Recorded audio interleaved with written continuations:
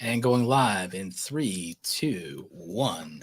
Hey, everybody, this is Roberto Blake helping you create something awesome today. Welcome back to the channel. We are going to be doing a YouTube analytics deep dive today. This is going to be a live session with a replay.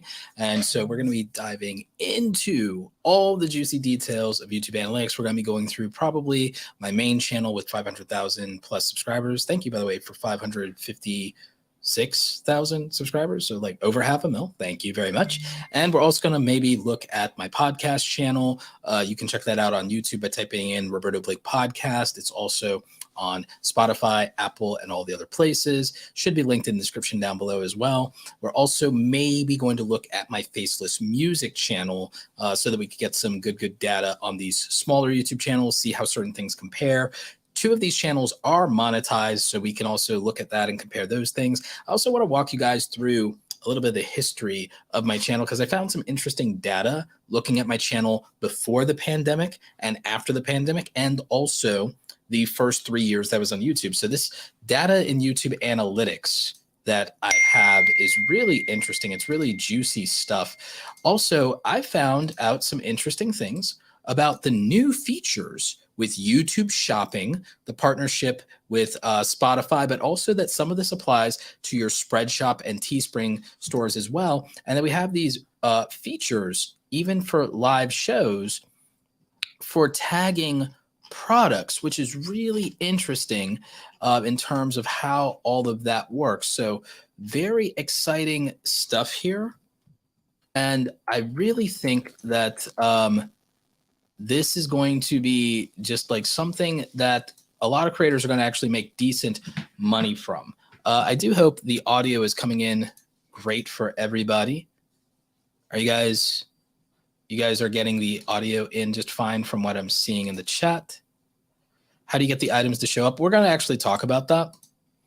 We're going to talk about all these different features with regard to the merchandise side of things, which does remind me, if you do want some of my awesome creator merch, you can go to robertoblake.com/shirts, and that is powered by our good friends over at Spreadshop, who are one of our sponsors. Want to give a shout out to Spreadshop. You can sign up for $0 with the link in the description down below, but they let you make merch for your YouTube channel for free. And you don't need a YouTube channel to do it, but if your YouTube channel is monetized, you finally at 1,000 subscribers, if you're monetized, get the merch shelf. You do not need 10,000 subscribers anymore. So that's a huge update, huge highlight that we're going to talk about. I'm just trying to get the window that I need ready for y'all for showing you some of these things with analytics. So just kind of bear with me while I get that fully set up, because I'm also playing with this merchandise feature at the same time. Probably should not be multitasking if I'm being honest. So just wanted to show you all of that. And let's go ahead and pull up a screen share here. I think this is the one that I need. So we're going to be looking at analytics, and you guys can just really see the consistency makes a massive difference when it comes to all of this. So just really good stuff here. And I'll be able to answer a lot of different questions when it comes to this and how a lot of this works. But I also want to show you guys some things. I did a video recently. If you guys saw my recent upload, it was around the 8 most profitable niches in YouTube. I have all kinds of interesting and somewhat weird data around YouTube revenue and around what content earns what. There's just all kinds of interesting things with CPMs that I have that I can show you behind the scenes in terms of how some of this works. Because a lot of people, seeing is believing. And when you see that there's niches out there and topics out there that have $40 and $50 CPMs, a lot of you feel like 10 is high. And for a lot of you it is. But there are niches out there that get really high CPMs, and there are topics if you know what you're doing. But the topics that qualify for that, you have to know what you're actually talking about. So it looks like we have a super chat. Super chat. Thank you to Regina Mitchell. Love that profile pic that you have going on there. The only thing that I would make even slightly different is maybe bump up the contrast a little bit, or the background color, just so that you can pop off the background a little more. But that's a great profile pic for YouTube. She says, hopefully these new updates will help us small YouTubers. Thank you for all your work. Yeah, I'm actually really excited about how these new updates can impact small YouTubers. Actually, I want to show you guys something. I was looking at this. And so under this particular video, because it's a live video, I do have the monetization and the ads turned on for this live video experience, but I actually have the tag products feature in YouTube Shopping. Now, I do not have my Shopify store connected to this YouTube channel. I have my Spreadshop store for my merchandise connected to this channel. So with this, I can specifically link different products, and I want to see if I want to see which products I have that I could link. Oh, this one that I'm wearing. All right, so we have the creator snapback ball cap. So I picked that one. Let's see.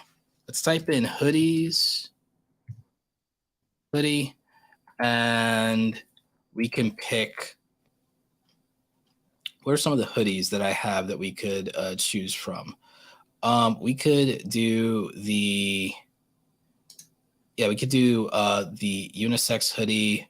This one's actually pretty good. We'll drag that here. So what's going to happen, or what theoretically should happen, is by having these tagged somehow, some way, these should show up in theory, in the bottom of this video somewhere as a shoppable link. And so this is going to be great for creators. Now, when you combine this with something like, say, Shopify, it's going to really help, because you can make a lot of different custom products with Shopify, including you could use what do they call it? Digital download products. You could do digital download products. So for a lot of you doing digital download and e-commerce, this could actually be really, really helpful for all of you. If some of you have custom products because you have your own shops in Shopify for an existing business, this could be tremendous. This is going to help everybody who's a creator really start building a creator business seriously, because some of you could have shops on Shopify where you're selling your own beauty products, your own beauty brushes. If you're a tech creator, you might be able to be manufacturing something yourself, fabricating something yourself, plushies, everyday carry. There's all kinds of really great niches where you can make your own products, set up a Shopify store. Yeah, you have to pay like $30 a month, but you'll literally make it back in like 1 or 2 sales anyway. If not, you can use Spreadshop for $0, and you could be doing this. So really cool. But if you have your own custom products, you could be, making a very significant amount of money, and you have an easier way to move it and push it. So if you have a small business as a creator and you're making products, whether they're physical manufactured products, drop shipping, or you have digital products and downloads, or handmade products, you can make a killing from this. So this is tremendous, and I'm really excited about what this means for creators going forward. I do want to acknowledge another super chat that came through that I just saw.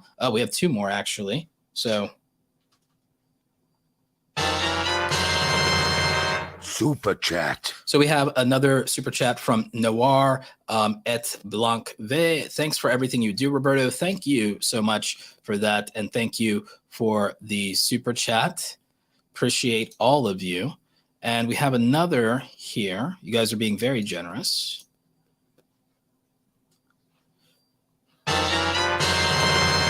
Super chat. Warnoff Keys wants to know, would you be able to promote a digital course through this feature? I'm not quite sure yet that you would be able to, based on the vendors that exist for the YouTube shopping experience on the back end. So in terms of the YouTube shopping experience on the back end, there is a limited amount of vendors. Now, here's the thing. I think you can with something that Google is working on that I cannot talk about yet, but there is something coming, and I think it's going to be through Google for creators. So I'm not prepared to talk about that just yet, right here, right now, because it's still something that is in beta, to my understanding, and I'm being invited to beta test this. But there is something that I believe would allow you to do that. My friend Chris Doe, good friend of mine. Chris Doe runs a channel called The Future. It's one of the biggest education channels on YouTube with about 2 million subscribers. I've known them since they were under 30K back in the days when they were like at 10K. So I do feel that with what they're doing, and they use Teachable, there is a third-party workaround that would allow you to sell your digital courses and products like that and memberships on something like Teachable or maybe even Kajabi if it loops around to this. So once I have more details on that, just like how I showed YouTube shopping in terms of the tag feature, I will absolutely let you know when I have more details on that. And obviously I'm being very transparent with y'all. I want to show you guys the back end of analytics. We're going to take a look at that. We're going to take a look at something that I think is really underrated, is understanding some features of the real-time analytics feature like I talked about. And then also some of this interesting data behind some of the CPM rates behind my videos. So we'll talk about that. I kind of want to put together a little bit of a like, where do we start with this analytics deep dive? But I do want to intrigue and entice you with the most interesting parts kind of up front. So chat, live chat, I'll let you decide. If you want me to start with the money part in terms of monetization, or if you want me to start with the views part in terms of analytics, when we dive into this, type in money if you want me to talk about the money first, and type in data if you want me to type in the data first. And you can go ahead and do that right now. And while we're doing that, I'm going to throw on some awesome lo-fi beats in the background, brought to you by me and Zenbuster Music.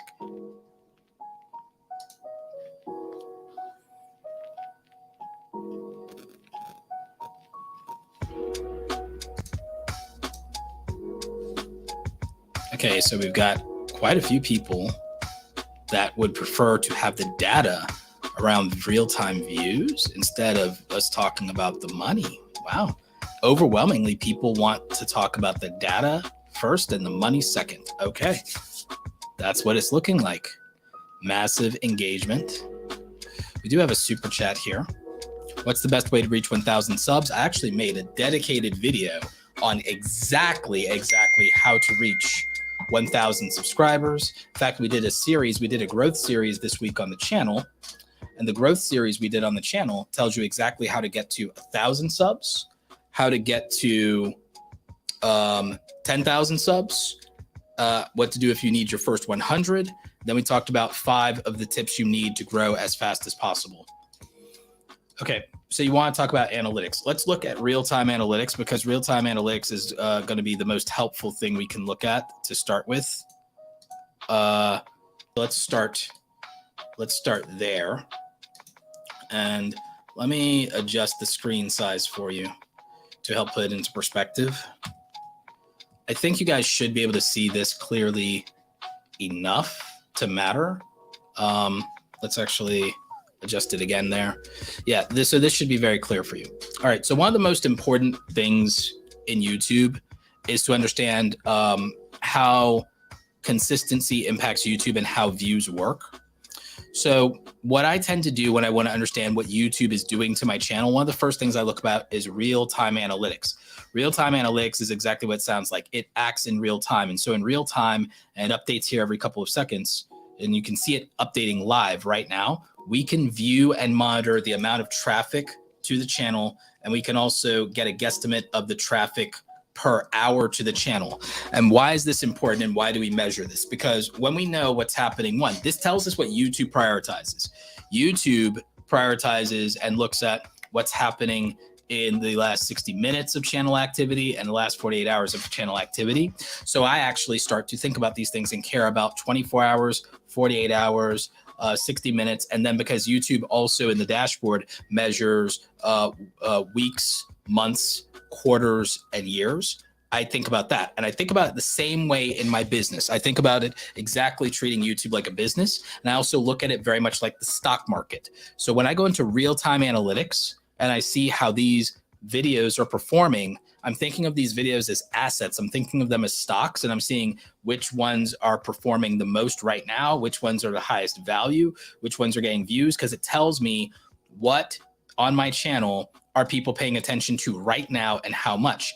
And even old videos like this video that was published back in 2015 have still consistently been bringing in hundreds of views every day, which means that this topic still matters to people, even though it's old. This video is 7 years old and still driving traffic to the channel. So I also use this to think about my inventory. And I look at my content and I look at my inventory. A lot of you only focus on your latest videos, and that's your problem. For many of you, you only focus on your latest videos. And because you only focus on your latest videos, you're missing opportunities. If you look at your YouTube channel from the perspective of a business, and you look at the fact that you still have old inventory that's generating revenue for you, old inventory that's generating attention and views, old inventory that's generating subscribers, then you actually have a better idea of what's going on. If you have a better idea of what's going on. Now, me, I literally, counting today, this live stream counts as the 7th video I've done in a row today. This week, the 7th video I've done in a row this week. Now, a lot of people will try to tell you that making so many videos in a week would hurt your channel. I want you to look at the last 28 days of my channel where because by the way, let's look at the last 90 days. I've been inconsistent because I didn't share this super publicly, but I actually ended up, a while ago, back around, maybe around here, COVID finally caught me. I finally ended up with the Rona, and I had to spend a very long hiatus recovering from COVID. And I'm back, obviously, and fully healthy, and it's great. But I had to recover from COVID.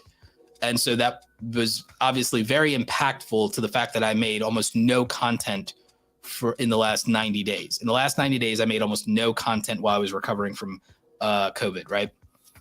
And this was obviously a problem. And you can see the difference of not making videos, and then you can see the astronomical difference of making videos and what a difference it makes. And so if you even look at the fact that notwithstanding the recovering from the actual virus, I also have had these inconsistencies throughout 2020. So throughout 2020, I've had massive upload gaps. And obviously it hurts the channel when you have these massive upload gaps. But look at areas of concentration where I'm consistent. When I'm consistent, YouTube rewards me tremendously. And the thing is, at no point in the last 6 months have I been more consistent than recently with uploading all these videos back to back. Now, I did upload some YouTube shorts just to test them. I wanted to start doing some experiments with YouTube shorts. It didn't really help me that much. So just be aware of that. But in terms of, if we just look at July, if we only look at July, I did nothing. Then I did some shorts. Shorts didn't really do anything for my channel. These shorts got good feedback, by the way. It's just that they didn't do anything. They didn't go viral the way everyone hopes that shorts would. But the minute that I started uploading, it made a massive difference. And then even in terms of subscribership, I was getting subscribers because of all my old content. But then I started uploading new content, and look at that. Oh, we're popping off again, and we're getting back to almost 200 subscribers a day. Like we're getting to over 100, 150. We could get to 200 subscribers a day. And I just have to create some momentum for the channel. I don't have to keep up uploading daily forever, but I am going to try to see how long I can go without breaking the chain. I would like to go at least 2 weeks without breaking the chain.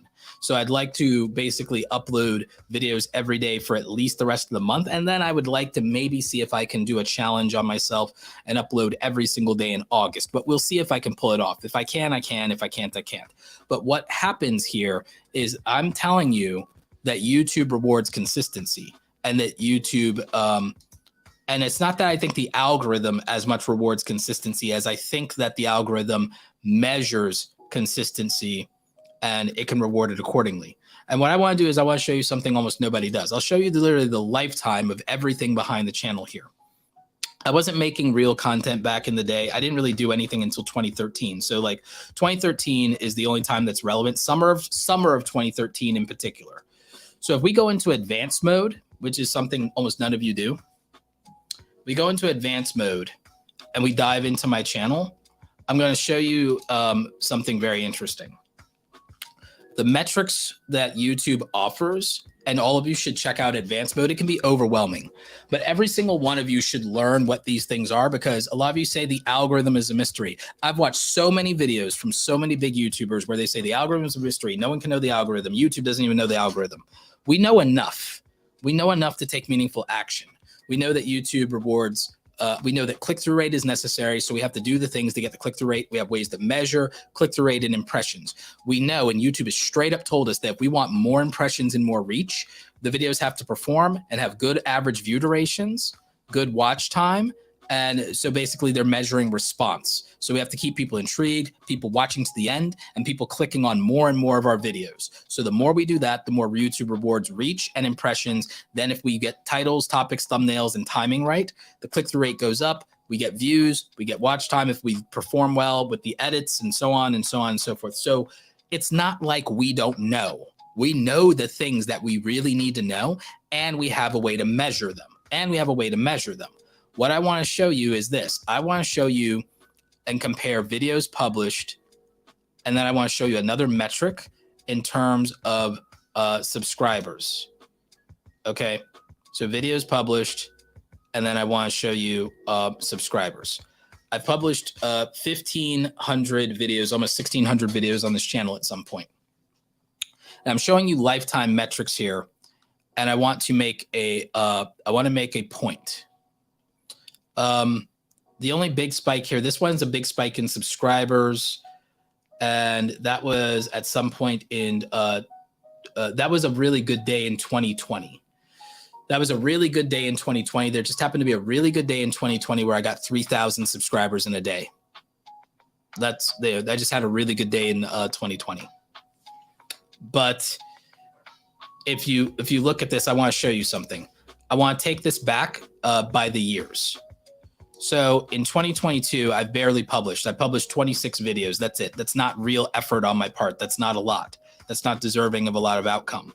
26 videos, and I got 14,000 subscribers. Okay, great.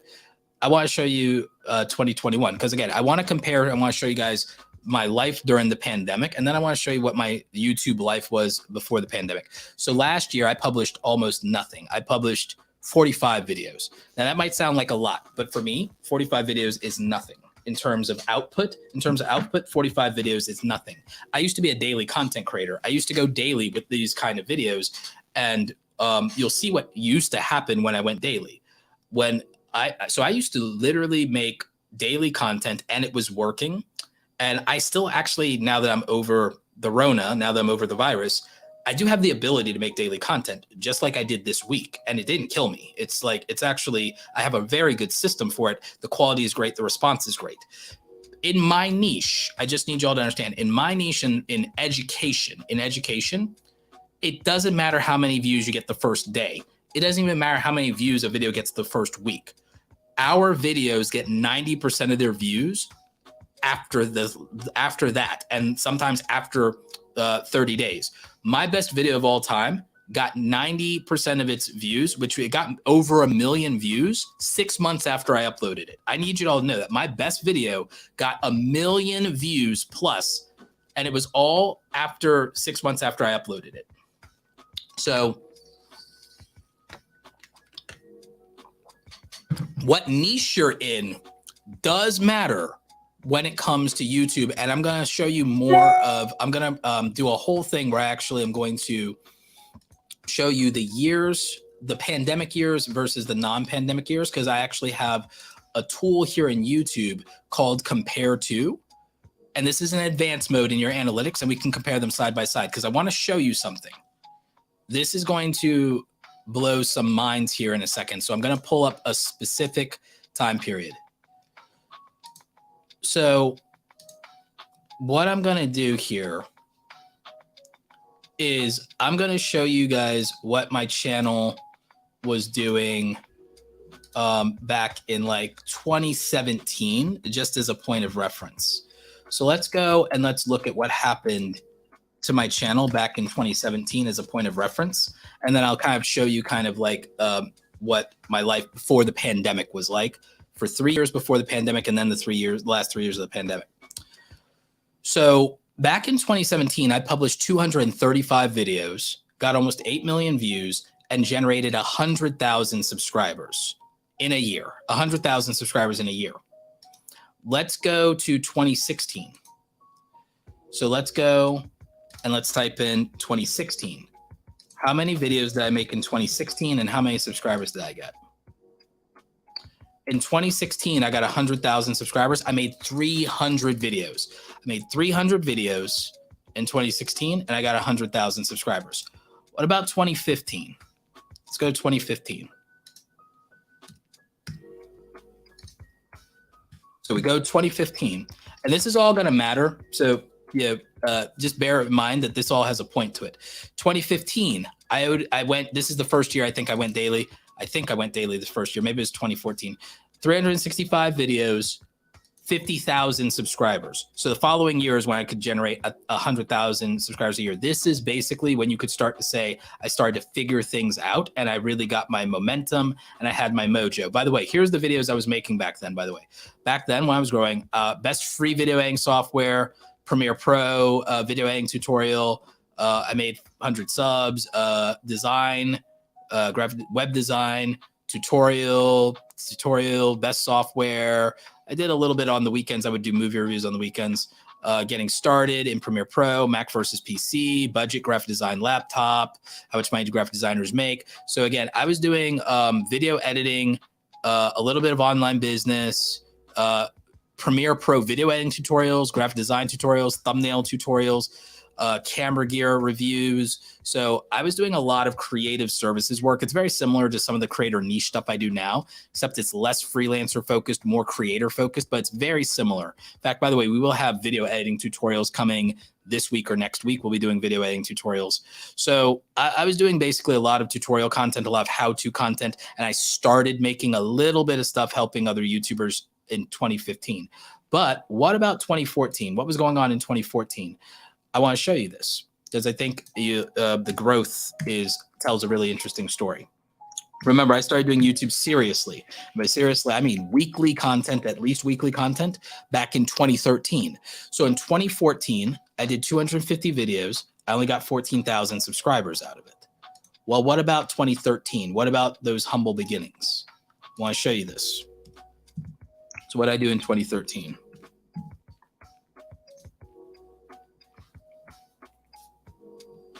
It's probably going to take a little bit to load. So in 2013, I didn't get that many subscribers, but a lot of data is missing here because YouTube is kind of wonky. YouTube's kind of wonky, so there's a lot of data missing here. But in 2013, I did get to 10,000 subscribers from 10,000 subscribers from pretty much zero. So the reason that this is here is because YouTube is showing that has a data outage. So YouTube is missing quite a bit of data. So there's nothing I can do because there was a data outage.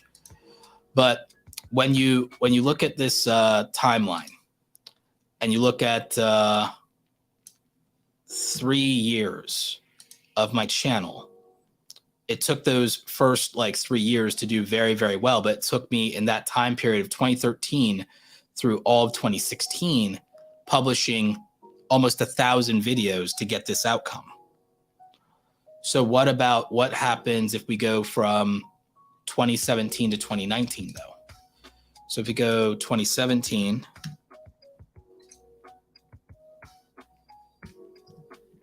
we go 2017, 2018, 2019,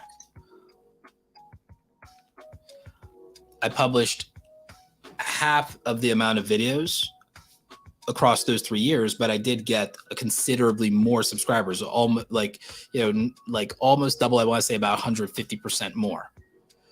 So what happens during 2019 to 2022 though?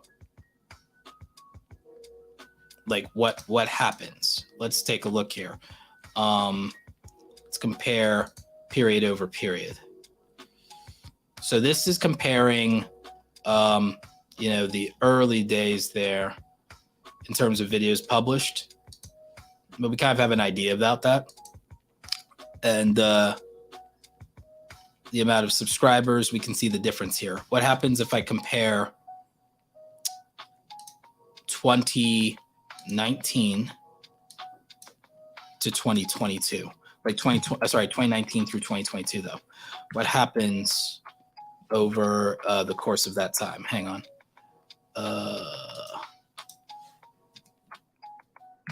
Because again, there's a method to my madness here.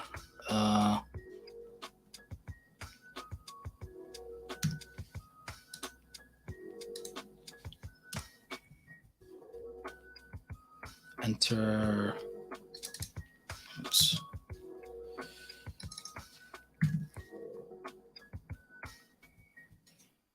Seven.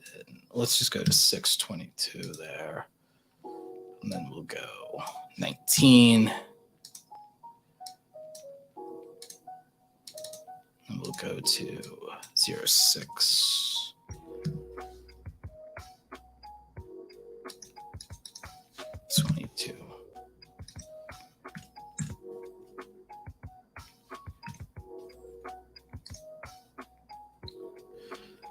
All right, so I want to show you this here. The difference between these 3 years is pretty significant in terms of the overall drop-off, but it's also because the amount of content I made, if we go to videos publish, drops considerably. So there's a direct correlation. There's a direct correlation between the years and the gaps in years when I uploaded consistently before the pandemic. And then if we look at if we go specifically, let's actually change this to 2020 and take 2019 out of the equation. And yeah, there was also a year here where I was moving around a lot in terms of physically moving houses. So makes the big difference. But if we go 2020, 2021, 2022, and then we compare it 2017, 2018, 2019, there's a massive gap in the amount of uploads here because of the pandemic taking a toll on everybody, me included. But then let's look at the subscriber growth gap. The subscriber growth gap diminishes very quickly. So when people tell you, and by the way, I want to explain one other factor. My quality, as all of you know, went to the moon the last 3 years. My quality has never been better. My production values, my editing, my delivery, my performance, my topics, I've never hit better and harder with quality of content, quality of live streams, the fancy setup, all the things. It's never been better quality. And it did help make up some of the difference on these numbers, but it wasn't enough to carry it. Without the consistency, without the frequency of uploads, quality was not enough on its own. So don't get it twisted. I know YouTubers like to say quality over quantity. It is about the right balance of quality and quality. And what they mistake, I think that they are confusing the idea of quality content with content that viewers value and want to watch. They're mistaking the quality of content, which I'll define quality for everybody. Quality is 3 components: production quality, performance quality, and the quality of personality. So it's the experience the viewer has.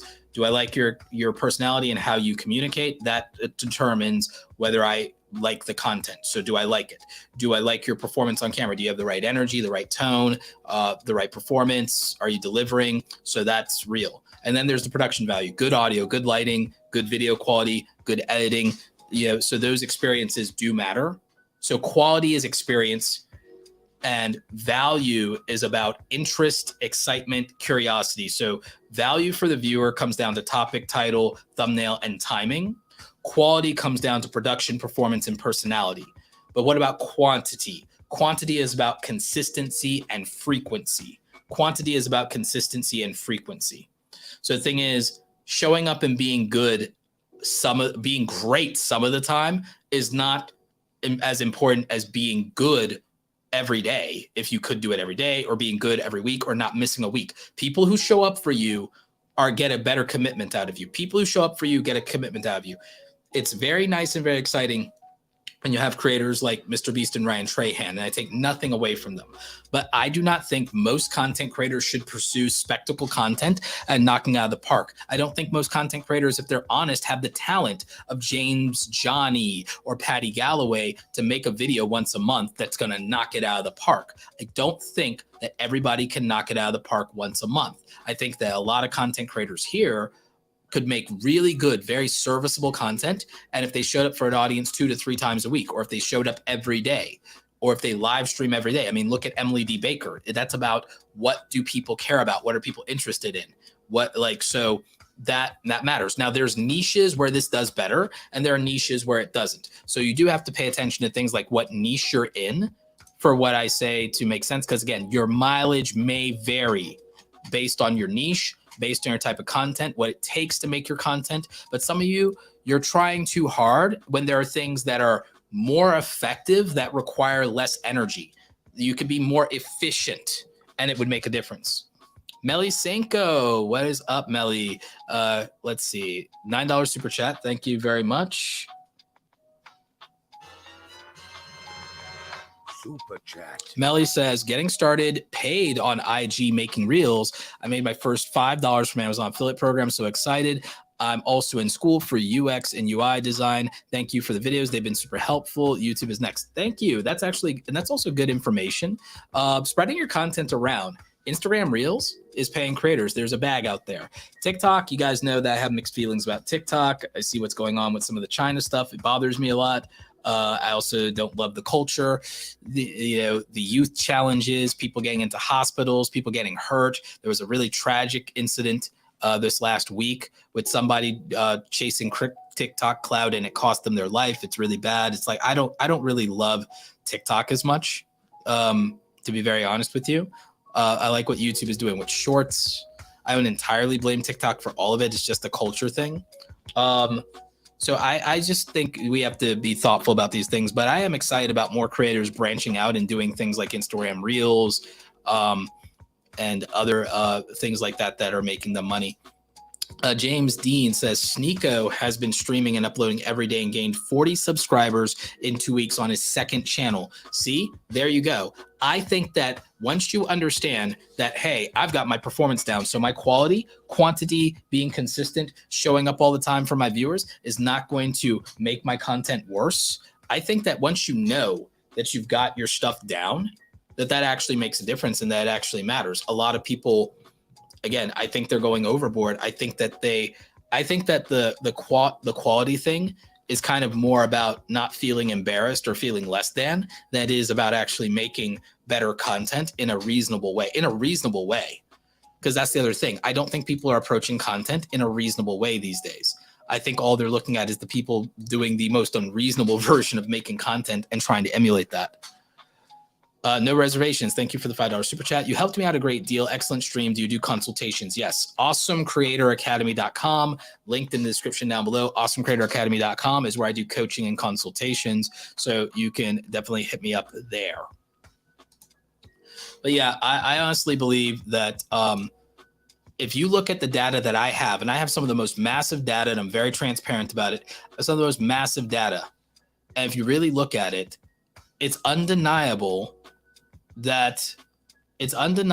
when you look at something like the advanced analytics, and then when you look at the live subscriber count, and you look not just the live subscriber count, sorry, real-time analytics. When you look at the real-time analytics, it's undeniable the impact that consistency has had for my channel. It's unfathomable, and you can see the benefit. It's even boosting other videos and other content through things like the info cards and things like that. And there's content, and also the strategy of making evergreen content that can get you views and subscribers forever, indefinitely. If you keep stacking content, that content, if it's evergreen, if you're not chasing trends, if you're not chasing topics, unless you're a news channel, you can sit here and you can get benefit and extract value from your content. If it's evergreen, you can extract value from your content forever. And you can make money from that content forever. And you can get views, subscribers, anything you want if you make enough of it to matter, if the quality is good enough. But I told you what makes the quality good enough. And we can get a little bit more into that if you want. So when it comes to quality, let's even just look at what's going on here. I have a really good, solid microphone. It's out of frame, but it's one of these, basically it's Joe Rogan microphone, right? So I have a good microphone right now during this live stream, and it's out of frame. I'm monitoring everything. I have a soundboard. I can switch up music on y'all. I have a soundboard. I have special effects. It's not entirely necessary. By the way, you can duplicate a lot of what I'm doing with things like StreamYard, And then you can do that, and you can use music from Epidemic Sound. And obviously you can optimize with our friends from TubeBuddy, and you could get a lot of what I've got going on. And so thank you to all of our sponsors for helping out with the channel and supporting the stream. But my point is, everything that I'm doing and results that I'm getting are duplicatable for the most part, because I do not do extremes outside of very, very specific things with production. I do not go to extremes. The content creators that blow up, get famous, that everyone wants to emulate, it is actually impossible to duplicate their results. It is possible to use their principles to get better outcomes than you would on your own, but it's impossible to duplicate the results, and I will explain why. If you look at the biggest, most viral content creators, it is nearly impossible to duplicate their content because you could not do it if you weren't already a full-time YouTuber. I want to repeat that. It is impossible to chase and duplicate the biggest content creators that are blowing up right now, because unless you are in the situation where you can dedicate yourself exclusively to YouTube and nothing else, you cannot duplicate their outcomes and the results.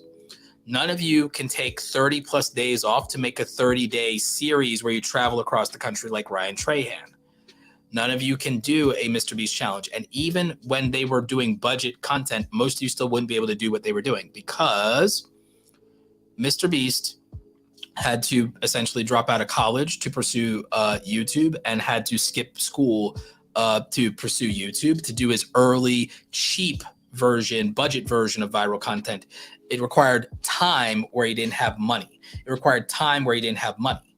If you are not in a position where you can't, you have to, if you're in a position where you work a 9-to-5 job, you cannot duplicate that.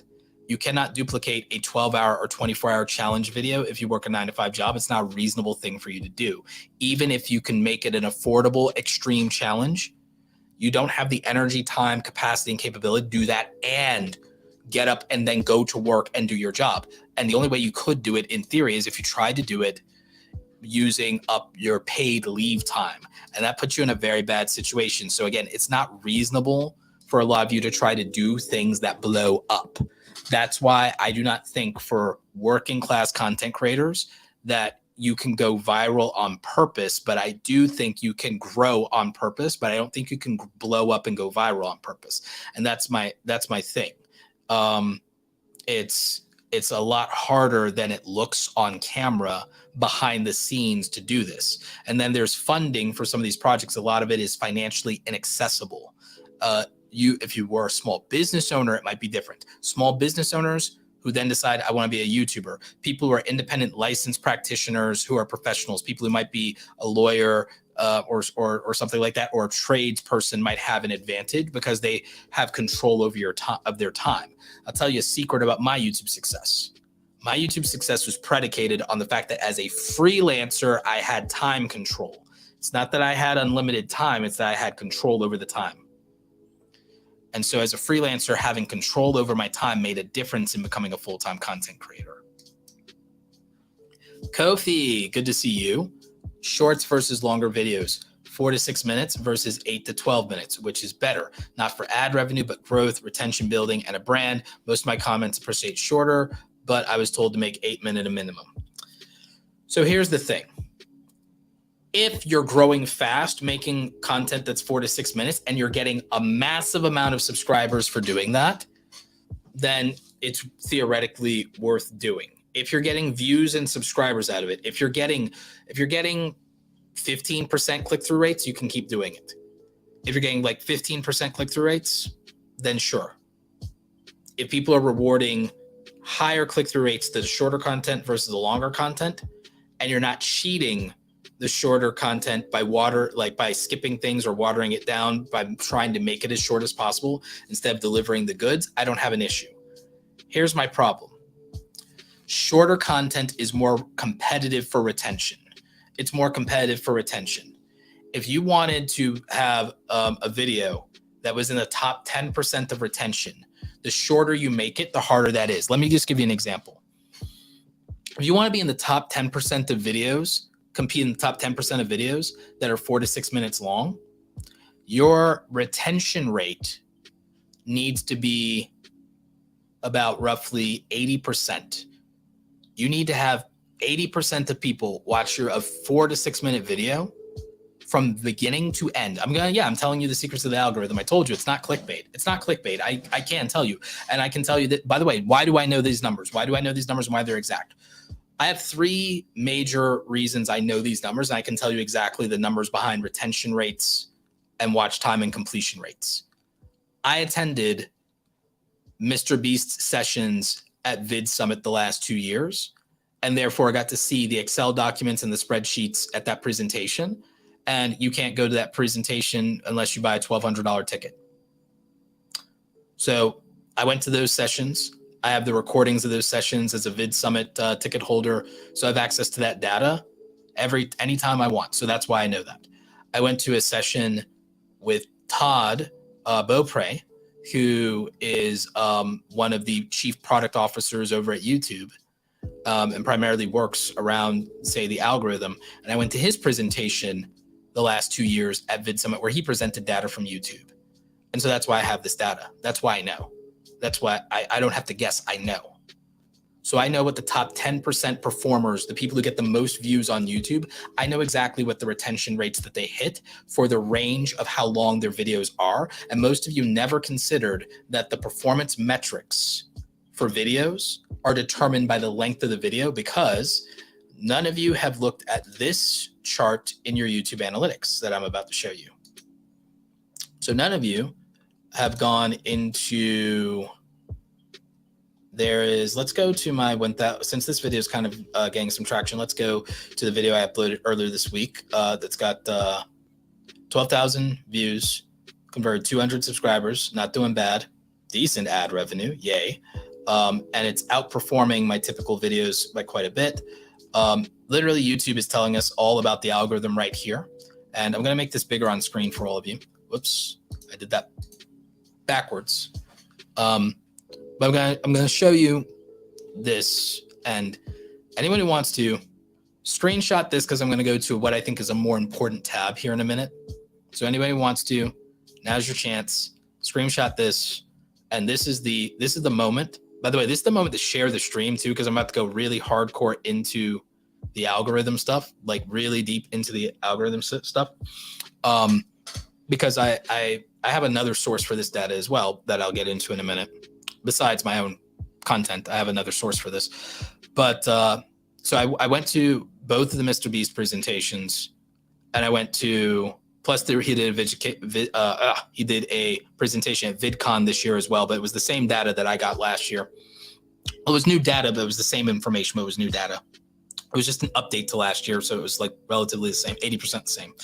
And in my talks with people who would know, and then also I've got this information also from spreadsheets from multiple content creators, because I'm in multiple masterminds with big creators that have 1 million to over 10 million subscribers. So I work with quite a few creators that are over 1 million subscribers, quite a few that are about roughly 500,000 or more as well on a regular basis. And we talk every week.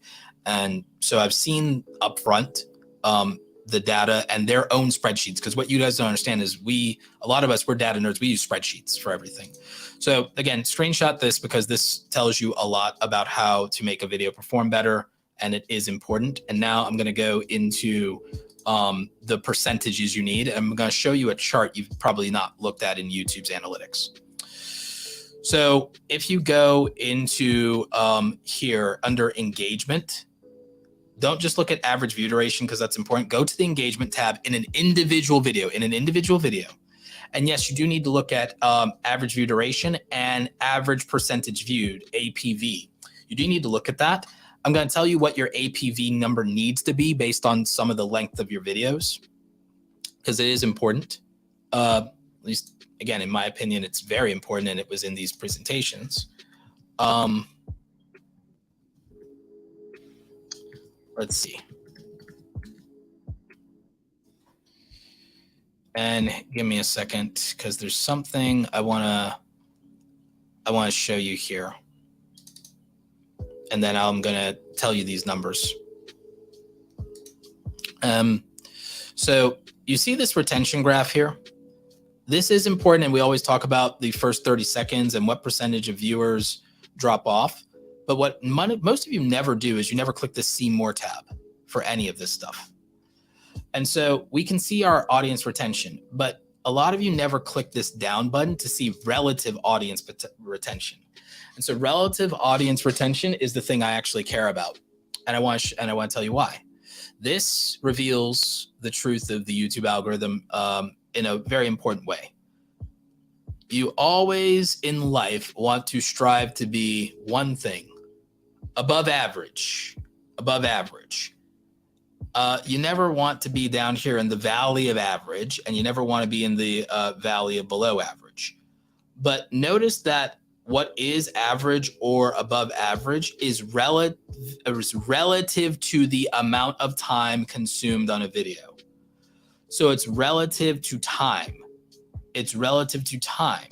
So your audience retention is relative to how long a video is. That's why it's different categories. So based on how long a video is, there is less competition in terms of the retention rate you would need to get. And I'm going to tell you the secret of podcasts blowing up lately, of channels that are commentary and T channels and news channels and those channels, why they're blowing up and why people like D'Angelo Wallace and Shane Dawson blew up. I'm going to tell you why they blew up with these long form videos and why tutorials are secretly the bomb.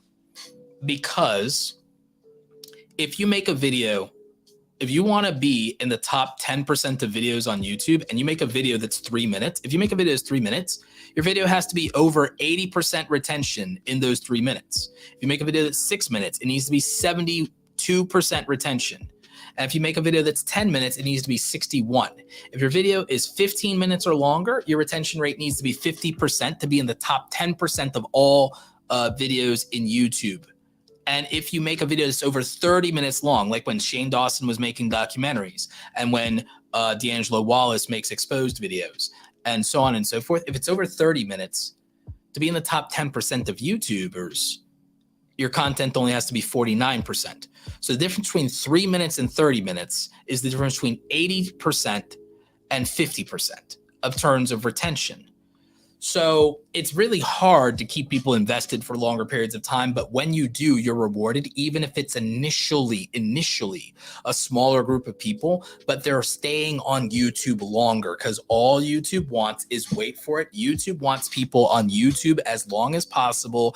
And they want to monopolize as much people's time as possible and take them away from competition and places like TikTok. They want to take people away from TikTok. They want to take people away from Facebook. Think about it like a ruthless competition at the car sales lot. You want to take people off of the neighbor's lot and onto your lot. You want them on your lot. You want them spending less time somewhere else. You want them spending less time at the restaurant across the street. You want them in your restaurant. You want them there as long as possible. You want them to buy more. And that's what it really is.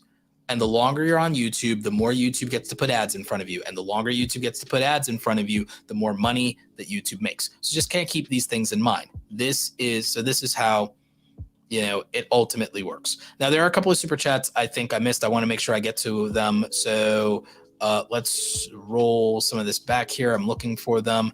I think I saw one from my good friend, The Rewired Soul.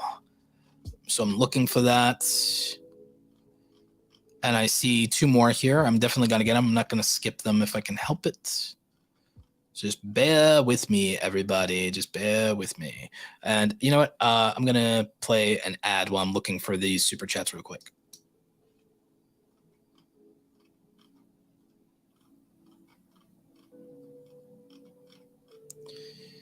Okay.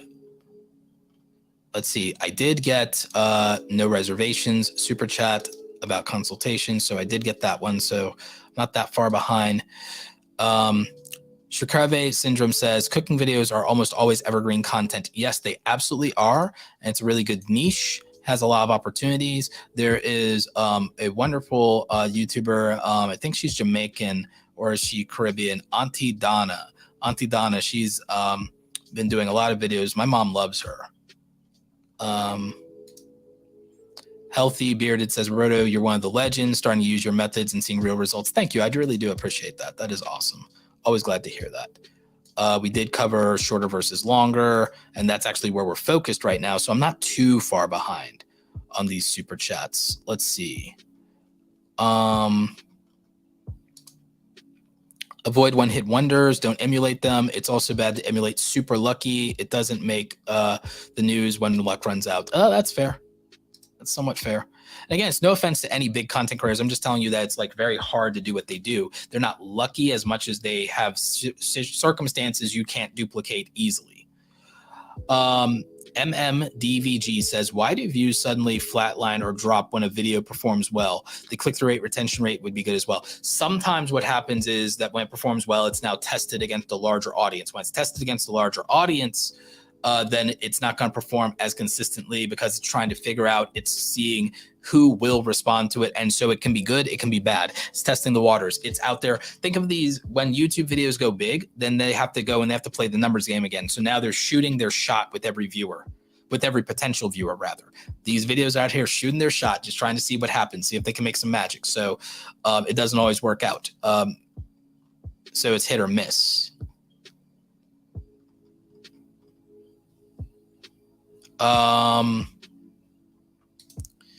A plus Russian, what statement are you confused by? Because I will try to explain. If there's something people are missing, I will try to explain.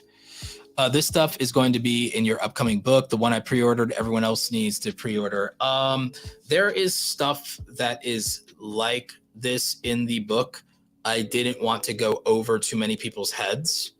So there will be a book, my main book right now, my book, which is, you can pre-order it. Let me get the link for you guys for that. You can pre-order my upcoming book. It drops in August 22nd. And my book is called Create Something Awesome, How Content Creators Are Profiting from Their Passion in the Creator Economy. I think it's going to be tremendous. And what I will tell you about the book, I think there are three key components to the book. One is the creator mindset. One is the creator economy and the opportunity and how people make their money. And the other is how to properly run a creator business. So there's kind of like the three things there really. And there's like, what does it take to be a creator? What does it really take? Expectations, mindset. What does it take? What's the truth? What's the truth about this? What's the experience of being a creator? How do creators make their money? And then how do they run this and treat this as a proper career in business? And so it's actionable in that way. So there's the opportunity, there's the mindset stuff, and then there's the actionable, very practical parts. What I tried to avoid was talking about platform algorithms in a very specific way, because that's also very, very, very loosely subject to change. I will have probably an ebook that goes really deep into YouTube tips. I'll probably just literally write a 100 YouTube tips book and let that stand. And I'll try to make it as evergreen as possible. So that will be an ebook that comes out later. But the one you pre-ordered and the one everyone can pre-order is basically my entire thesis, philosophy, and best actionable advice, in my opinion, around being a creator. So that is what the book is about, and the ebook is like what? It's $9.99, and then the paperback is going to be like I think like $14.99 or something like that. So it's reasonable. It's completely reasonable. I'm going to drop a link to it here in the chat for all of you so that you can grab that. This will be an Amazon link, so you know. So please support your boy, pre-order the book. We'd love to have 500 pre-orders before launch. We're at 100. I don't think we're going to get to 500, but a guy can dream, right? So that would really help me out. I do appreciate it. But yeah, so that should be dropped in the chat now if all of you want to check that out. It is on Amazon. No reservations with a $20 super chat. Thank you so much. Walking tour videos are doing 16% impression click-through rate, and it usually grows. The podcasts are good for super chats and clips. People say stick to one and not both, but my gut says do both. What do I think? I like podcast channels more than incorporating podcast into an existing channel sometimes. And so if one is good for super chats, it depends on what your priority is. You could grow the channel faster by focusing on what's getting the highest click-through rate and retention rates. You could grow the channel faster by doing that. From a monetization standpoint, you do miss out with the podcast on the super chats, but here's a trick. My podcast channel, I got it monetized in 30 days in terms of the watch time by just going daily for 30 days with the podcast, because 4,000 hours of watch time is not as hard to come by when you're doing an hour and a half long show. When you're doing an hour and a half long show, if you can get 100 people watching every time you do an hour, then you're getting 100 hours during the live show. And then if you get anything on the replays, you're accumulating hours. So the thing is, if you do that for like a month to 2 months straight, the podcast channel becomes monetized in a month to 2 months, which is like one of my favorite little hacks.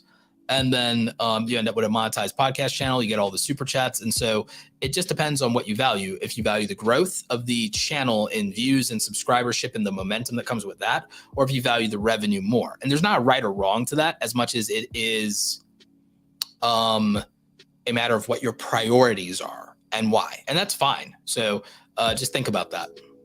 It's a great question. It's a great question. Is ads popping up during a live stream new? Actually is just a feature that most people don't know exist. Just like people don't know about this relative retention.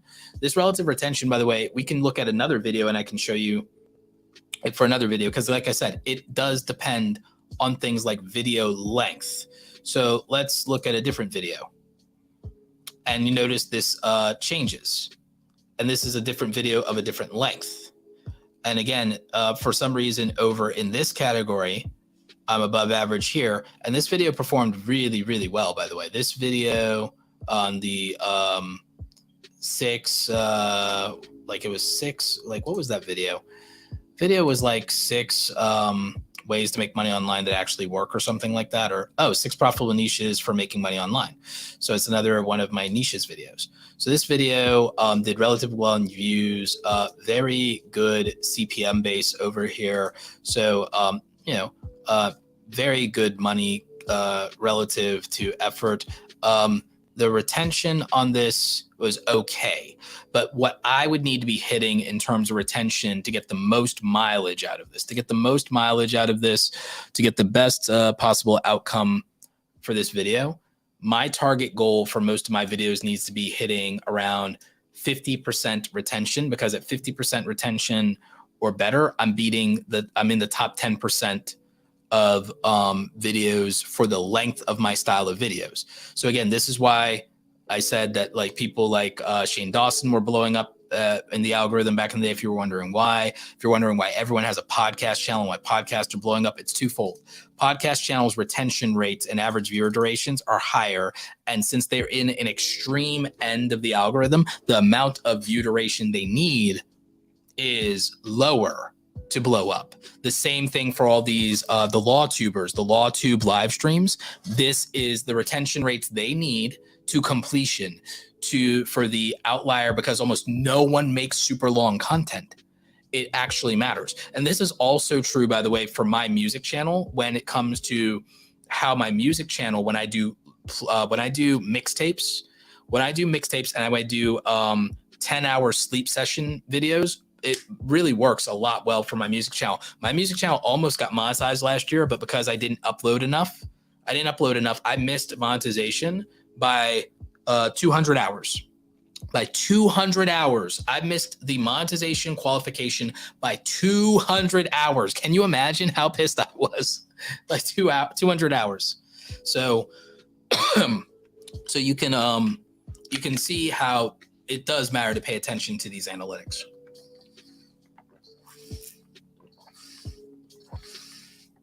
And YouTube does reward consistency.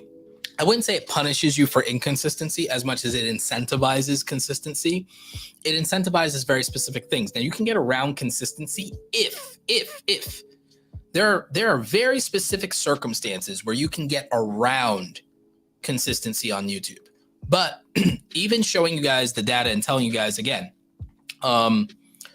relative to relative to length, I need to make a graph. I need to make a graph to kind of show you guys that I'll make a graph at some point. Just everyone remind me to make a graph about retention rates, but write down these numbers. Anyone who has notes, anyone who wants to take notes, write down these numbers. Okay. So I'm going to tell you what retention rates you need to be shooting for, but it does depend on the length of your video. So just remember, it depends on your length of your video. So the first thing you have to write down is make a column and write down video length. Write down video length in the as far as you make the first row. You make the first row across, and that's supposed to be for video length. The second row down is top 10% of videos, and the third percent row is median, and median means top 50%, okay? Or the overall average of the 50%, okay? So video length row is row 1, row 2 is top 10% of videos, row 3 is median. Now you're going to need to make some columns. First column is 3 minutes, so you can write 3M. Your second column is 6 minutes, so you can write down 6M. Your third column over there is 10 minutes, 10M, then 15 minutes, and then 30 minutes, okay? And so, again, maybe if I make a spreadsheet live for you guys, this will like actually help better. Give me a quick second. Give me a quick second, and I'll make a Google Docs spreadsheet to help you. Because we can do that in real time, right? We can help you out. We can make you a spreadsheet, right? We can do that. So we'll go to Google Sheets. We'll just make a blank sheet here, and we'll bring that back up on screen. So we can do that. We can do that much. Okay. So we're gonna call this retention goals. We're gonna make this column, we're gonna say video length. Go top 10%. Top 10%. I have data on the top. I have data on the top 1%, but I'm not. That one, that's gonna sit behind a paywall. That's gonna sit behind a paywall. But it's also so unreasonable that it would be discouraging anyway to share it. To be honest with you, it becomes so unreasonable to be the top 1% of YouTube. That's like I got those numbers, and I was like, I won't quit. So don't be too worried about the top 1%. This is enough to shoot for, because this is already unreasonable enough, believe it or not. This would already be, being in the top 10% of anything is already a ridiculously unreasonable thing to accomplish. Just be aware of that, but is attainable, but requires going to extreme methods and sacrifices that you might not want to make lightly, at least not lightly, and that are not reasonable for most ordinary people to make, given their circumstances. So the percentages here are the percentage of average percentage video watch, APV, average percentage viewed. So basically your retention rates. So this is what we'd have to achieve to be in the top percent. And if we're in the top percent, we're going to obviously get recommended more. And we know that we are competing, dominating. This is basically this first row here is dominating. This is the bottom row here is the goal to compete, which is why right now I'm actually competitive, but it doesn't really, it's like, it sucks a little, because it then means that, well, I'm only just barely beating the top 50%, because remember, my retention rates are about 35%. Sometimes 40% is a good one for me. So the thing is, but my videos are longer. So the thing is, if my videos are 30 minutes, I'm good. I'm Gucci a lot of times, because I'm competing when I do that. Or when they're close to like 25 minutes, I'm Gucci when I compete on that. So I'm going to make this bigger so that you guys can see it a little bit more clearly, because then this is usable. So there you have it. This is your retention rate goals. And so again, if you want to screenshot this, just credit me if you screenshot this. I'm dead serious. I'm dead serious. If you screenshot this and you put this anywhere, you better credit your boy. I deserve the credit for this. I made the spreadsheet for you. I did the work. So this is like kind of unreasonable-ish to do because it's very difficult and you'd have to be thinking very thoughtfully about all of your video content in terms of you'd have to sit there and you'd have to be like making your content absurdly intentionally, which can be a lot less fun, to be honest. It can be a lot less fun. So again, this is not for hobbyists. The thing that I'm suggesting, if you just want to have fun and you want to be a hobby YouTuber, you don't have to pay attention to this. I'm being very real with you. You do not have to pay attention to this. But if you are serious about winning in YouTube, this is what it would look like. If you're serious about winning YouTube and dominating, you might say to yourself, okay, I'm not going to make short form content. But again, this is the problem. The problem is this influences people. This is my problem. It means that you won't make videos the length that you want to make them or the way you want to make them or the way that tells the story best. You'll be making videos to perform the best, which to some extent, sure, and I get it. And as a business person, that's responsible. As an artist, it sucks. If you're an artist, this sucks. If you're a business person, it's like, yeah, it's great, right? So just kind of keep that in mind. Grain of salt here, y'all. Grain of salt. And you might want to find some balance. You might want to find some balance because focusing on this too much, you'll get obsessed and then you'll never be happy if you don't meet these numbers and if you don't get views and subs. Like it's a treadmill that you can't get off of very easily. But the problem is that if you don't get some response, some attention, some validation for your art, your creative work, your storytelling, your effort, you won't feel motivated to continue. Like you won't feel motivated to continue. So that's another problem. So I get it. And that's why I'm sharing this with you. I'm sharing this analytics deep dive is because this can go one of two ways. This can either help you to set a goal or a challenge that could produce better results for you as a content creator, or it could outrightly discourage you or influence your content in a direction that makes it more robotic. So just be careful. And I'm trying to be responsible with sharing data. That's why I'm partly joking about withholding the data behind a paywall for the top 1%. I am withholding it because it's soul crushing and will basically make your content soulless, and it's a bad idea to pursue it. If you're not already at, well beyond this level of hitting these numbers, it becomes this unreasonable thing. And the reason, by the way, I don't have these numbers for click-through rate is too variable and too specific, and it's not predicated on, YouTube doesn't weigh it, rather, and it's not predicated on the length of videos in terms of how it's measured. It's much more topical and niche, and it's much more fluid than that. This is less fluid, so it's more reliable, so it's easier to build a goal around. Just try to improve click-through rate as best as you can. Every single time that you can, try to improve the click-through rate.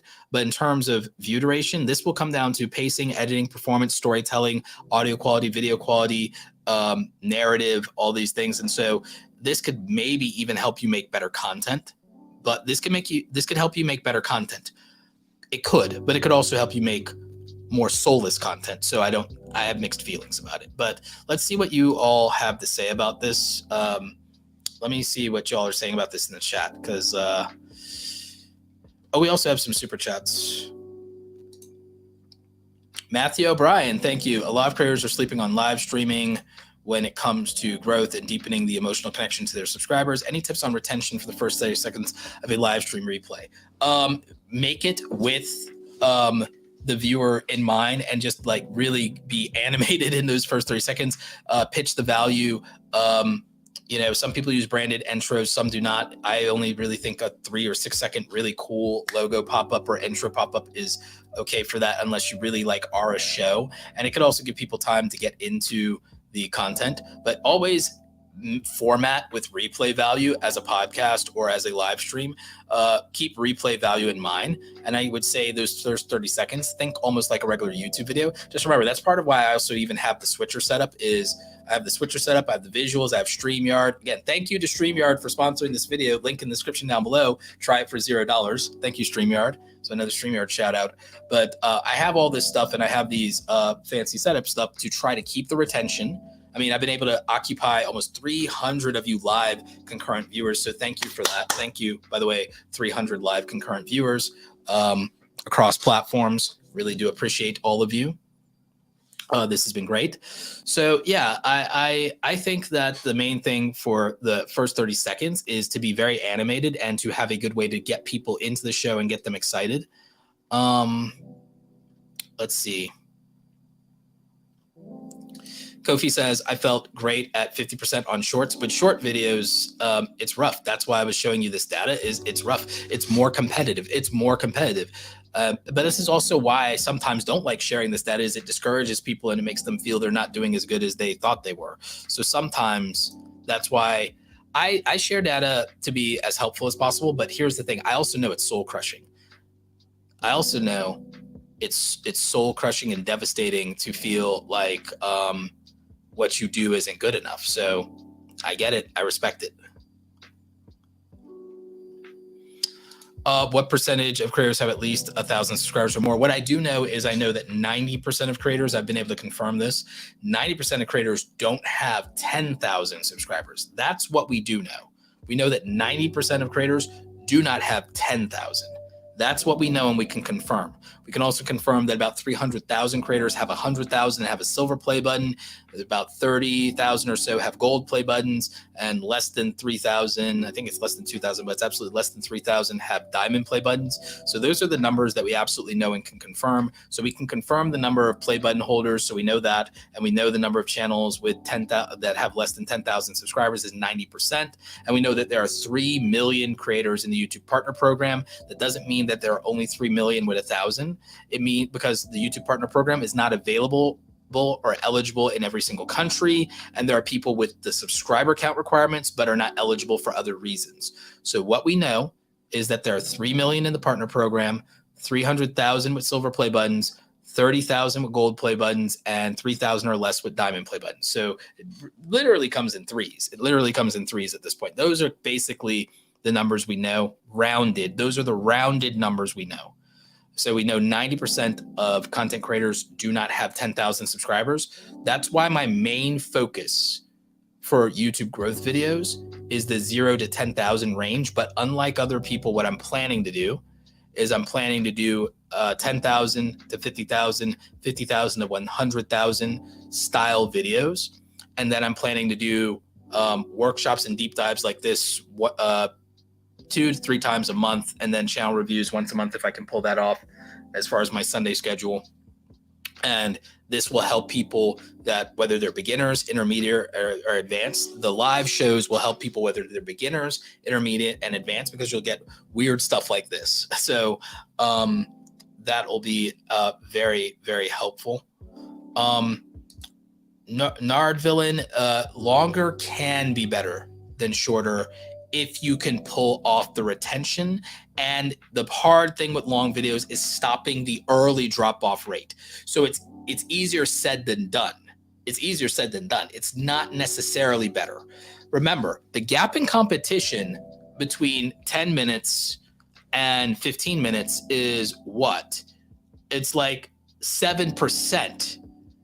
It's 7%, and you might have a better chance of getting people to click and not leave if it's somewhere in between, like 12 minutes. Looking at all this data, I'll tell you what I believe the ideal video length to be.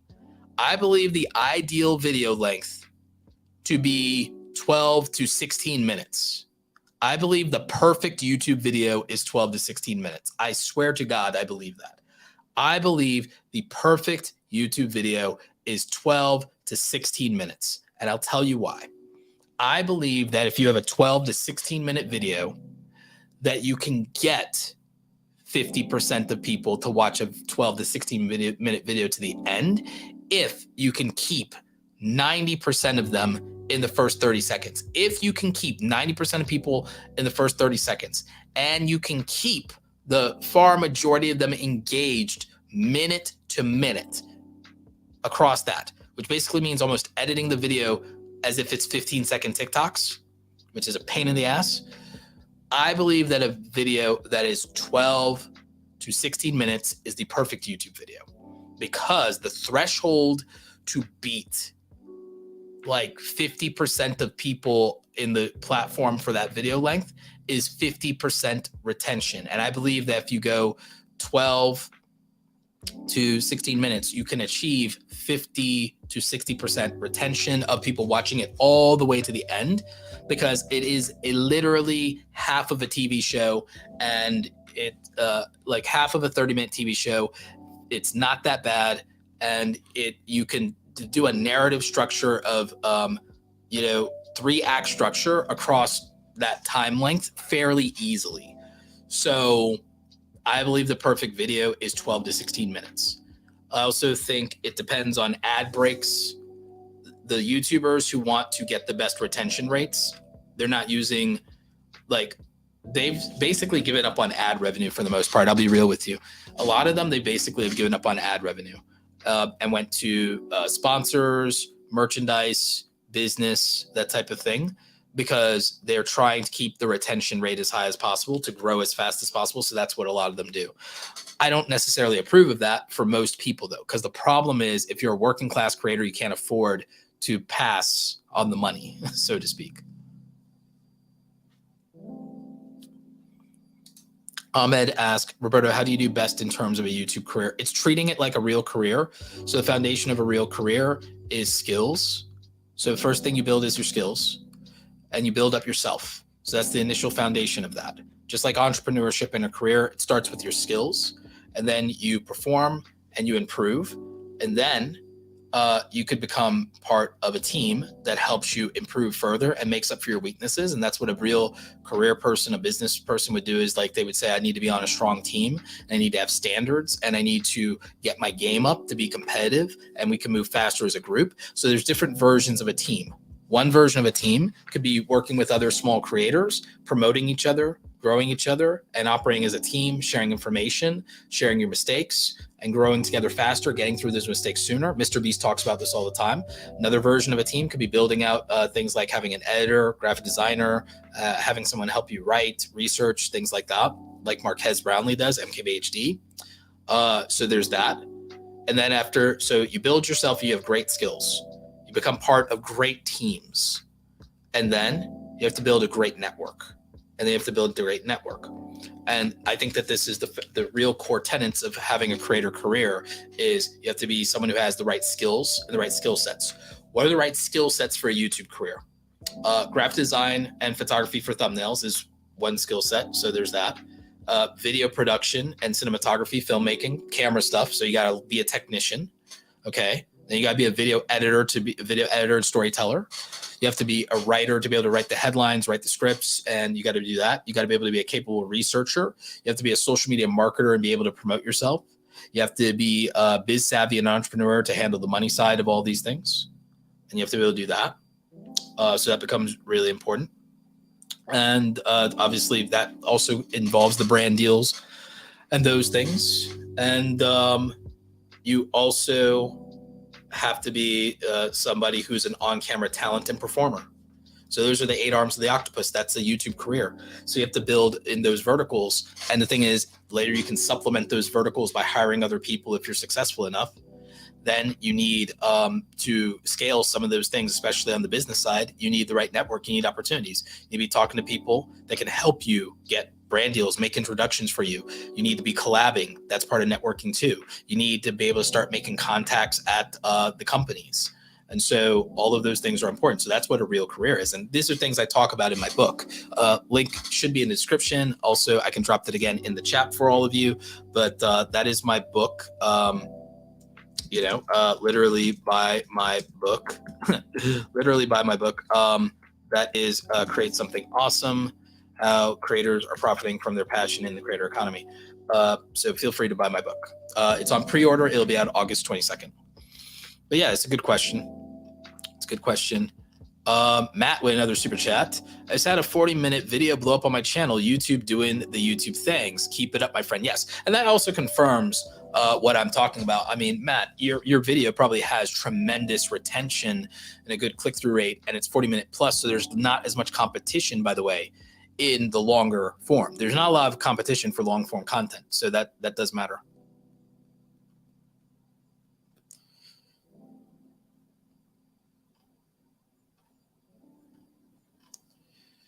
Let's see.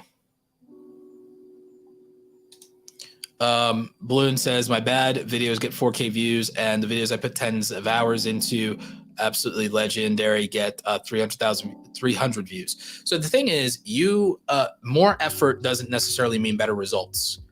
The videos that you think are bad may have been instinctively able to connect better with people. It may have connected better with people. So the thing is, you may think a video is better because you've worked on it harder, but it might be less relatable. Views have nothing to do with the quality of a video. Retention and subscribership is where the quality of the video matters. So quality of the video, that turns into subscribers, that turns into watch time, that turns into retention, right? Views are something different. Views are only about the topic, title, thumbnail, and timing. Nothing else. Because we don't know what the quality of a video is when we click on it unless we already know the creator. So topic, title, thumbnail, and timing. Now, there are things that circumvent all of that. Oh, that's a familiar face. That's a familiar logo. That's a familiar brand. But that's part of a topic, title, and thumbnail if you really think about it. But those things get around it. This is why bigger creators focus so much on their ideas. It doesn't matter how big their subscribers are. If it did, their videos would all get the same views that they normally get. But they get new subscribers and new people because people who don't know them are willing to click on the videos. So you have to think about, and the other problem everyone has is everyone thinks about making videos for their subscribers. Stop making videos for your subscribers and start making videos for your audience. That's like a headline right there. Stop making videos for your subscribers and start making videos for your audience, right? So that thesis, that's more of a Twitter headline than it is a YouTube headline. And then that would be a Twitter thread that would probably go viral. Someone remind me to write that Twitter thread. Stop making videos for your subscribers. Start making videos for your audience. So what do I mean by that? When you make videos for your subscribers, you're making videos for the vocal minority of people who already said yes to you. There's no growth. There's no growth in doing that. There's no additional market share, as we say in the business world. There's no additional market share. This is where, again, I want creators to think like entrepreneurs, think like a business owner. If I want new market share, I need people who don't know me to start buying my product. I need people who don't know me to walk into my doors, and I need them to be willing to tell their friends about me and bring their friends along back to my establishment and get me those new customers. That's your same job as a YouTuber. Your job as a YouTuber is to get people who don't know you, don't like you, don't trust you yet, don't know anything about you. Your job is to turn a stranger into a fan. You can't do that only catering to people you've already won over.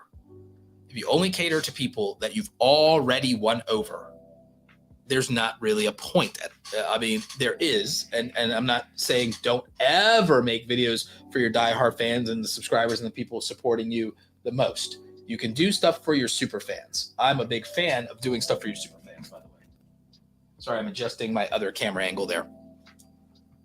So, like, I'm a big fan of doing stuff for your super fans. However, I have to adjust the angle here. However, where people get it twisted and what people screw up is they only want to do that. They only want to make videos for their diehard super fans and get the validation from that. But then they don't grow. The key to growth is new market share, new acquisition. Who doesn't know me yet? And how can I get them to like me? So how do I get people who don't know me yet to watch me and to like me? And then how do I get them to become subscribers? And more importantly, how do I get them to share my videos, become my foot soldiers, become my loyal army, go out and recruit for me and bring people into my community? I'll give you a primary example right now. I want everybody watching this live stream to do me two favors. Do me two favors. If you're getting value out of this live stream, you can share it now or you can share it later. But if you gotten any value out of this live stream and you haven't dropped the super chat, You can help me out for free. And the way you help me out for free, if you're watching this or you're watching the replay and you got anything new, you learned something new today, you only got to do one thing for me, really. You can do two things. You can share the stream now, or you can share the stream later. And the other thing you can do is you can drop a like. You can drop a like on the video right now. Tell the algorithm that you like this. Tell the algorithm that this is worth watching. Drop a like on this right now. Those are the two things you can do. Those are two things that do. They cost you $0. See, this is me recruiting all of you to the awesome army, to the awesome squad, and telling you what you can do to help. And see, and that's all anyone has to do, right? To grow on YouTube is if you get people that don't know you to like your content, and then people who don't know you who like your content go out and they get 10 more people, 20 more people, you're going to grow faster than if that doesn't happen. So just remember, it is not about exclusively the quality of your videos. It is about understanding the things that we're talking about here in analytics and how they apply and how to compete. And then it's on top of that, we're going to get more into these analytics in a bit. And as far as your views, because a lot of you are focused on views, we're focused on retention right now. I'm going to tell you about views. Because again, I don't always get views, but I kind of understand why and when.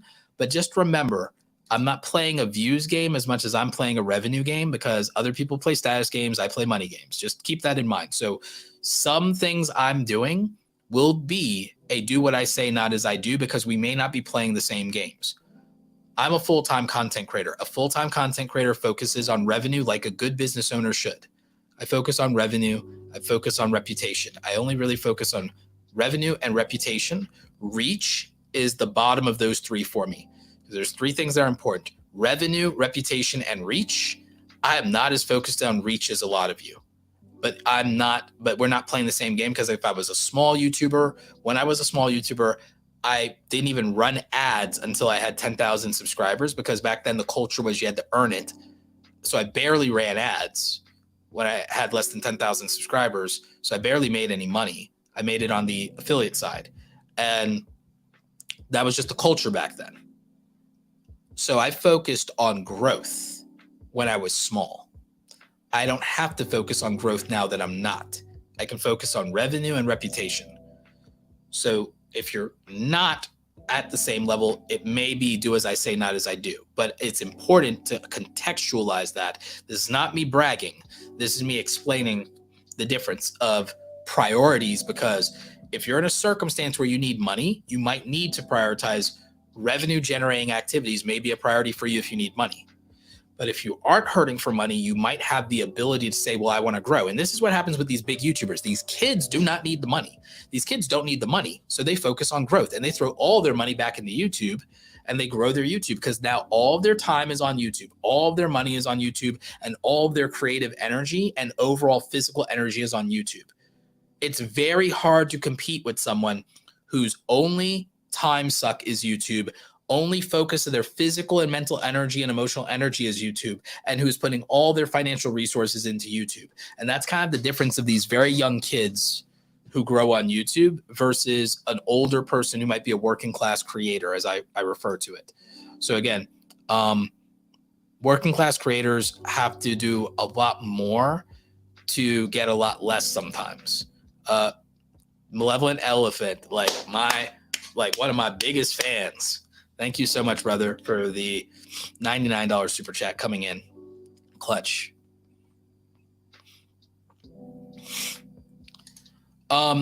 Daytime Cartoon Channel says, Roberto, we've been told for years now that short, concise videos were the thing. Not by me. Not by me. I haven't told anybody that, nor have I set that example.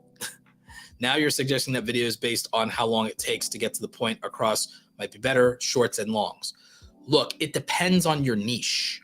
It depends on your audience. It depends on your audience. Younger viewers like short form content, but that's not to say that younger viewers have never watched long form content.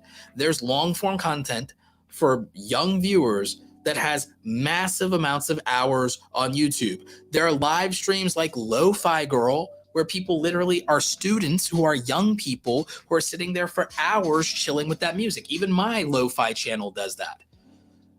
So there are people who show up to my live stream. Hundreds of people show up to my live streams.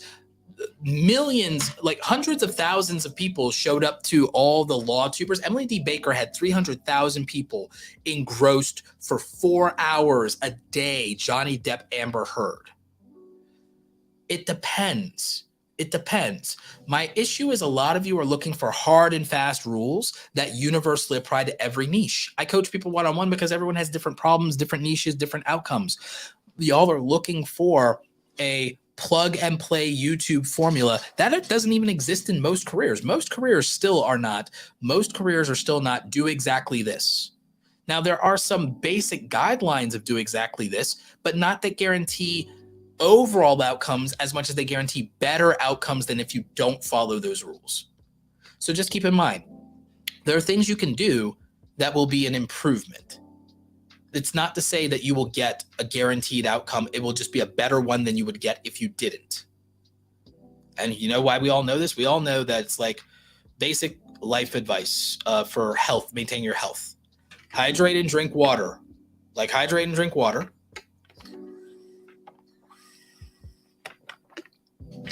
Move more, eat less, eat meals at very specific times of day, minimize snacking in between, minimize carbs and calories. We all know this basic advice, and we also know workout.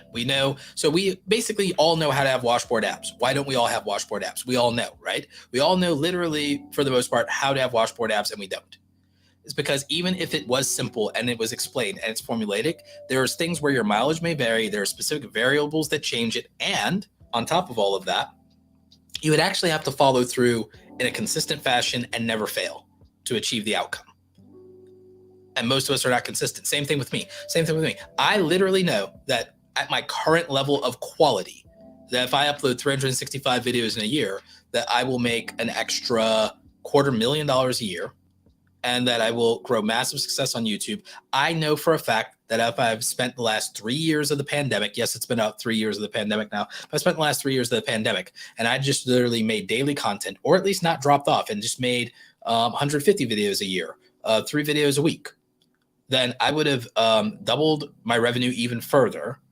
I would probably hit my first, by now I would be on my first $1 million year ever, and I would be at 1 million subscribers by now. I would have grown by about roughly 150,000 new subscribers the last 3 years of the pandemic, probably put me at close to 850 to 1 million subscribers. I'd probably be at my first $1 million year or something like that by now. If the last 3 years of this cursed pandemic, I just done like daily content or something, right? I know that.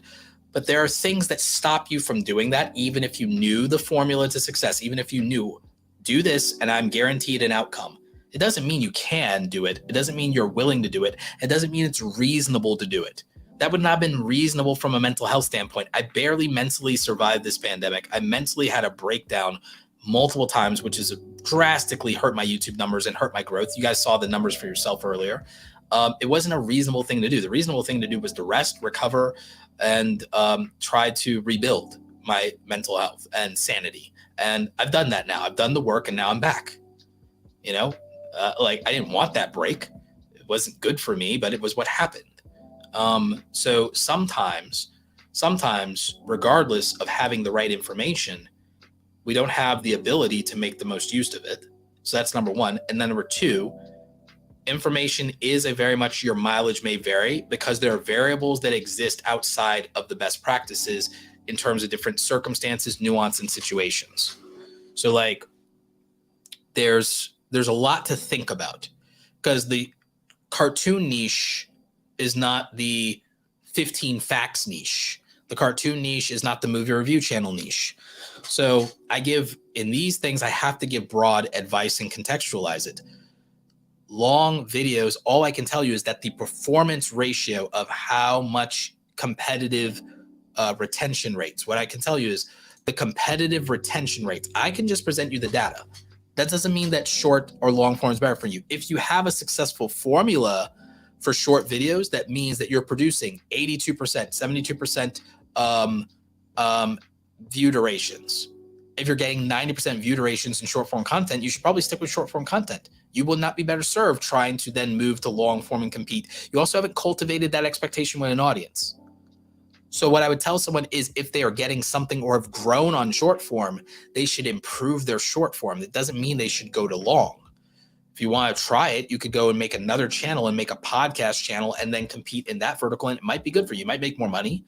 You might have different results. You might make more money for less effort. That's smart. That's something to think about. That's a way to approach it, but you have to think critically.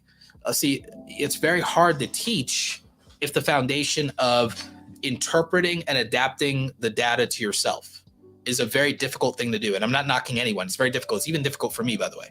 It's even difficult for me to look at this data and say, well, what should I do differently? What should I do better? What's the reasonable thing to do? I could have said, well, what if I aggressively edit my videos that are like 10 minutes and aggressively edit to try to get to 75% retention and make good videos that are 10 minutes. There are people who are better than me at that. And I finally like editing again, but if I edit like that, I'll hate it. So I will hate it. I'm not ready to trust somebody else with the edits just yet on the main channel anyway. So I'm like, that wasn't a good answer for me. Can I improve videos that are 15 minutes or more? I'm working on that. Can I improve? Can I do long videos that are competitive? And is it worth it to do it? Yes, even if it gets less views, for me, it's worth it because less views, but my CPMs are so high, it could justify it because it will mean more ad revenue. So it's worth it for me. So I had to contextualize that to me. Would I do it differently if I was a gaming channel? Yes. Would I do it differently if I was a vlogging channel? Yes. Would I do it differently if I was a beauty channel? Yes. So this information has to be contextualized to your content strategy, your capabilities, your financial situation, the time availability you have, the editing capacity that you have, and what you've accustomed your audience to. My audience is at least used to long form content. If anything, when I make short form content, it's the outlier and it's like it never performs. So there's not really a need for me to try to fight for short form content. Other people do it better, and that's not what people come to me for. They come to me for depth. So you have to learn how to make use of data. It's not enough to have the data. I try my best to teach you how to make use of data, but it only goes so far. I can show you the door, but you got to walk through it. And so that's why I share as much data as I can with you. I try to be as transparent as I can with you, but there is a limitation to the efficiency and efficacy of how well certain information will or will not serve you. So just, again, grain of salt on some of this, and so I just wanted to address that. I thought it was a great question to prompt, all that. I have no idea how much and what currency that is, but I appreciate the super chat from Factigal. I have learned a lot from your channel to grow mine. Excellent. Do you need a separate channel for podcast? I see some just use one channel. Does it matter? It depends on your goals. And I like clean data. I have benefited tremendously from the podcast channel and having a second monetized channel. So A+ Russian, live streams do count toward watch hours if they're public. Shorts do not if they're on the short shelf.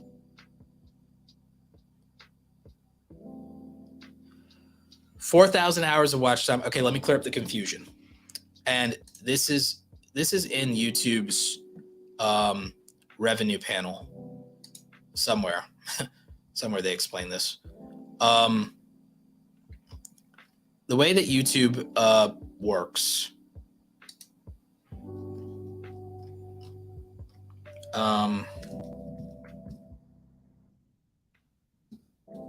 The way that YouTube works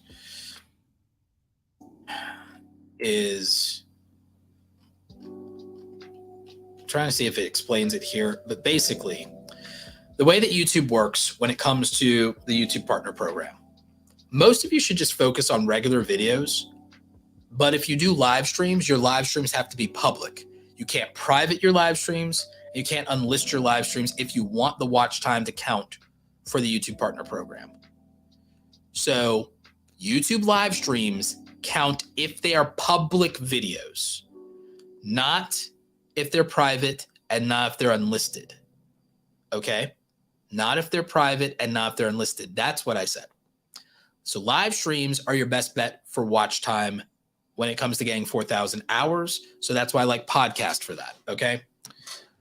Regular YouTube videos, they count towards watch time. YouTube Shorts is complicated. You might as well say they don't count at all. I know some of you go, but this, but that, but most of YouTube, if your YouTube Shorts go viral, it won't count. You know why I say if your YouTube Shorts will go viral, it doesn't count? If your YouTube Shorts go viral, it's because of the short shelf. Short shelf doesn't count toward watch time. If they watch on desktop, it counts. If they watch on short shelf on mobile, it doesn't. So you might as well say YouTube Shorts doesn't. So I'm shorthanding and shortcutting.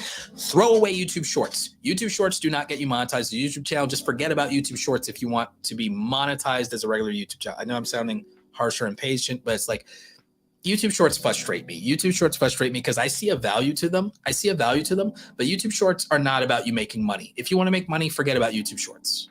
I'm just being harsh and I'm being real. YouTube Shorts are not worth it for making money. YouTube Shorts are irrelevant to monetization as far as I'm concerned. They're just not worth it for monetization. There's a business component and a reach component and a getting subscribers and getting growth and blowing up your channel. YouTube Shorts can blow up your channel. YouTube Shorts can blow up your brand. YouTube Shorts can be a great marketing opportunity. YouTube Shorts can be great for affiliate marketing and Amazon links and a lot of other things. YouTube Shorts, in my opinion, are not a real part of your monetization strategy unless you have very specific circumstances.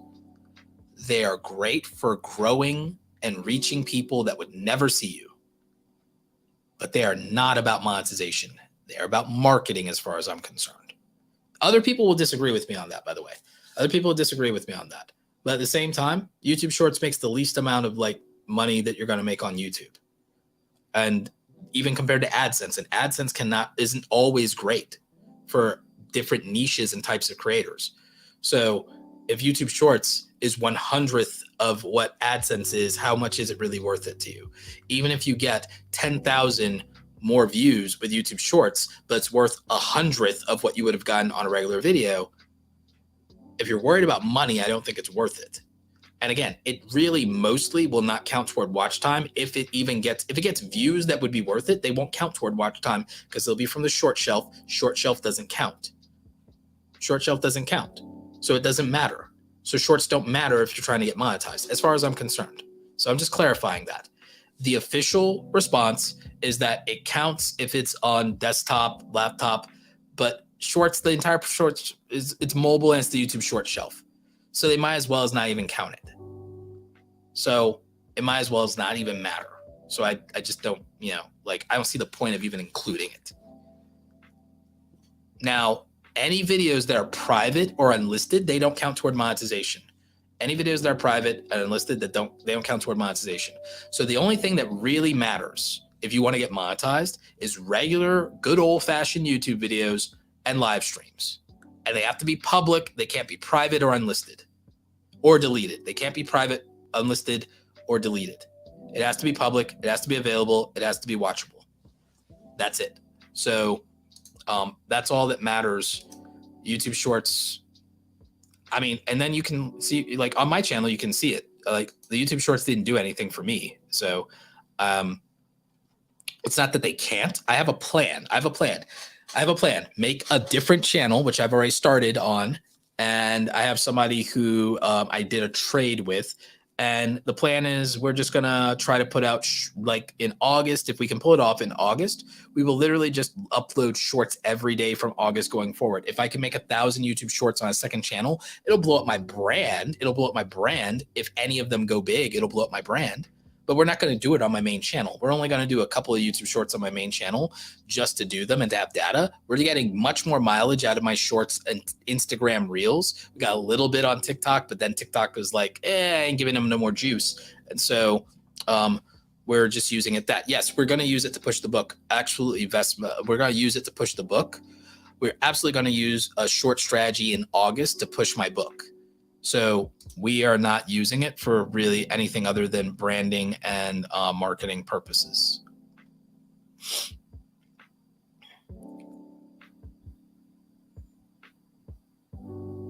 So, yep.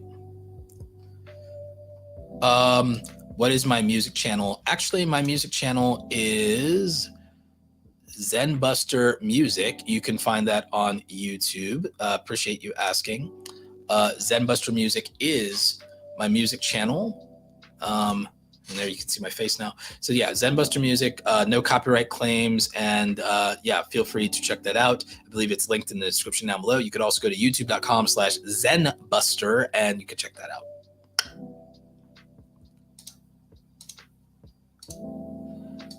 So let's see here. What other data can I show you guys that's actually useful? Whatever data. I mean, we didn't really talk that much about monetization. A lot of you guys wanted to go over data. What I do want to point out here is, let's see.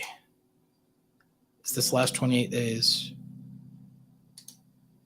Let's do last 365. All right. So there's some really interesting data around high CPM niches. I did a video about this recently. I can't sort by the biggest CPM here, but if you look at the CPMs for my videos, they're pretty significant. They're very high. And so a lot of people get it twisted when someone like me doesn't get a ton of views, but you have to put it into context. The amount of views I pull is great considering that I took literally, like, I did no uploading basically the last couple of years of the pandemic. Like before the pandemic, the amount of content I've uploaded the last 3 years is equal to 1 year before the pandemic. So that's kind of a big deal. And then in ad revenue, I still make like 40 grand in ad revenue alone. And then 40 grand in ad revenue alone per year. And then a lot more on sponsorships and affiliate links. So it's that the pandemic was hard on me and their money wasn't enough of an incentive to be consistent because it was on autopilot in so many ways, which sounds like very pretentious, but it just meant that thankfully I did have time on my side with everything with the pandemic. And then actually catching COVID, that was fun. Like, so there's, it's all a matter of perspective really. And so you don't have to have these high CPM niches, but they do help offset. High CPMs offset anxiety and the fact of, that if you make content, it will be rewarded and that it will be an appropriate reward for the effort that you do put in. Even if the views don't look like a lot, you'll have something to show for it. So it's just something I think about. Brent, thank you. Loving this live stream. Tips on YouTube titles, specifically for React videos, is as simple as saying reacting to blank video from blank. No. Instead of blank video from blank, I think for reaction videos, it's not just about your titles, Brent. It would be that I would have a theme. So again, I will use an example. I would be making a theme. Like, let's say if I was doing reaction videos, I would be reacting to the most savage moments in Star Wars, part 1. And then it's like, so I'd be like, all right, now I'm reacting to the most savage moments in Star Wars. And then it's like, oh, what are the most savage? So reacting to blank from blank, I would rather react to multiple videos in a stream. Reacting to the cringiest TikToks, number 4. Oh, it's a series and cringy TikToks. Oh, sign me up and everything like that. It's like reacting to Karens in the Wild, part 6. I would come up with an idea and then I would reacting to Karens of TikTok, part 12. Like I would come up with a series and then I'd be able to make compilations and then I'm making more unique content instead of everybody just reacting to the same thing. Like reacting to the worst TikTok advice, part 7. So I'd be doing things like that because that's more intriguing. It's more intriguing to someone who doesn't know me and doesn't know the original content. And then there's more interesting reasons to watch all the way through.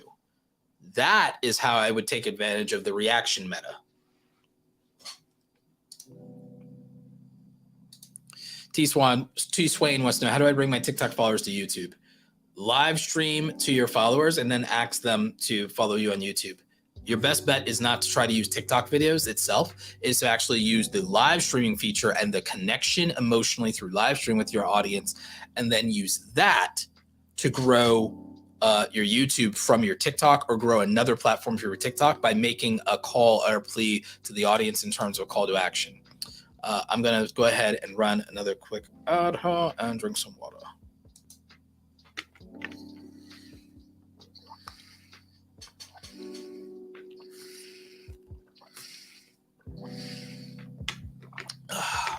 What time is it? Because see, I have this weird thing. I have this what's called an emotional support water bottle. So it's like it's literally encouraging me to hydrate.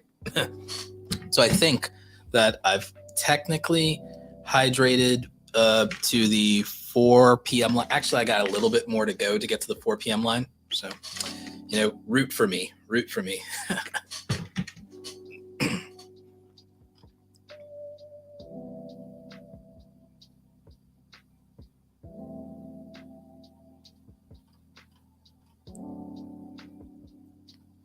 So let's see. We have a super chat from a friend of the show, Clover Tack, with the Firearms channel coming through clutch. Been a while since I paid my awesome dues. Going to share now. Thanks for all you do. I appreciate you, Clover. Thank you so much for the super chat. Thank you, Brent, for your super chat. Thank you, Swain, for your question.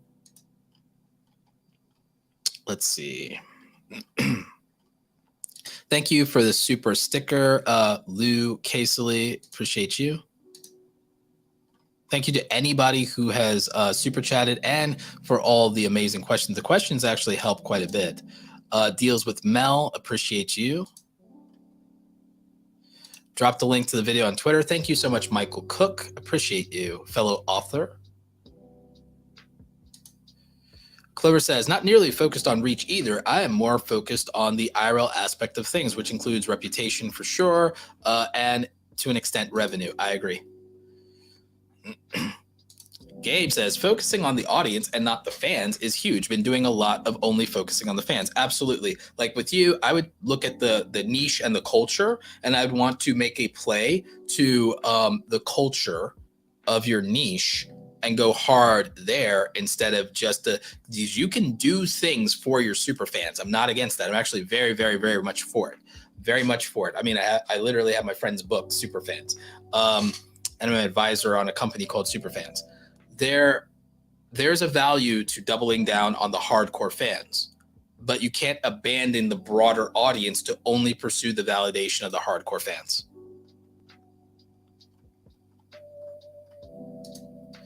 Any good books on entrepreneurship, books that on that subject are a dime a dozen.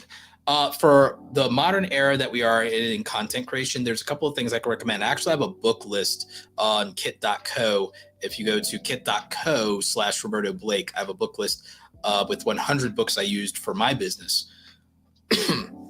There's a couple of books I really like. $100 Million Offers by Alex Hormozi is actually really strong. I really like that book, and I like the content he's making on YouTube. So I think that that's very powerful. My friend, if you're a content creator and you think of yourself as a creative entrepreneur, I would say Youpreneur by my friend Chris Ducker, Virtual Freedom by my friend Chris Ducker, which will help you with building a team, outsourcing, and hiring people virtually and remotely for your team. Very relevant right now, very important. Super Fans by my good friend Pat Flynn, which really helps if you're a content creator. And I would also say from a business perspective, there's a really great mindset book that I think is important for goal setting and reasonable things called Your Best Year Ever by Michael Hyatt. And I think that's very important. And if you need an actionable tactical system for building a business and growing your business, then I would say Book Yourself Solid by Michael Port. And so those are probably the 5. I think that's 5. So yeah, Book Yourself Solid, Best Year Ever, Super Fans, $100 Million Offers, Youpreneur, and Virtual Freedom. That's 6. So that's 6 books that I think will transform your life and your business. 6 books to transform your life and your business. Maybe Roberto will do book reviews again soon. It's been a while since I've done one. Internet City says everything he said. I've seen you guys around. I've seen y'all's content. I've seen y'all's React content. It's great. Everything he's saying is true. Our best performing videos happen because we've done these things by accident, and now we've learned to do them on purpose in our niche. Major validation for us. Yeah, a lot of people are accidental content creators, accidental influencers, accidental entrepreneurs. Happens all the time, right? So they get to that point, but then they start to learn the ropes, and then they start doing this stuff on purpose, and it makes a difference. So when you start doing this stuff on purpose, it makes a difference. It makes a huge difference. And once you do that, you know what to double down on.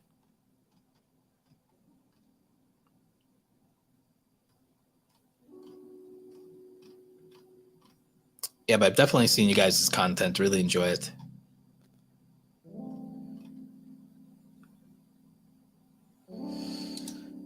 Man, all of a sudden, the more you explain it, this all feels so overwhelming and mysterious. I'm trying to demystify it. I'm trying my best. I'm out here struggling to make it make sense.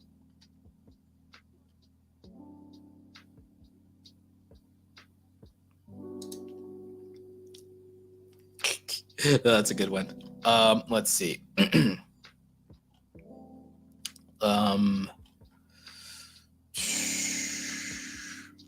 Let's see. I think we have another super chat. Walter Strong the Third. It's a great, strong name. Walter Strong the First. Can a person successfully grow their YouTube channel without doing YouTube Shorts on their channel when they view them as not in line with the long-term goal? Yes, you can. Now, the extent to which you can grow them is entirely dependent on the niche, your time, your talent. I mean, the biggest thing that stops a lot of you from growing, let's be very serious. I asked all of you on Twitter this, and I got back like 200 replies. In the chat right now. Tell me what you think is the biggest thing that people said stopped them from growing a YouTube channel. And I told them they can't blame YouTube. They can't say algorithm.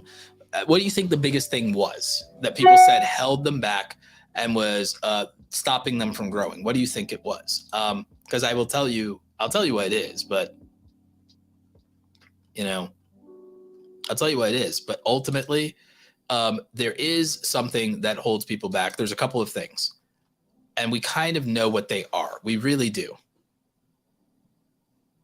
And it really comes down to what Ace is saying here. Roberto, how do I deal with the fact that my current circumstances do not allow me to post consistently? This question right here sums up exactly what makes it a struggle for people to grow on YouTube. This question right here. How do I deal with the fact that my current circumstances do not allow me to post consistently on YouTube? Because remember, I showed you my own analytics, my own 9-year journey on YouTube of being consistent. Because again, the years where I wasn't consistent don't really count for much. But the last 9 years, I showed you what it took for me to actually grow an audience from zero. It was consistent posting. It was the only thing that worked. At the end of the day, it was the only thing that mattered was consistent posting. But it was consistent posting of things people would actually want to watch and that were good enough in terms of the quality. Meaning, can't have crappy lighting, crappy audio, crappy video. It's got to be decent enough.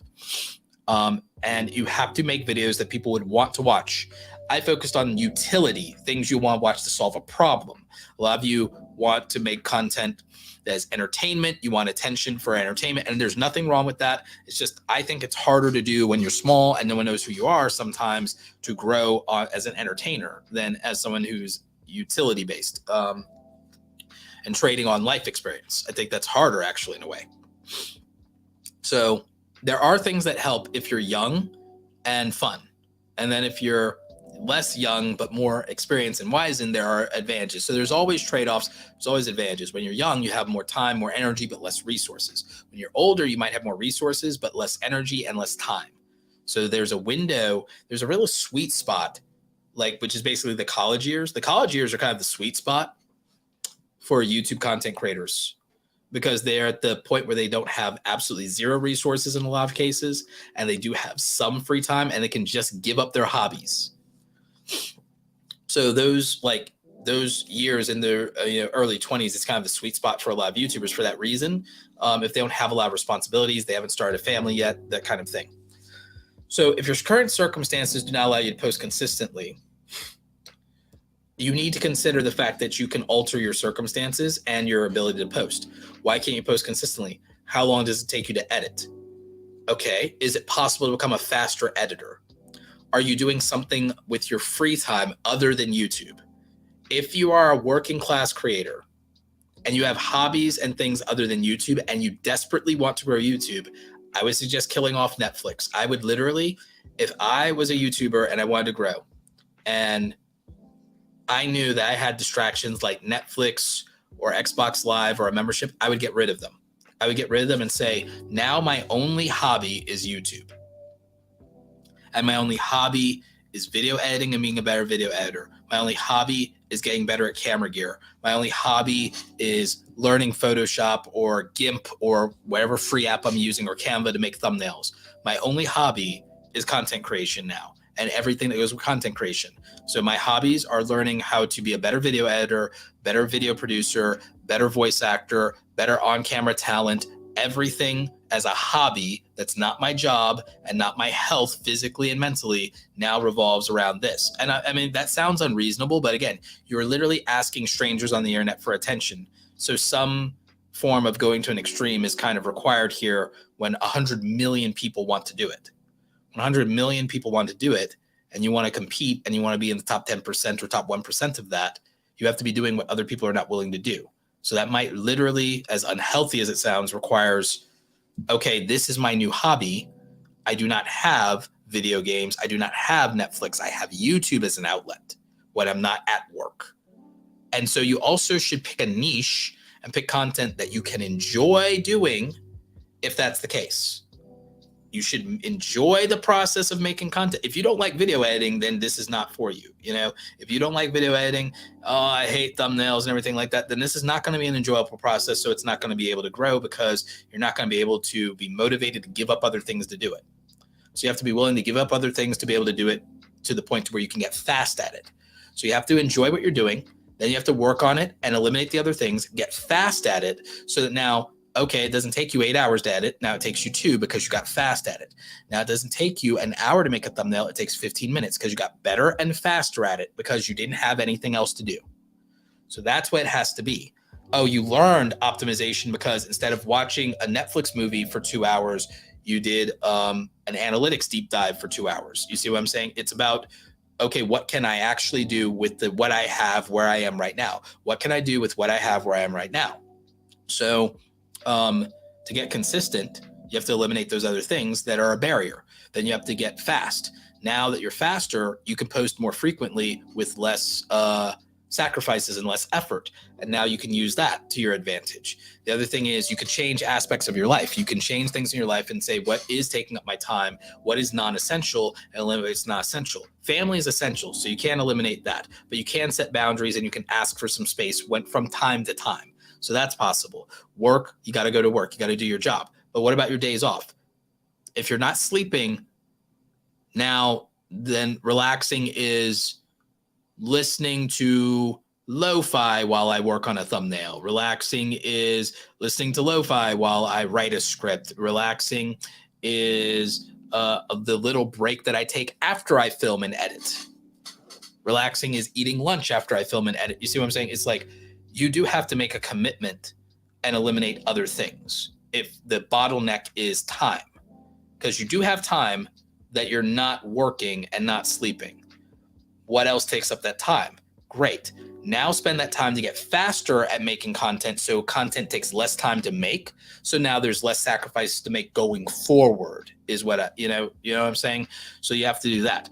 If you are like, oh, I could edit faster if I had a faster laptop, then you have to save up for that. That means not buying video games, not paying Netflix subscriptions, not dining out, not like something, whatever it takes to get a faster laptop or a faster desktop or whatever it is that makes you faster. So again, consistency is the biggest barrier to most YouTuber success. And what it comes down to is it's mostly working class creators. It's people who are exhausted after a 9 to 5, but they then decompress with other hobbies, or you have a 9 to 5 and a family, and then there's not a lot of energy, not a lot of quiet time, not a lot of space. The only thing that you can do is alter your circumstances and your skills and capacity. And the only room for that is to eliminate hobbies, because you can't eliminate sleep. You can't eliminate time with family. You can't eliminate the job yet. So the only thing you can do is give up your other hobbies and or distractions and or vices. The only thing you can do is cut Netflix, cut cable, and cut video games or whatever your hobby is, cut basketball, cut tennis, whatever it is. That's what it's going to have to do. A 1 hour gym workout instead of a 2 hour gym workout. That's the only real answer when your circumstances give you limited time. So you have to up what you can also get healthier. That will help your energy, which will make you faster too and more efficient. It means you can work longer and you can work harder. So do take these things with a grain of salt, and your mileage may vary, and you do still have to kind of consider how long you can do that. So that thing is to get faster so that you don't have to sustain hard work and sacrifices indefinitely. That's why I value speed. That's why I learned to become as fast as an editor as possible. That's why I'm actually planning a series. I have an entire series that I have planned specifically and exclusively around just becoming a better editor. It's just about becoming a better editor because speed matters. Yep. YouTube shorts don't really count for watch time. Yep. Just ignore YouTube shorts. If it comes down to watch time, ignore YouTube shorts. YouTube shorts, yeah, it can get you subs. Get you subs, can get you clout, can get you viral, Malevolent Elephant. I have a short with 8 million views and I've made 71 cents on the video. Imagine that. Imagine getting 8 million views and then getting a whopping less than 80 cents on it. That's devastating to me. That's a tragedy that's the case. But that's YouTube Shorts for you. So if you want to know if YouTube Shorts are worth it, it's worth it for subs, it's worth it for views. Money, not so much. Money, not so much.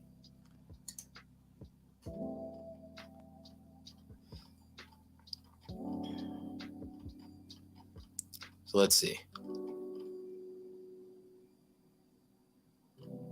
Yeah, even with smaller channels, we've seen that consistency is what grows smaller channels. Like I said, even with my podcast channel, that was really the answer.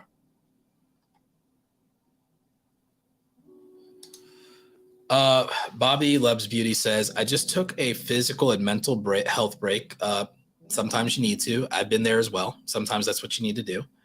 And your question is, you found out you were pregnant and then you got super sick. How should you approach coming back? And any advice? Should I start new or just hop back in? Well, the first thing you should probably do is just focus on making sure everything in your life is in order, because there's no really reason to have competing priorities. YouTube is good. It's great. It could be life-changing, but it also should not be anyone's number one priority in life. You should focus on every life together. I was a full-time freelancer. YouTube was never a first priority. It's still not a first priority. My clients and my coaching clients and my life and take care of my house, being a homeowner and those things, all those things come before YouTube. YouTube is something that I commit to. I commit to my audience. I love all of you, but for what you've done for me and my family and my life, but it's not my first priority. It's not my number one thing.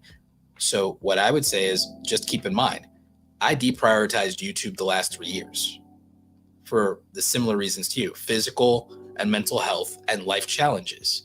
Last 3 years, I've deprioritized YouTube. There were consequences for that: a lack of growth, slowed down, momentum on the channel, missing out some financial opportunities. But at the end of the day, if you don't have your mental and physical health, nothing else really is relevant. It doesn't matter. Anything you do is to facilitate the ability to have your physical and mental health, your financial well-being, and your freedom and your choices and so on and so forth. So anything that isn't helping that is hindering that. So it doesn't need to be a priority.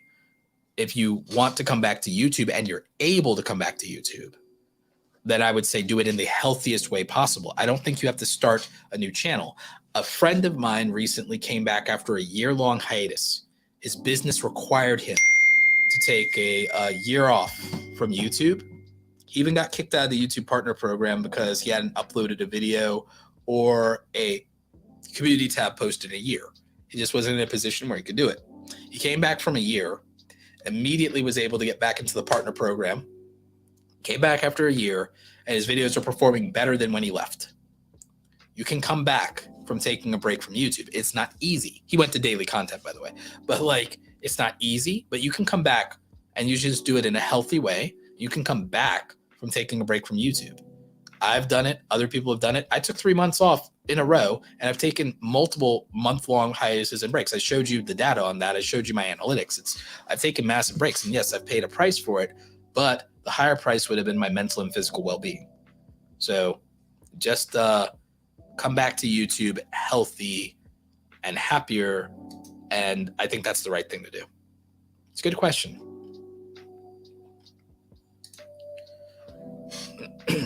Spicy Punk Rocker, thank you for the $20 super chat. If I make silly memes of a trending topic, the videos do well, 40K views, but it doesn't fulfill me. I love doing challenges, food, spicy, guitar, but people don't click at impressions. Do I accept that and do what I like?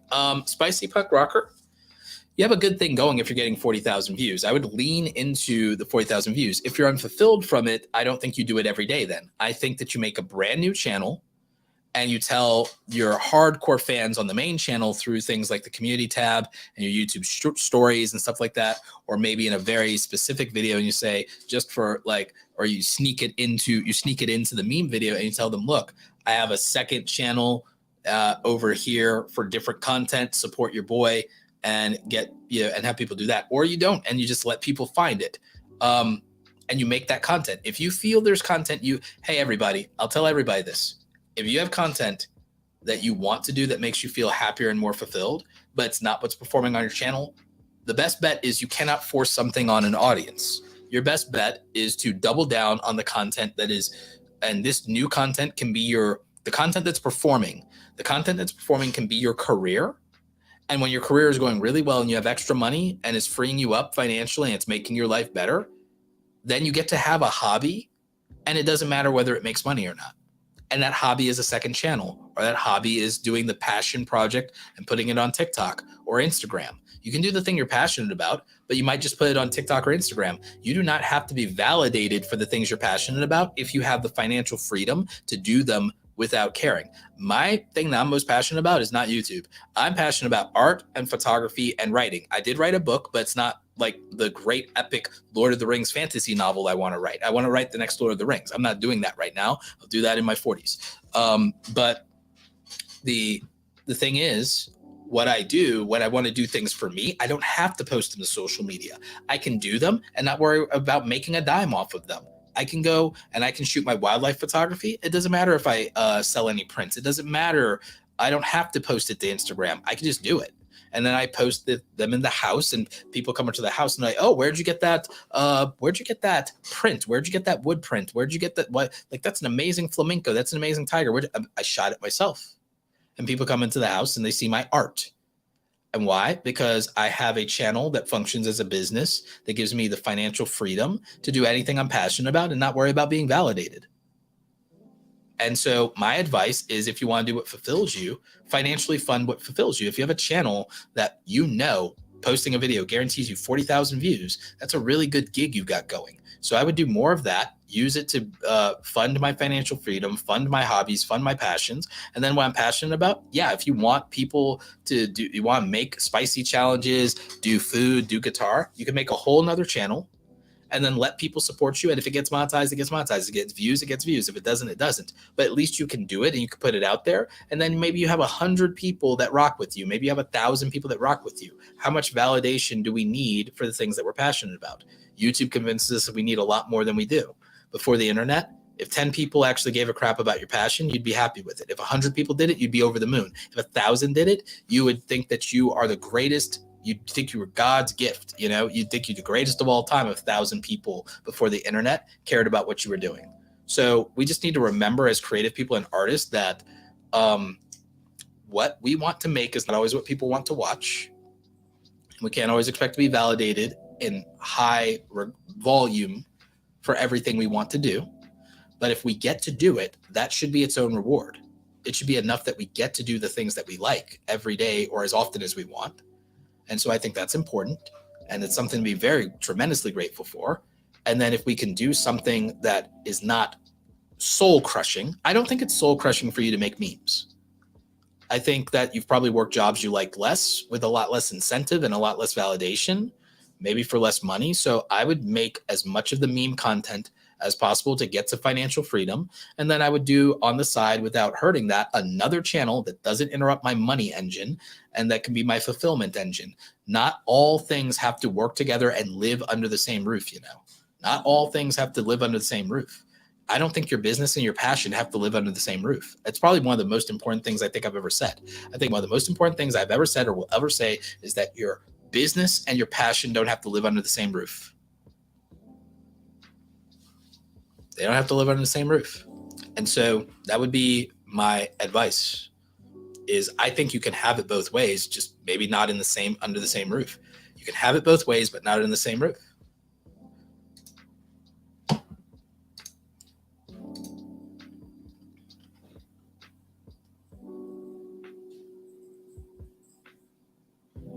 Epic Gamer, first milestone is really like 100 subscribers, because then you get a channel URL and it's easier to promote yourself. But yeah, after that, 1,000K subs, because there's no time limit on the 1,000 subs, then taking the watch time seriously. I'd agree with that. And then now from there, you have the option to be able to make money. Midnight Man, never join a multi-channel network. I joined a multi-channel network is the worst decision I ever made in my YouTube career. Worst decision I ever made in my YouTube career, besides not selling a course when I hit over 100,000 subscribers, and being the leader in that arena. And then one, it would have helped a lot of early creators back then, because there was like no information and there weren't like good courses would come later, and so would bad courses. I should have just beat people to market and made the best course to begin with, because I could have, because I would have been early at 100K. So that was probably the biggest two financial mistakes of my YouTube career were the fact that I joined a multi-channel network and they took half of my revenue for 2 years. And then they ended up owing me $4,000, which I only recently finally got. So there's that. So when I was a small YouTuber, I was taken advantage of with a multi-channel network. It's probably the villain origin story of me helping YouTubers is I got taken advantage by a multi-channel network. So I help YouTubers do everything a multi-channel network promises, and I help them do it for themselves, and they help them do it for free. So that was my worst career decision, was joining a multi-channel network. And then taking half of my ad revenue, even when I wasn't making that much. And then my second biggest mistake was the fact that I still have not made or sold a YouTube course, because one, I would make a better course than most people, and then two, that would have helped substantially from an income standpoint. And then I probably could have stopped the curb of bad courses, because I would have made a course that could have set the bar and the gold standard of quality, of effort, of intention, of structure, and of making downloadable resources a thing. So I kind of feel bad that a bunch of people, like I have good friends who made good courses, but there are a lot of people who weren't qualified to make courses who did, and I could have just made them irrelevant, and I should have. And I've always been salty about it. But the other thing I've been the most salty about is multi-channel networks. Multi-channel networks are literally the worst pyramid scheme in YouTube to ever exist. It's cost creators millions upon millions of dollars. And so never join a multi-channel network. There's like literally, you could probably count the good ones on one hand, and the bad ones are like in the hundreds. So it's like barely worth mentioning that, yes, okay, not all multi-channel networks are bad. It's like, yeah, like there's like 5 good ones. So what? There's like, so yeah, I'm salty about multi-channel networks.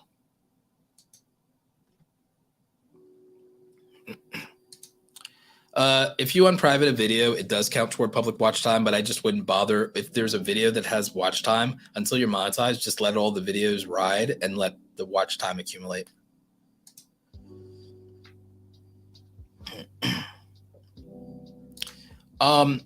There's not a limitation with YouTube Shorts on a new account. There is a limit to how many accounts you can have verified in a year's time, so that people can't just make a bunch of cash cow accounts. So that's the difference. And how many accounts can be tied to a single phone number? How many accounts can be tied to a single phone number? I have 4 different phone numbers, so I can probably make as many accounts as I want. So there's that aspect of it. But they're trying to curb spam on YouTube, so they're limiting the amount of accounts that can be created. but it's again tied to a phone number.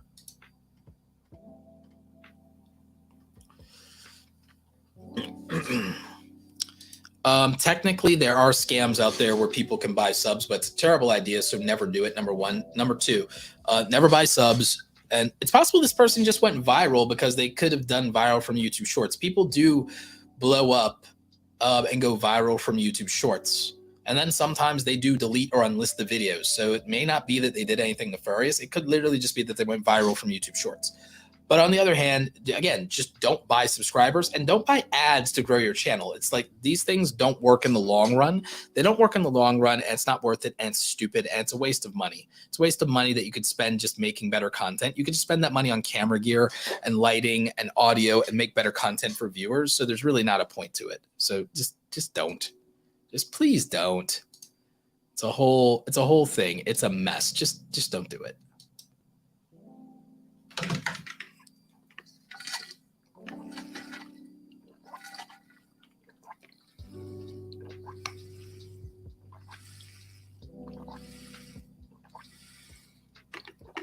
Let's see where we are on the emotional support water bottle. Oh, we're at about roughly the 6 o'clock mark on the emotional support water bottle. So we're doing pretty good.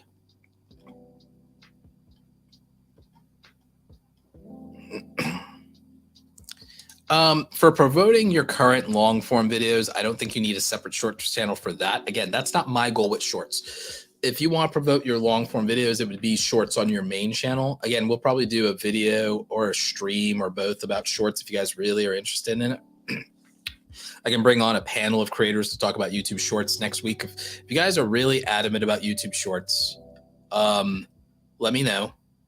Because what we could do is I could try to arrange a panel of people to talk about YouTube shorts. And so you won't just have my perspective. You have multiple creators. We'll talk about YouTube shorts. We'll hash it out. I'm sure Daniel Patel and other people that I know would love to talk YouTube shorts. And they have very different ideas than me about YouTube shorts in some cases. So we can hash out a YouTube shorts debate panel next week. If you are interested, I can try and set that up. And it'll be a great collab for me. So we could try and do that. But yeah, I do not believe that you need to make another channel to promote your long videos with YouTube shorts. I think if you want to do that, you do it on the main channel that you have. However, I believe that I'm just going to tell you what my strategy is. My strategy for YouTube shorts over the next 2 years is to make 1,000 videos on YouTube shorts on a different channel with a member, with my team, or outsource it or whatever, do it myself, whatever. I'll do it myself, like whatever, Thanos it. I just think that having 1,000 pieces of short form content built on a channel that is exclusively a short form audience is in my best interest for what my brand and my goals are. And what I would do is I'm not going to link it to my YouTube videos. I'm exclusively going to use it to promote only 3 things, really. 3 things. My book, my email list, and my own name. That's it. That's like, I'm not even going to use it to drive sales to my business, an Awesome Creator Academy. Probably not. Because I just don't think a shorts audience is for that for me anyway. Or like, because like the shorts audiences usually also are the most anti-sales people that there exist in reality and everything like that. They are literally the most, I only care about free content people that there are. Hate to break it to you and everything like that. But I think some businesses can siphon enough out of a shorts audience to where it would be worthwhile for them. But it's like, shorts are almost the most anti-buying audience I think I've ever seen. But that's just me. So also the most negativity in comments I've ever seen from people, not on my shorts, but watching other people's shorts videos, is the most negative, aggressive comments I've ever seen in my life. It's crazy. But I'm just telling you my strategy. I'm not saying this should be your strategy. I'm telling you my strategy. My strategy is I'm gonna have a shorts channel. I already have it. Roberto Blake Highlights. I have a Roberto Blake Highlights channel.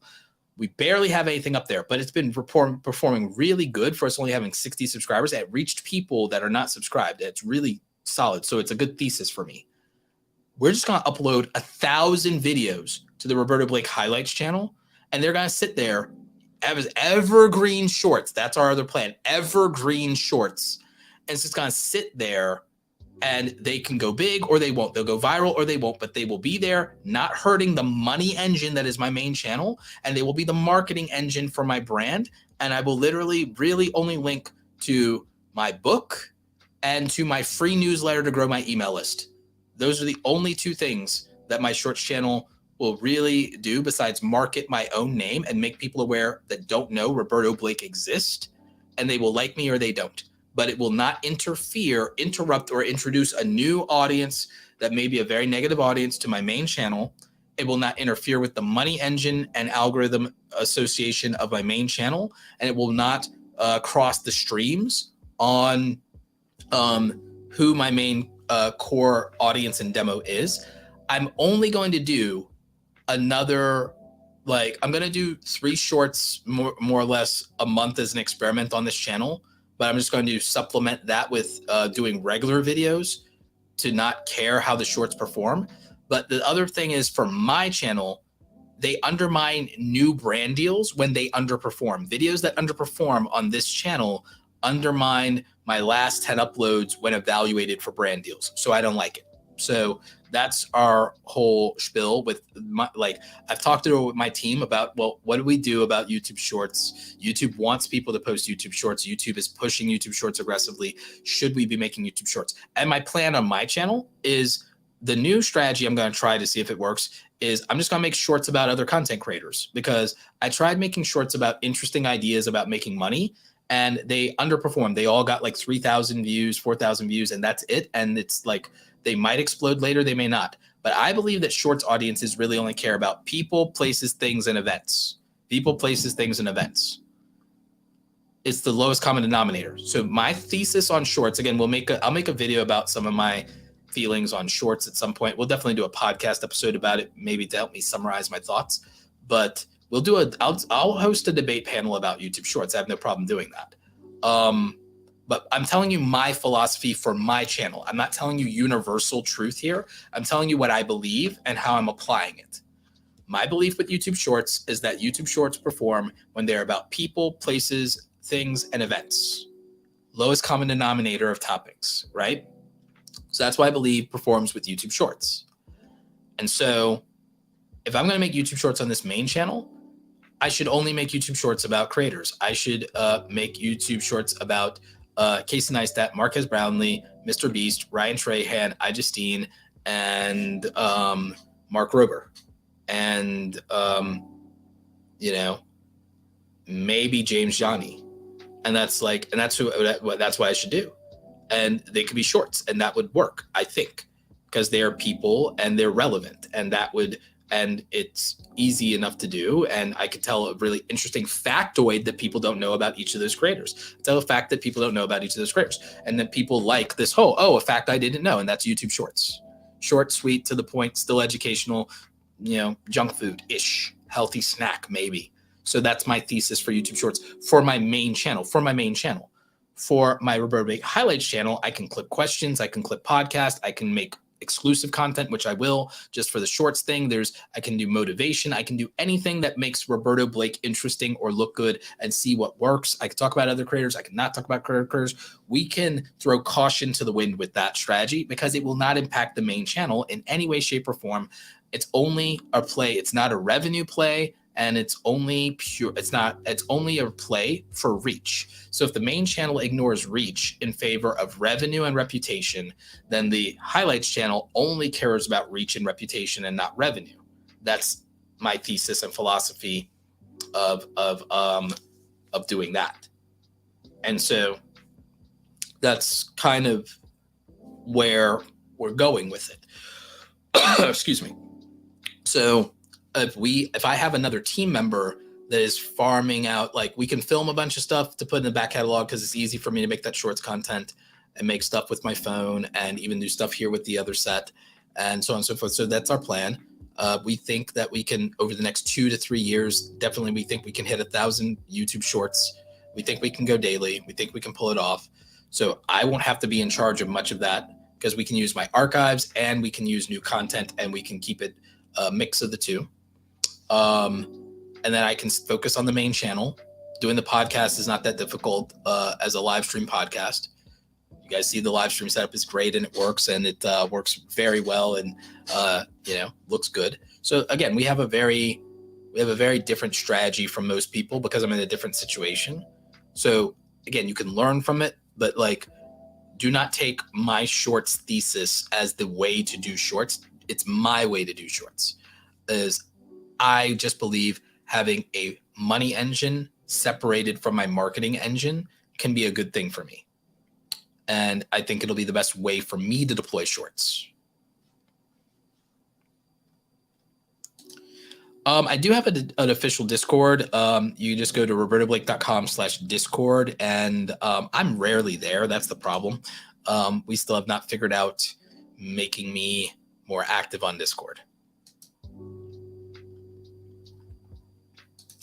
I actually have registered the songs on Zenbuster Music. We just don't copyright anyone, but I do earn very small royalties from my Spotify, Apple Music, and Amazon for that.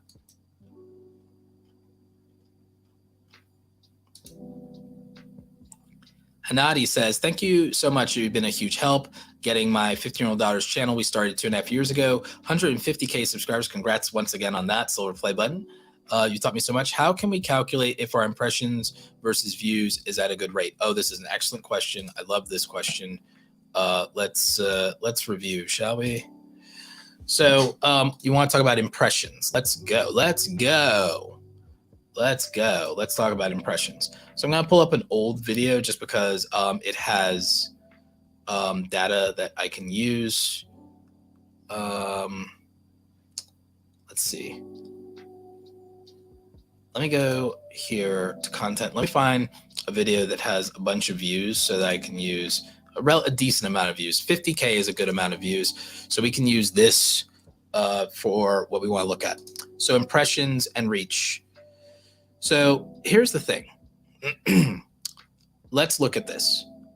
Impressions were less than 1 million impressions, and we got 50K views off of that. Says that the click-through rate is 5.3%. It's very hard sometimes to know how they calculate that, but if you just did raw impression numbers and raw view numbers here, then that click-through rate is not 5%. It's actually probably closer to, I want to say, it's probably closer to like maybe 8%. I want to say it's like 8.5, so close to 8.5%. If we just use raw numbers, impressions versus views, it's 8.5%, right? We could all agree that's relatively true. Okay, so like about 8.5%. What we need to look at though is the traffic sources for this video. This video overwhelmingly was YouTube search. Algorithmically, you would want browse and suggested. Again, and this video is, I think, top five ways to make money online that actually work.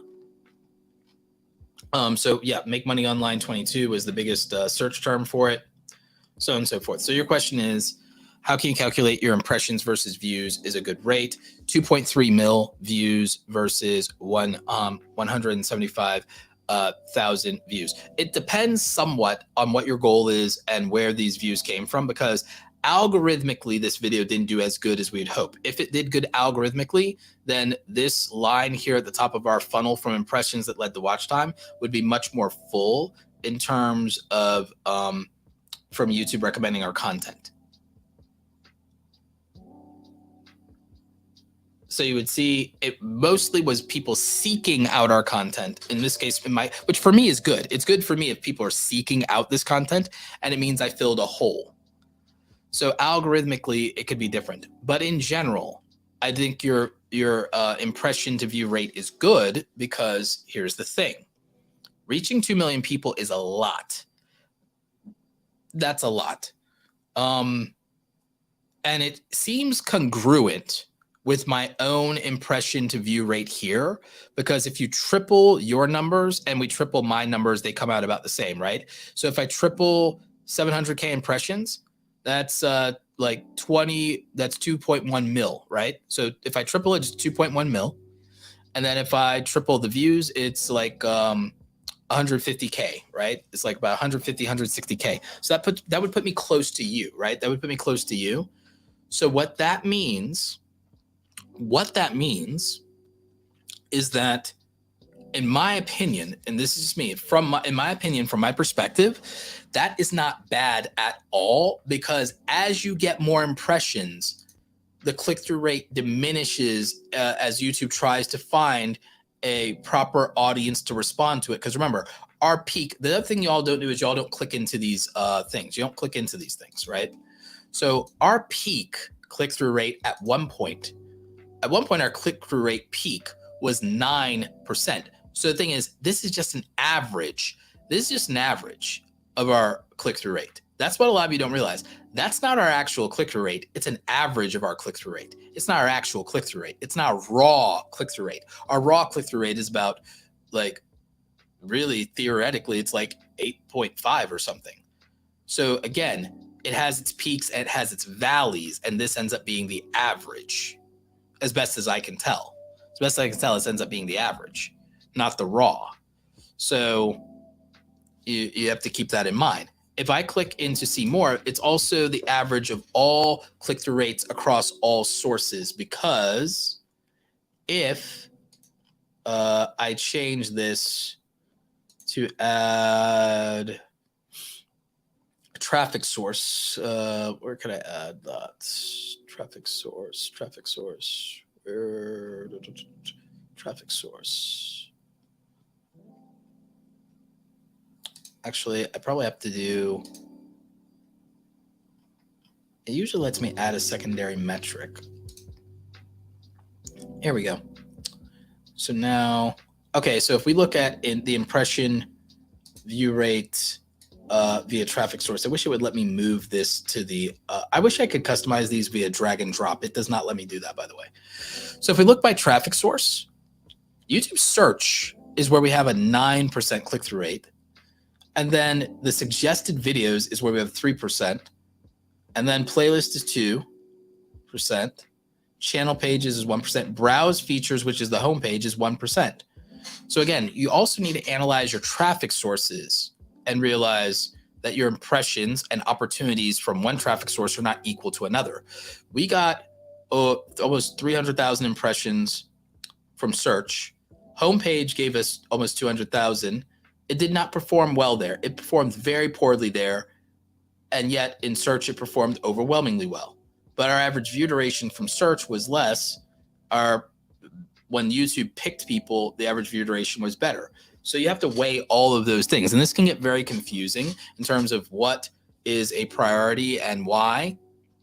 I understand that, but you need to be thinking about these, because not every video is a search video, and not every video is a homepage video, and not every video is going to be good for suggested viewers on other videos. So like, you have to, in my opinion, there's this thing as a balanced approach. I make videos that will do better later than they do up front. Homepage videos do better faster. Search videos do better over time.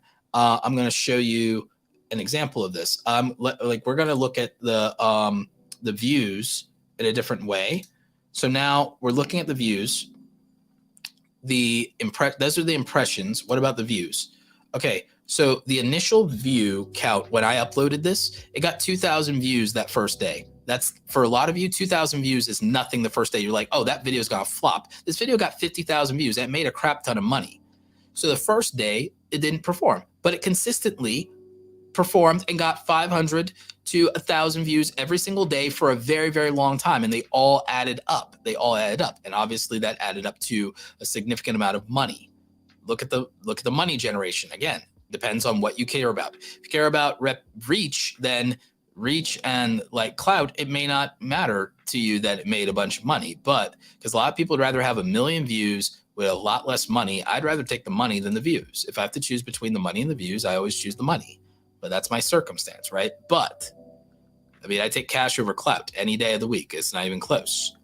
But I'm also 38, so maybe that's why I take cash over clout. Grow up and sell out, kids. Grow up and sell out. And I say that sarcastically, but it's like, that's what people tell you, is that They tell you if you worry about money, you're a sellout. I think that money is a tool to buy freedom. So I don't think it's selling out. I think it's the opposite. I think, it's close to selling out when you work a job you hate for money instead of doing things you like and also make money. So, food for thought. But my point is, I would start to look at views in a way of looking at their ability for longevity, timeline, and looking at this. So again, it stacks views over time versus getting them up front. That's a type of video, right? That's a type of video. But there are other types of videos that they blow up very quickly and then die off very quickly. This one had longevity. This video was milking views for a very long time, like months even.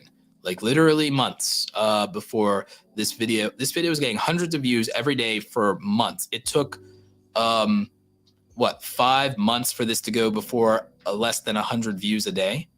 So before they stopped doing 100 views a day, it was 5 months. We had 5 months to benefit from the algorithm with regard to this. So, it's a really good thing. So just kind of keep that in mind. In terms of impressions, I know that my video is going to do better on average when it gets more than 500,000 impressions. And it depends on how quickly it gets those impressions. So again, it gets them over time. And that's the other thing. A lot of you say YouTube's not promoting my videos. YouTube, you can literally see over time how much opportunity you got. And there was a point where even with getting 100 views a day, it's only getting 1,000 opportunities a day.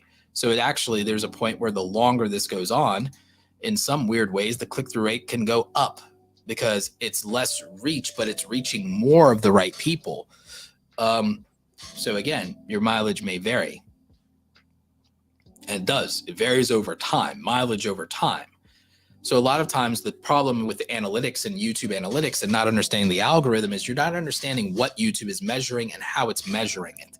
Everyone is only looking at this overview and no one is digging any deeper into it, and they're not measuring it over time. They're just measuring it up front the first week that they upload. I've been measuring my videos and measuring, what's their first hour performance? What's their first 24-hour performance? What's their first week performance? What's their first 14 days? What's their first 90 days?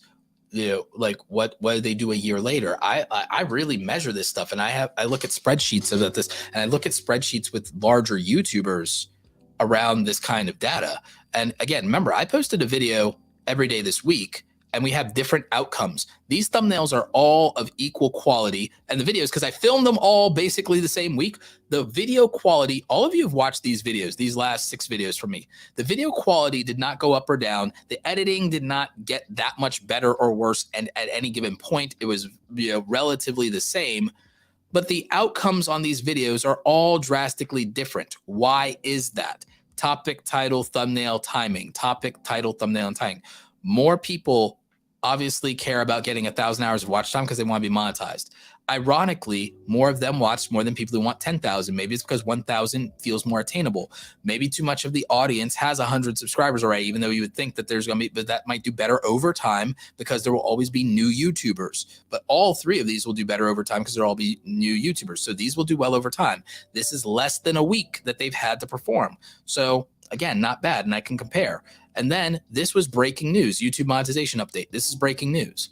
So that outperformed everything else, but it's still competing with this, but it had less time to do it. So velocity. And then these things are both relevant and they're competing. And again, they are uploaded the last 2 days. So there's this runway opportunity for these to keep stacking views. That's why we look at real-time analytics as well. But think about it. I proved a really good point. In the last 7 days, I've uploaded, including this live stream, 7 videos. There's no difference in the quality of the content visually in terms of lighting, audio, all that stuff. It's all high quality. It's all the same baseline quality. So quality videos have no bearing on views. They have bearing on the impact of subscribership, watch time, retention, and all of those things, but not views. Views are topic, title, thumbnail, and timing, and you literally can see that when I upload 6-7 videos in a row. It becomes very obvious because there's no difference when you watch these videos, there's no difference in the video quality. It's topic, title, thumbnail, and timing. Those are the variables.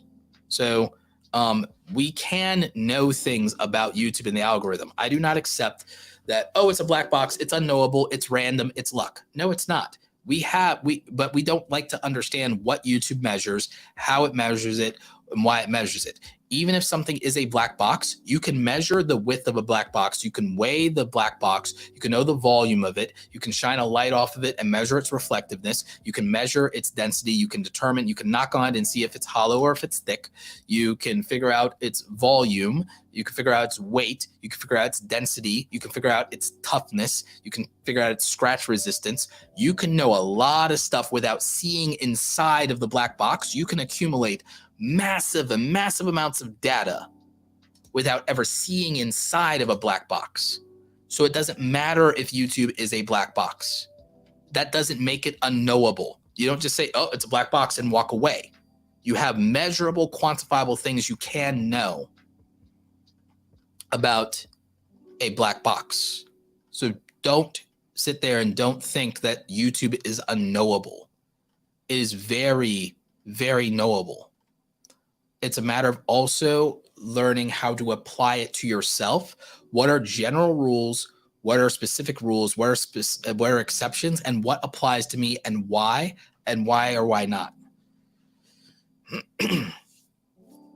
Hanadi says, I always wonder what is the cause of variations in CPMs on one channel. There's a variation on my daughter's channel is it from the reach of the video, the topic, or something else? I actually did a video about high CPM videos in YouTube. I did a detailed video about this. I think it's about a year or two old, but I do have a video about it and I do break it down.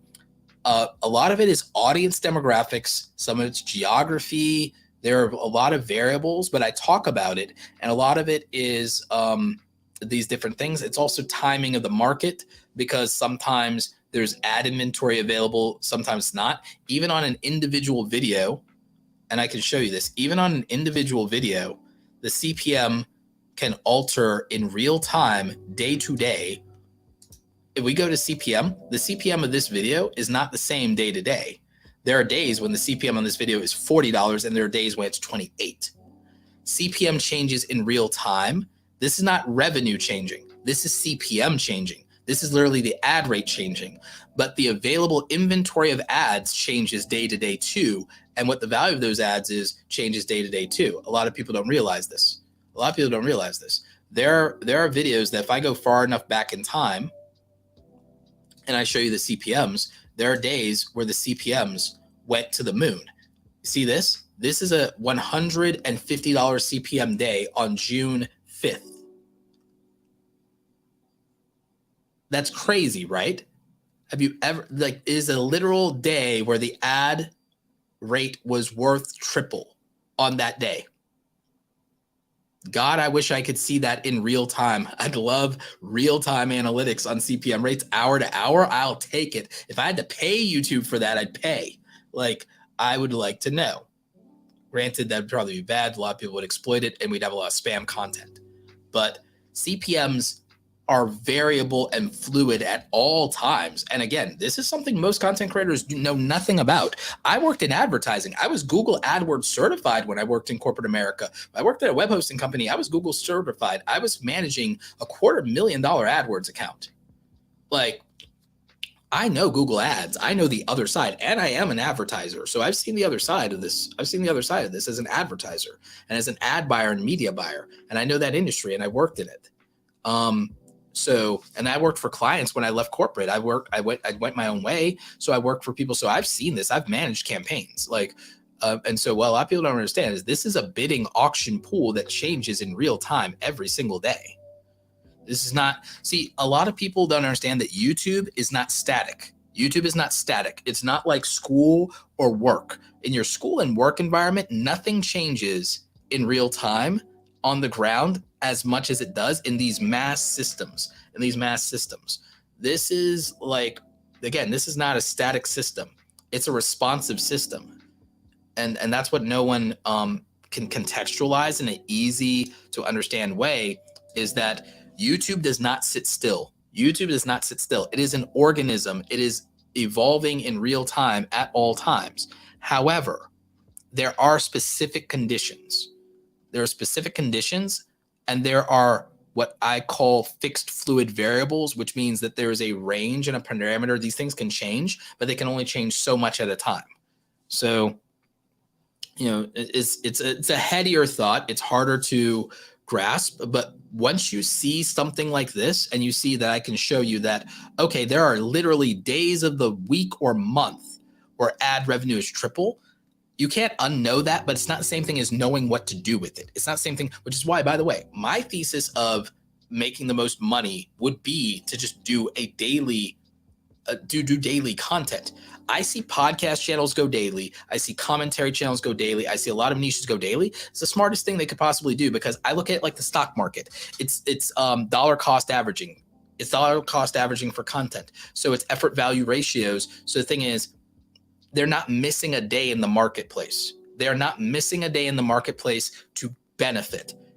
Every day that they can upload is a day they can get views. Every day they upload is a day they could go viral. Every day that they upload is a day they could get more revenue. Every day they can get more views, more subscribers, more revenue, more reach, better reputation, more affiliate clicks, seen by a sponsor, viral opportunity. They play every day because there's no downside.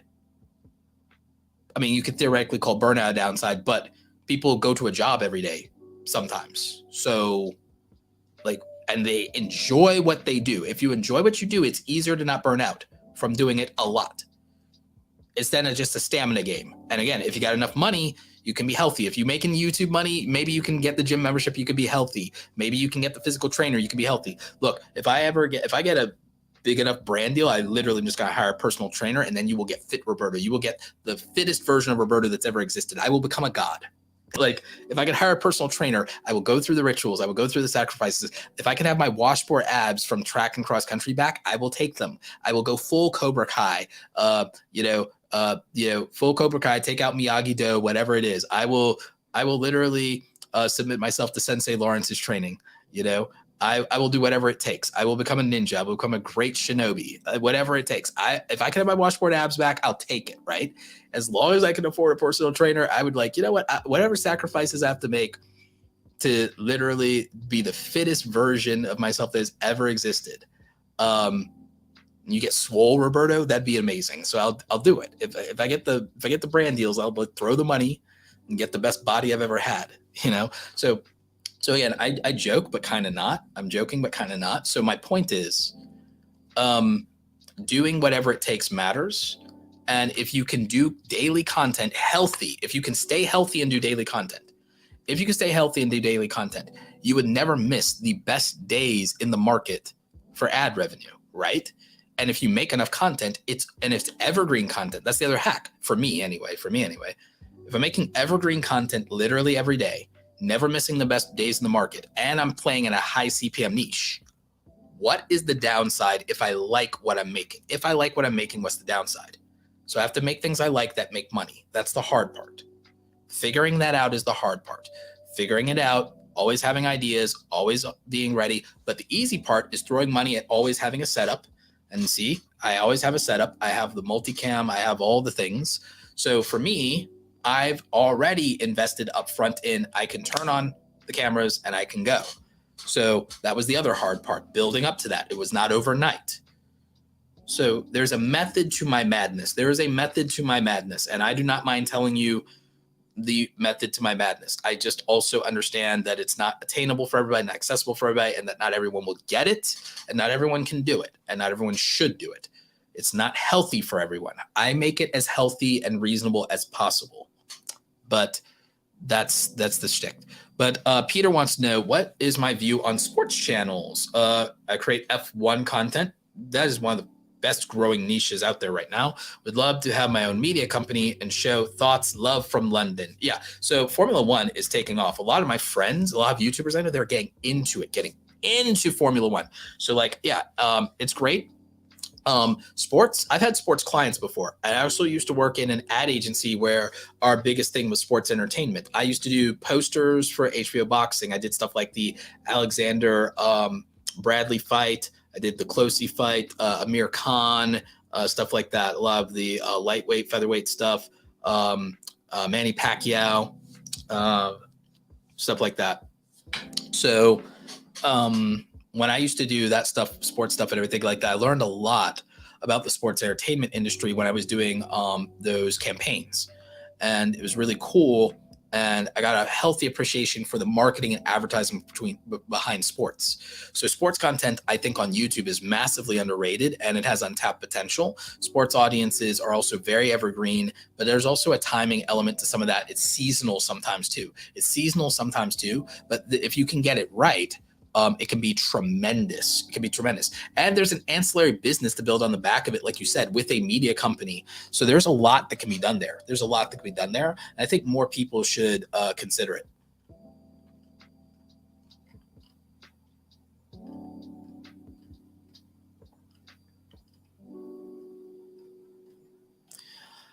If you want to pivot away from a certain niche to grow an audience, will the algorithm kill your channel? In that case, is it better to make a new channel? For most people, it is. Some people can pull it off. My friend Kimberlea went from variety to tech accessories to true crime and is crushing it in true crime. Some people can pull it off. It's not everybody. Most people's best bet is to just start another channel. It depends on how strong of a personality you have, is what my real opinion of it is I believe that personality driven, like people whose personality is the main reason to watch them, can pull anything off. But most people think that they're that and they're not. So you got to be self-aware and decide whether or not you truly are a personality like creator or not.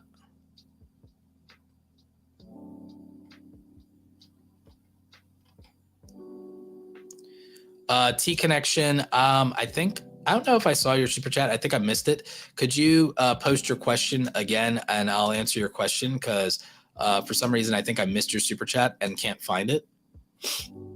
So T Connection, please post your question again and I'll try and get it because I did not see the super chat. Or maybe I can see it in my other panel. Is there a way to see it in my other panel?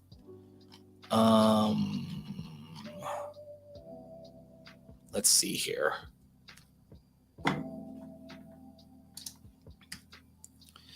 Hang on, I'm trying to do something over here in Mission Control.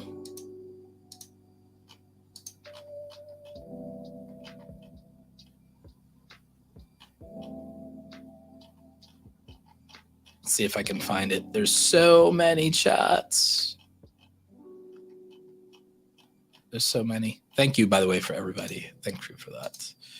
Just seeing if I can find it. And there's still a couple I have not gotten to yet as I scroll down, but we will try to get them. In fact, we'll just go to the super chats and then we'll try and get to T Connections questions. So what we'll do is we'll clean up our super chats and then we'll start closing up the stream. Moxie approved. Thank you for the super chat. Moxie says, I'm moving my channel to a different niche and my views lowered when changing your niche. Should you delete your channels from your older niche so the algorithm can push your newer channels easier and quicker? Privatized many with no change. I don't believe in deleting videos as much as either privating or unlisting videos. A lot of times, a lot of people, like when your channel's monetized, if your channel's monetized, that's the main reason to not start over. If your channel is not monetized or it's not close to meeting the monetization requirements and then you decide you want to change things, if your channel's not monetized, I think just start over, right? But for a lot of people, their channel's already monetized, it's making money, it's like it can do something, so they don't want to start over. I understand that because it's hard to get to monetization. So that's the main reason to not start over is your channel, should you start a new YouTube channel? Well, is your channel monetized or is it close to being monetized? In that case, stick with it. If it's almost monetized, if it is monetized, you stick with it. In terms of the pivoting, I don't like deleting videos because I like having data. But if you don't care about those videos at all, if you have no emotional connection to those videos at all, then fine, delete them all, burn them all, basically reboot the channel, purge. But if you have an emotional connection to those videos, I would not delete them. If you feel those videos are part of your journey and your history and you have some emotional attachment to them, you'll regret deleting them. Even if you have them backed up somewhere, you might regret deleting them because it might make them harder to find and everything on your channel. You know where they are, blah, blah, blah. So that's rough, that's hard. But if you're determined to make this channel work and you have no emotional attachment to those videos, I would just delete them. And then I would just push full steam ahead on the new content. You also have to get rid of any emotional attachment you have to any expectations you have of what views you should be getting. You might have a monetized channel, you might have a couple thousand subscribers, but in your head, you have to tell yourself you have nothing because you're making content that those people did not sign up for. So your subscriber count should not matter to you if you do a new niche because those people did not subscribe for the new content. They subscribed for what you were doing before. We like to believe, oh, I subscribed for you as a person. No, they subscribed for the content. So just kind of keep that in mind. It's harsh, but it's the truth. I'm not going to lie to you. That's kind of how it is. It can feel very unfortunate as a creator, but it's also realistically, if you think about the viewers, then you have to think about what they did sign up for. Remember, everybody, if you have not smashed the like button, do that now. Naruto Explained, definitely friend of the channel, old school friend of the channel, been here for years and years and years, one of my favorites. Question, was advised by a larger creator to rename and rebrand my channel and add more anime and evergreen anime videos. Would you advise that or just start a new channel? Dude, you have a monetized channel that makes a lot of money and gets decent views. Do not mess up a good thing. You have a good thing going, don't mess with it. Like, this is the thing that sometimes larger creators put on you what has worked for them. And it's a very much your mileage may vary. The best business advice, though, again, all right, I'm gonna tell you all something very, very real. I'm gonna go hard on this one. Naruto Explained, for a channel like yours, don't think like a YouTuber. Don't think like a YouTuber and take much less YouTube advice and start taking much more business advice. And not every creator that's successful has a creator business. They have a profitable YouTube channel. And there is a difference. And there are people who are treating their stuff like a business and there are people who are not.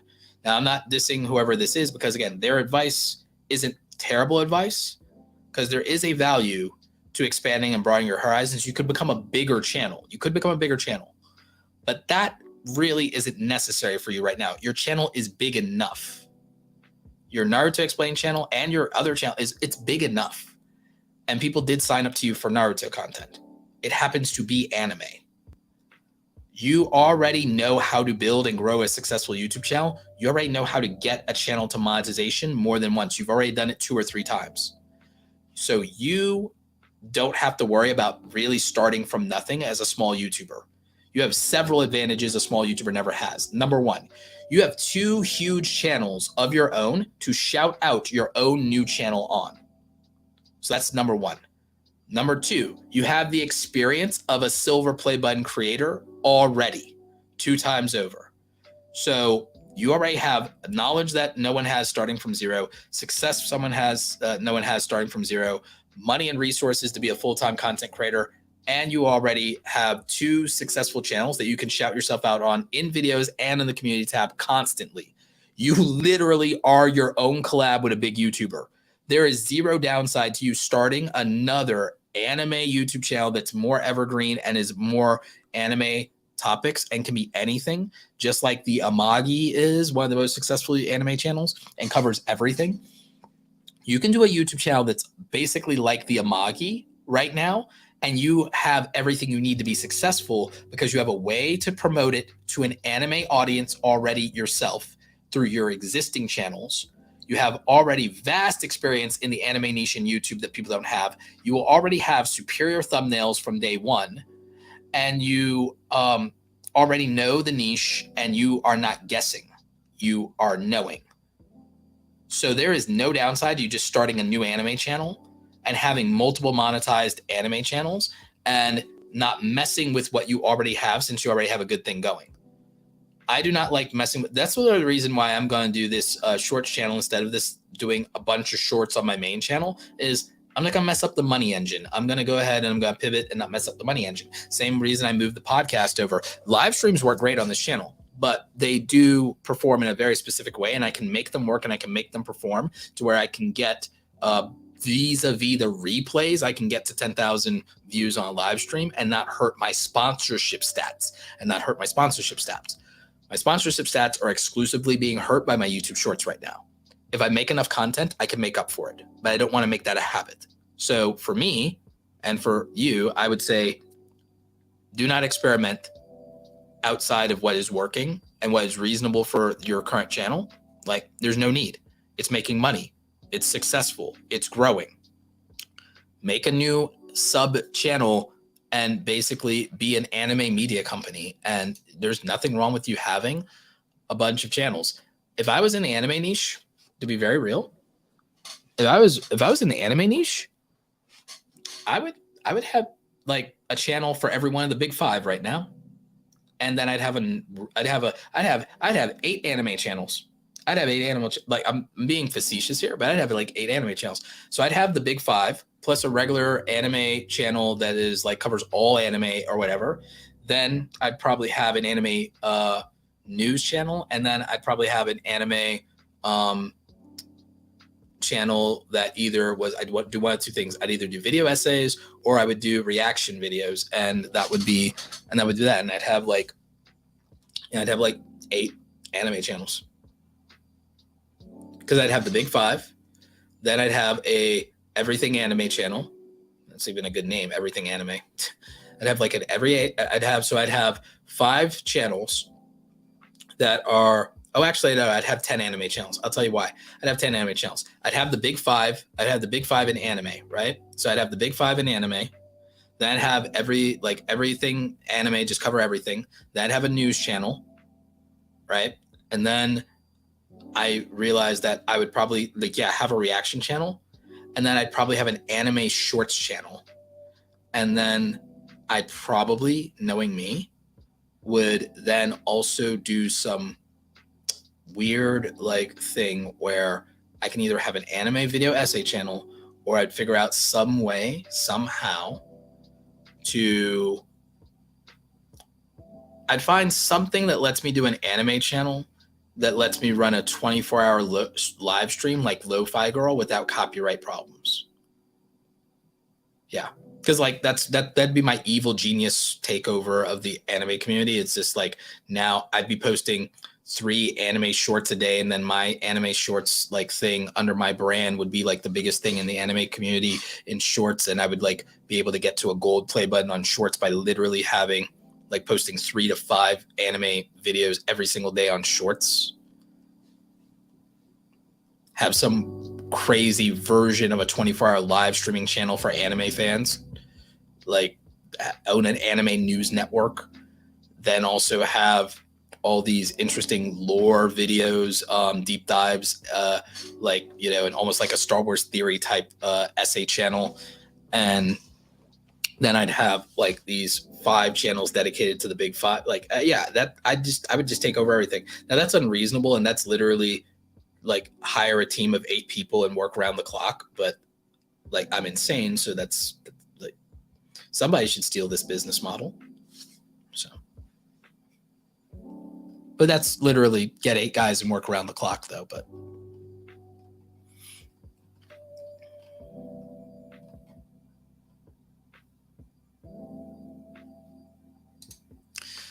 Deals with Mel says, Roberto, I work from 3 a.m. and go to bed at 10 a.m. so I can make my goals come to pass. I don't even remember the last time I played a game.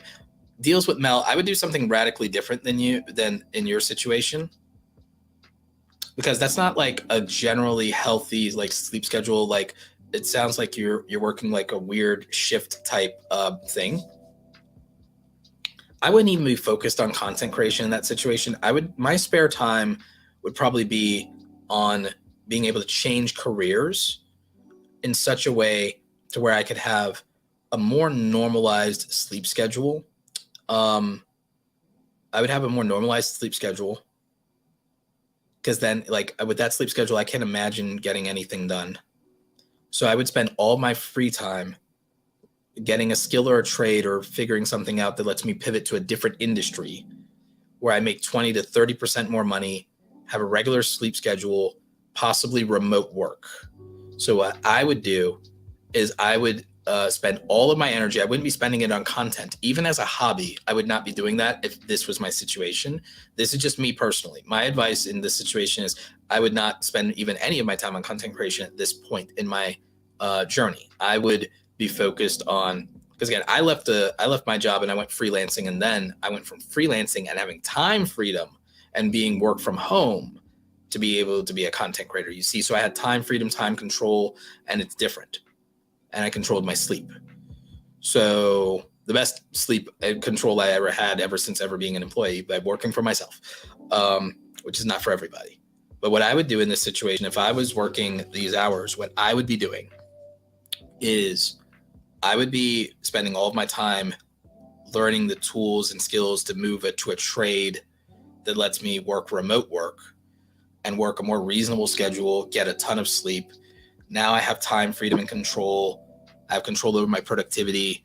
And now I can find room to make content in a healthy way. And maybe I can actually even have a hobby or two in a healthy way if I'm doing that.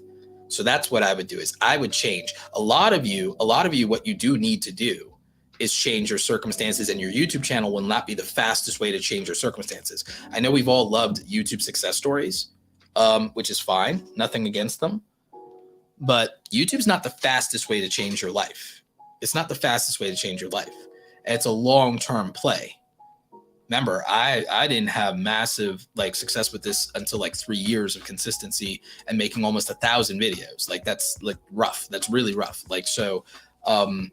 I do not believe YouTube to be a faster track to change your life. What I believe is that can profoundly change your life, but I do believe that it's incremental in nature. And I do believe that's slower to do, and there are faster things to do it. And so what I would be doing is I would be changing careers, getting more control, getting healthy, and having more time freedom and time control, and then leveraging that to build my creator career by being able to work remotely. That's what I would do.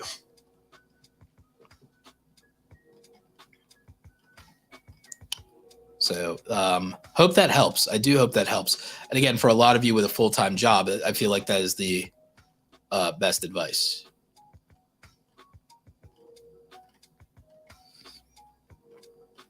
Let's see. We have a ton of questions here. I'm trying to make sure I don't miss super chats, y'all. I'm trying. I'm struggling.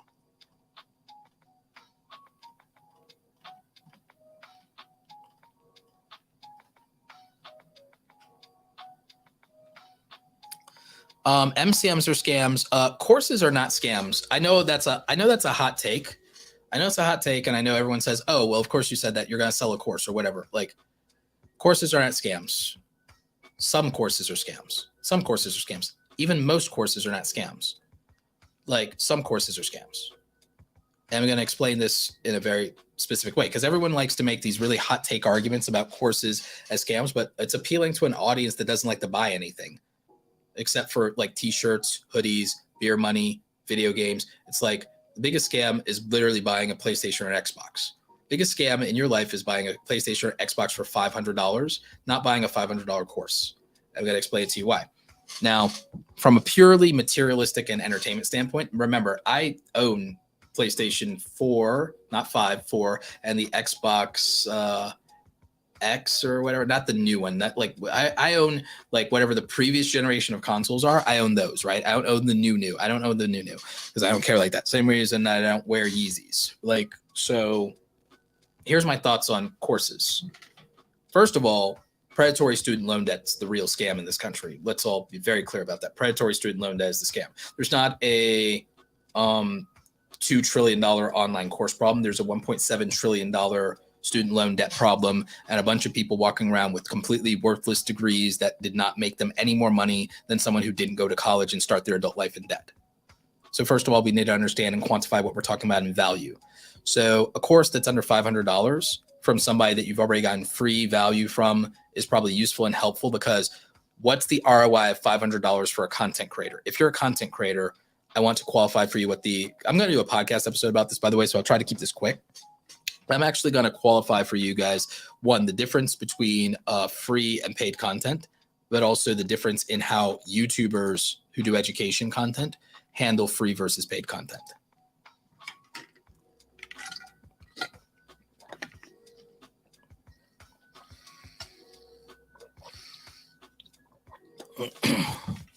Okay, so here's what you need to understand. Remember earlier when we were bringing up all this YouTube data and we were explaining why we make content and how YouTube incentivizes us to make certain content and how it's not even always compatible with what we want to make, and how what we want to make is not always what the viewer wants to watch, and how what we want to make and what the viewer wants to watch, it has to be in this way to be competitive in YouTube, and we have to do this and we have to do this and do this.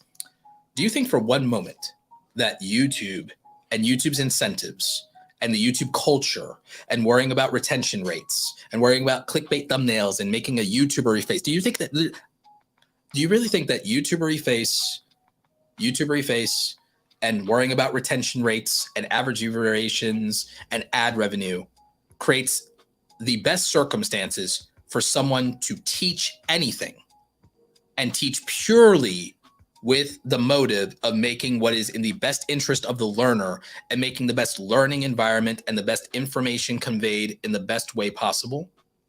Or do you think that YouTube literally influences how long a lesson is taught, the way that's taught, the way that's conveyed, and that YouTube encourages an environment where education is watered down with effing memes because everyone's attention span has been ruined by goddamn TikTok?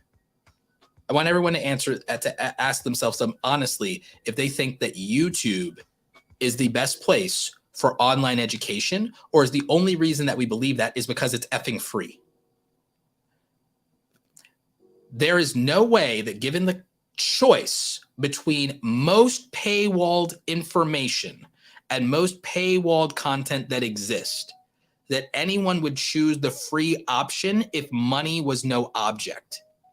And this is true for almost everything, because I will tell you, as someone who, when I was a broke boy, open source software was the best thing in the world. And like, it's because it's free. As someone who has money, ask me how often I use open source software. Right. Why do I use Adobe Premiere Pro instead of DaVinci Resolve? Why do I use the pro version of Canva instead of the free version of Canva?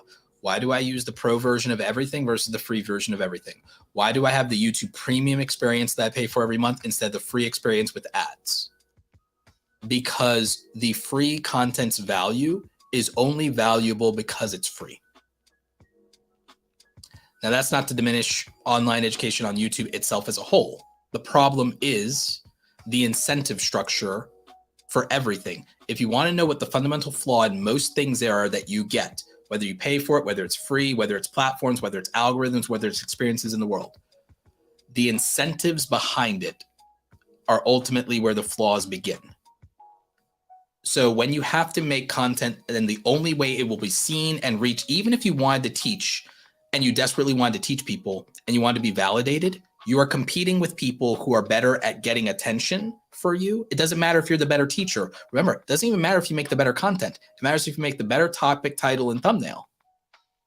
So how can someone who is not charismatic, but is a good teacher, is highly educated, highly credible, how do they compete with somebody who's younger, prettier, funnier, smarter, more handsome, taller? How do they compete with attention? The answer is they can't. So a platform predicated on attention does not create the best learning environment. It actually creates the best environment for disinformation because it's predicated on surface level, subjective, superficial stuff. Is the book being judged for a pretty cover versus how well it actually teaches you anything? That's the reality of education on YouTube. That's the truth. There's also the social proof aspect of the bigger creator being the person who will siphon the most attention, not the smartest person, the most popular. It is a popularity contest, make no mistake. So, and this is not to go in on off the hooks girls, because again, this is just saying, because I don't even know if you believe courses are like actually a scam. It's just that you're saying that people are framing courses as a scam now, which is fine. There are some courses that are scams.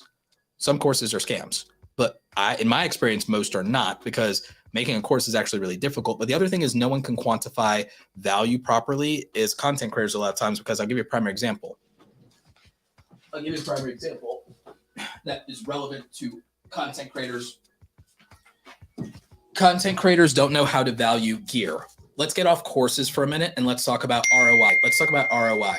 Content creators don't know how to value gear. This is a $4,500 camera with a $400 battery grip. So this is a $5,000 camera. This is a $5,000 camera.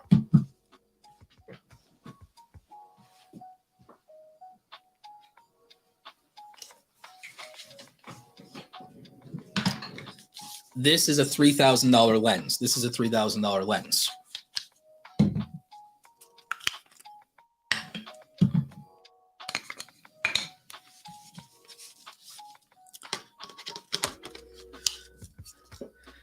So this is $8,000 in my hands right now. This is $8,000 in my hands right now.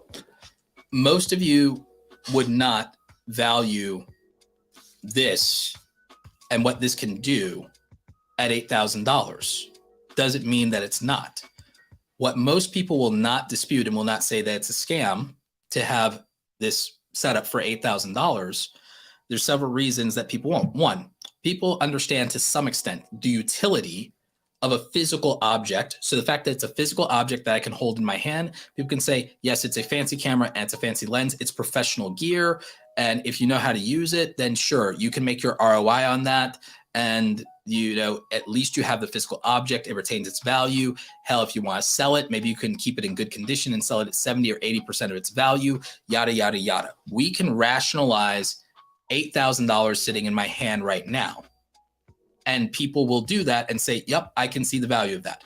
Even people who have no ability to make money from this would rationalize its ROI and its utility and value because it's tangible and physical.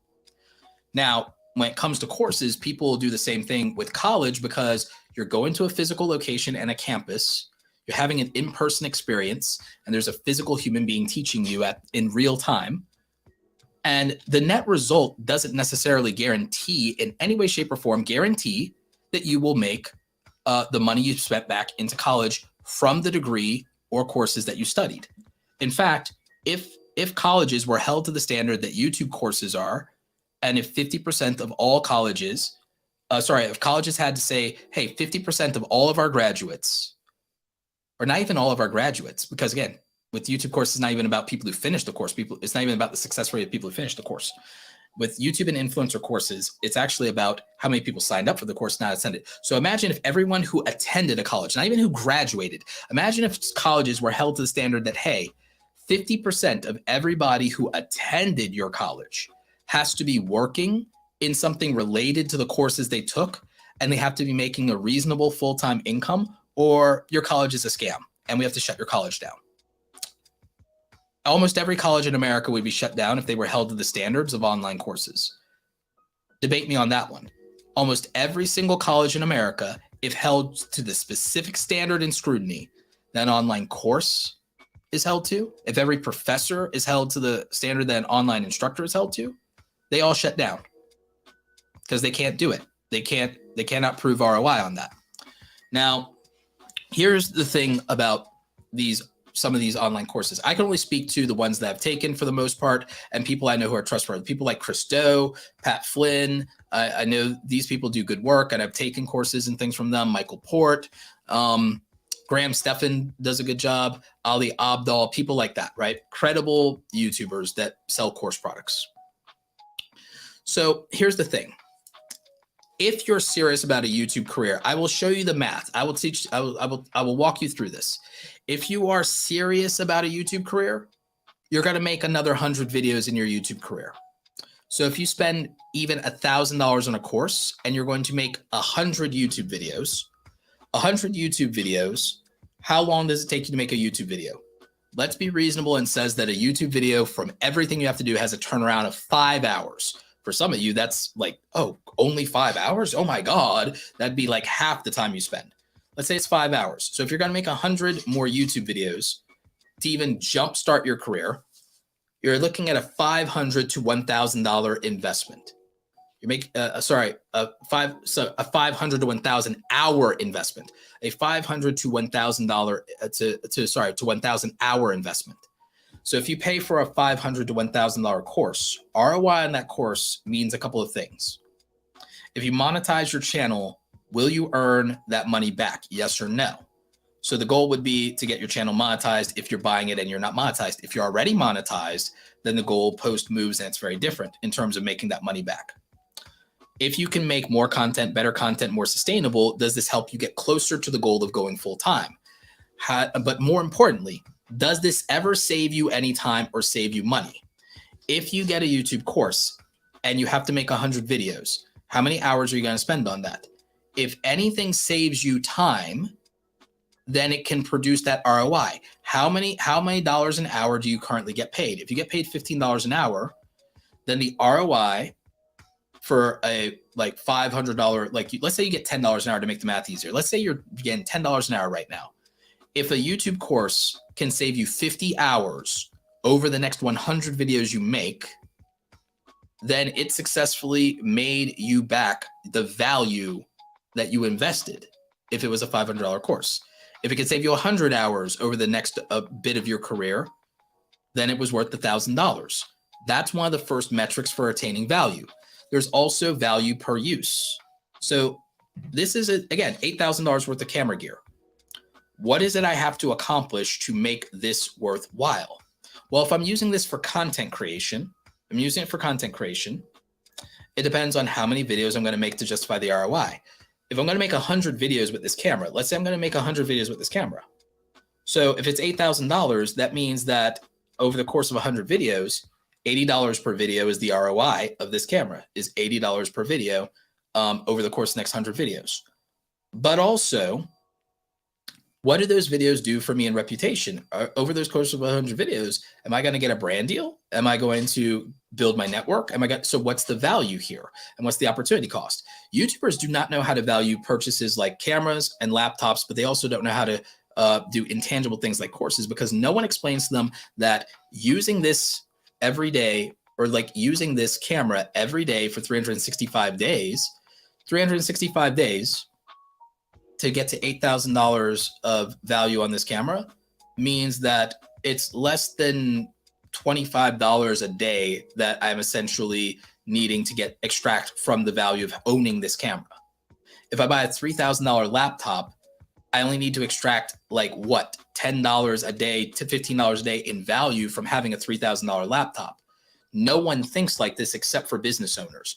Business owners think in terms of what the value of their hour is, what their use case per day is, what their revenue per day is, and what their revenue per use is versus their investment per use versus their cost per use. We think in these really weird terms of quantifying everything as business owners.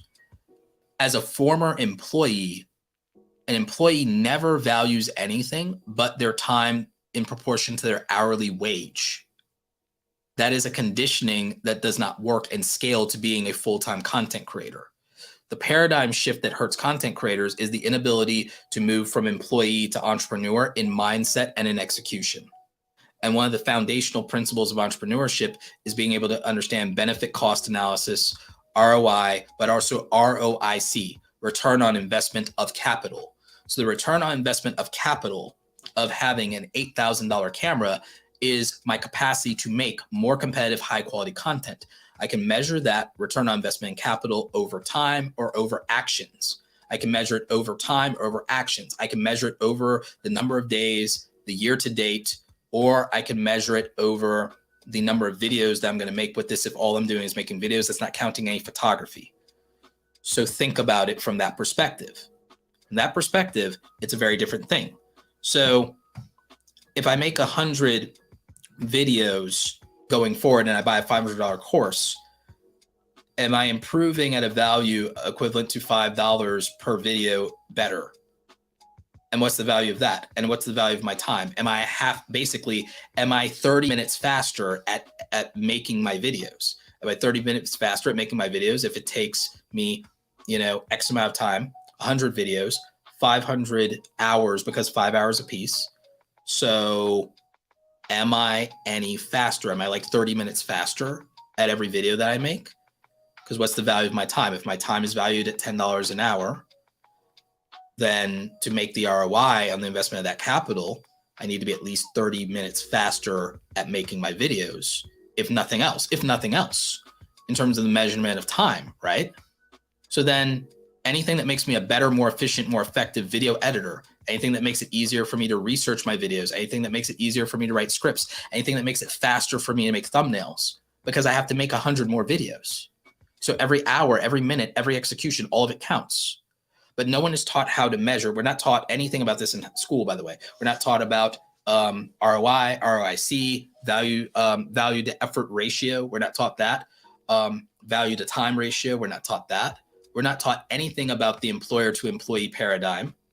So we don't know anything, the difference between being an entrepreneur and being an employee. We don't know that paradigm.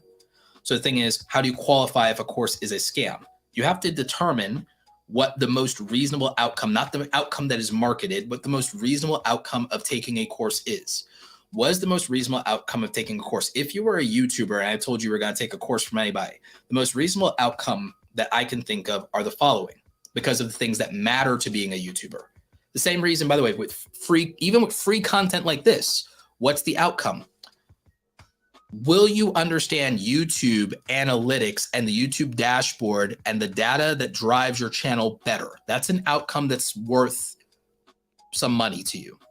Will you understand how to make better quality content and what quality content is, right? So if you know how to film better, you know what camera gear to buy, you know what settings to use so that your videos don't look like crap, you know how lighting works better, all these things. Now someone would argue, okay, you can find that information for free. But how well curated is it? How well focused is it? And is it in the right order? You can't find content and information in the right order. Even if it's the right content, is it in the right order? Structured learning does matter. And then what if that content goes away? What if that channel gets deleted? What if that creator quits? Well, you also lack continuity because now you're confused because you're hearing information from different sources. So consolidation of information, curation of information, continuity of information, all of that has a value by itself because you're not hunting it down. So now time has been saved, and so is frustration. And so now it's more practical, it's more usable, it's more actionable. So again, good outcomes are understanding analytics better. Good outcomes are understanding camera gear, camera settings, lighting, audio, and understanding those things better. Understanding how to be a better video editor is an outcome that a YouTuber desires, needs, and requires. Being able to make thumbnails better is a desirable and necessary outcome to being a YouTuber. Titles and title strategy, video optimization, understanding retention and watch time, understanding how to perform better on camera, understanding set design, understanding lighting. All of those things are outcomes. If the reasonable expectation is that you can learn those things and learn those things to a better degree than you currently do and be a more effective, more efficient content creator, know things about monetization you didn't know things about ad revenue you didn't know things about YouTube terms of service you didn't know. And again, saving you the time of looking it up and hoping the information is correct. Someone you're learning from that you want the same results as. We pay a lot of money to colleges to learn from people who never started a business. We learn a lot, like we go to college to learn a lot from people that may not know the software as well as we do because they might be older and they didn't use the software. There's a lot of things that don't make sense about that. And that's excluding all the predatory lending of the college system. There's also not really a curriculum that you could go to college for if your goal was become a content creator that would not turn out badly. There's no one you're going to go to a college from and learn to be a content creator. And they're not going to have the experience. They're not going to have 100,000 subscribers. They're not going to have 10,000 subscribers. They're not going to know any of the YouTube terms of service or rules. There's no version where people start teaching how to be a content creator at college that ends up better than learning from someone who's actually a full-time content creator. Now, I'm not saying all degrees and all college is a scam. That's like a stupid argument. And if you want to be a doctor, lawyer, engineer, go to college. If you want to be a creative professional, I don't think you need to. But the thing is, I do think there are people. You just have to find the right ones. And that's where people just have bad judgment. They go with popularity. If you judge and you buy courses just based on people being popular, yeah, you could end up not getting value. But people do not know how to quantify whether they got value. And again, that's why I'm explaining it. Same way a lot of people don't know about YouTube analytics. And that's why we explained it here on the show. Like, it's that people do not know how to value a camera, a laptop, or a course. because again, no one values it the way that I explained, but that's how we do it in business when we decide to determine whether something is a proper business expenditure. So we measure ROI and ROIC, and we do it under the conditions that I talked about. And so you have to think about what your time is worth when you decide to value a course, which means for most of you, if you make $10 an hour, at the end of this course, do I know that over the next 100 videos that I have to make, am I going to be able to save 50 hours over the next 100 videos? And if the answer is yes, then that was one way you can determine that was valuable. Am I going to be able to make content and earn $500 back? Well, then it's easy enough to have the ROI, so to speak. Am I going to gain and learn an outcome that I did not know before? And again, now I have it. How valuable is that to me for the rest of my career? Because none of us are going to save $500. We're going to spend $500 on junk food. Some people are going to spend it on beer. People are going to spend it eating out, eating fast food, on trinkets without realizing it, buy 8 Xbox or PlayStation games. There are going to be infinitely unproductive uses of $500. I believe in frugality. I only deal in how can I effectively use my capital and deploy it. Experiences and having fun is fine, and it's not the worst use of capital. It is depending on your goals, though. It depends on how far away are your goals, what's permissible in that situation, right? So again, this is just my weird philosophy of how to think about business, because again, buying a course is a business investment if you're a career creator. If you're a hobby YouTuber, then courses aren't good for you. If you're a hobby YouTuber, you don't need to buy a YouTube course. If you're a hobby YouTuber, you don't need to buy a YouTube course. But YouTube and content creation is the only profession I've ever seen. It's the only profession, and I do consider it a career and a profession, by the way. I take it seriously. Being a full-time content creator is the only career that I've ever seen where people are very reluctant to spend money. Like, it's the only career where people think that they don't or shouldn't invest thousands of dollars to better themselves in some way, shape, or form. The amount of money I have spent on gear and equipment will make some of you cry. Like I said, literally just combining this lens with this camera is $8,000. For some of you, that would literally be a new used car. And like, that's a big deal. Like, if I get another camera lens, it's a new car. Like, if I grab another 2 camera lenses off the shelf, it is a new car. It's like a Toyota Camry or something like that. If I grab all of my camera lenses, they're probably a Tesla, the cheapest Tesla. So just understand there's a reason and a method to this stuff. If you become a full-time content creator or you become a professional filmmaker, photographer, there's a massive investment that you're going to make even in just equipment and gear. $500 to know something you don't already know or don't know as well, or to have a point of reference, is not that absurd, and it's not that strange. And remember, if we're going to say that $500 courses are a scam because they don't guarantee an outcome, why are we taking brand deals when we don't guarantee an outcome of views? By the way, never guarantee an outcome of views. Never guarantee an outcome of views in your brand deals and your contracts, and never guarantee an outcome of sales. But I want you to keep in mind, brands will pay a creator $5,000 for a single video with no guarantee of outcome, and nobody says a word. Why is a $500 course that cannot guarantee 100% that you will be a full-time content creator, why is that a scam, but taking $5,000 for a brand deal isn't? And I want you to marinate on that. I want you to marinate on why one of those things is okay and the other is not. There is almost no such thing as guaranteed outcomes. In general, in life, there are very few things that are a guarantee of outcome. Opportunity to proceed, to move to another stage and level and everything, that's a different conversation. And it's not that every course is with it. I'm not defending every single course seller. As a concept, I want you to stop thinking of courses as scams, because I think you need to determine if courses are useful to you based on your goals, your journeys, and has a course communicated properly an outcome that is desirable enough to invest that money in. Even one outcome, not all of them, even one. And will you make the money back if you become even a fraction of a better content creator? That's the only thing that I think matters. Is there any chance that I become a fraction of a better content creator? Because by the way, people are going to sit there and spend like $300 for a ticket to VidCon and not necessarily learn to be a better content creator. $300 for VidCon, $1,000 for the flight to California, and how much money in the hotel, and how many days of lost revenue from not making content or going to work. And no one's going to say that they felt VidCon wasn't well, I won't say not worth it, but most people say, oh, VidCon was worth it because they got an experience in real life. But they didn't necessarily learn something that was game-changing for their channel. They didn't necessarily get a collaboration that is going to change their channel. They didn't necessarily do all the networking and all the things. So just keep in mind that we rationalize these experiences and these expenses, and we're not being really objective about it. I like to have reasonable objective measurements for everything, which is why I'm a YouTube analytics junkie. I'm a YouTube analytics junkie because I like to measure things. I like things that I can observe and measure. And that's my whole jam. I like things that I can observe and measure and define. I like things I can observe, measure, and define. That's kind of my thesis of reality is, can I observe it? Can I measure it? Can I define it? Can I observe it? Can I measure it? Can I define it? So, yeah. I think we have a couple super chats that I haven't gotten.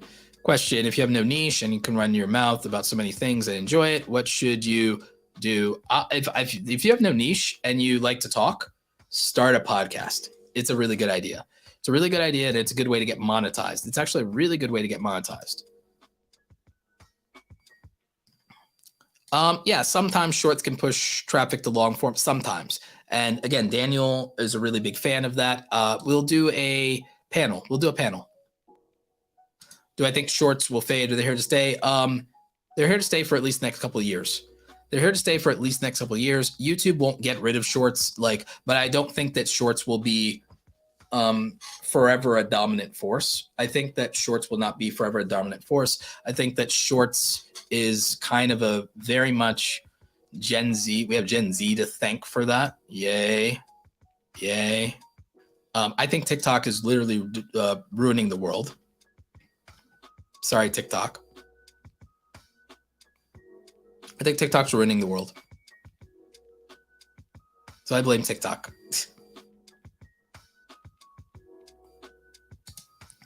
I saw a shorts comment section where a bunch of kids told PhD economists he didn't know anything about the economy. See, it's this TikTok culture. I really am not a fan. I will say that. But shorts I don't mind as much, but also the comment section in shorts is very aggressive. I don't love it. You've done videos on YouTube taxes before. Are those videos still good, or are they outdated? Tax info can be out of date very quickly. I would say most of it, because I kept it as evergreen as possible, I'd say the only thing that's really changed and is dated on that is the amount you can contribute to your SEP IRA is probably the biggest thing. So maybe I'll do an update video on that at some point later in the year. I like to do those videos every year, but I think I skipped it during the pandemic years.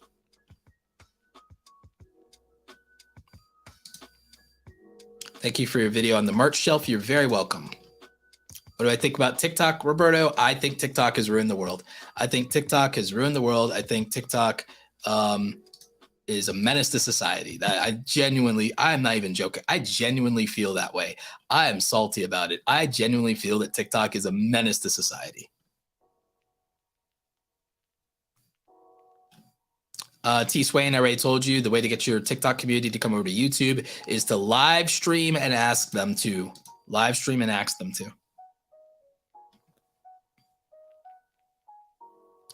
Can you combine live streams and regular content on a channel, or should they be separate? I combine both. I think it depends on your niche.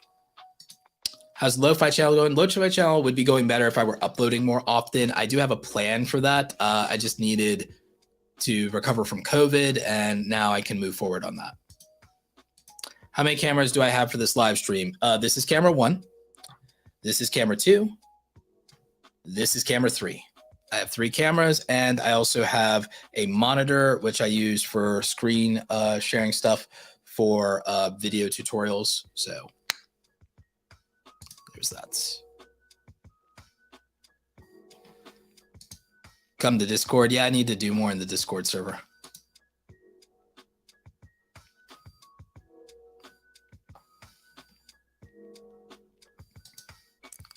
Thank you, Andrew Can, the man. And yes, you cannot pay your rent with clout. I agree. I couldn't agree more.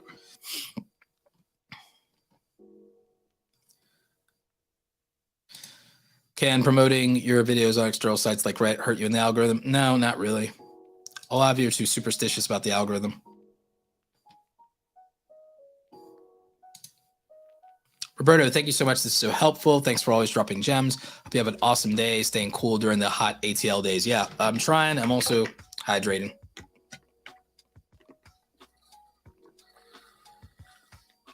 Got my emotional support water bottle here, so I'm hanging in there.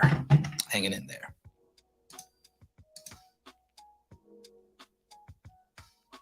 I actually think if I actually promoted this literally on Twitter every single day, that I'd make a fortune. I think that I think with Amazon affiliate commissions, if all I did was promote this emotional support water bottle, that I would literally make a fortune in Amazon commissions at this point. It's the best thing ever.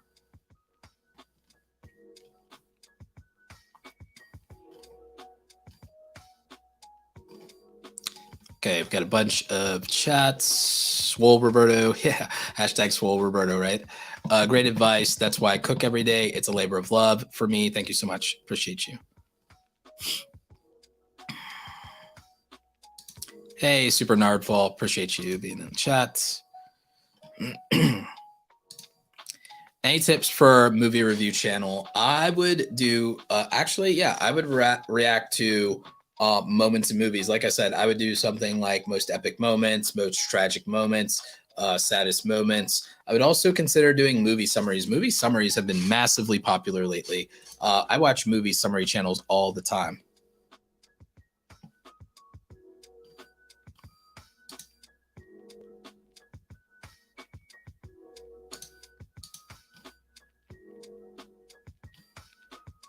Thoughts on vlog every day in August? I do video every day in August. Video every day in August is an interesting challenge. I'm already doing videos every day now. We'll see how long it lasts. Videos every day in August can be rough, but it's a good exercise. I think every content creator should try it at least once. Ugh, excuse me.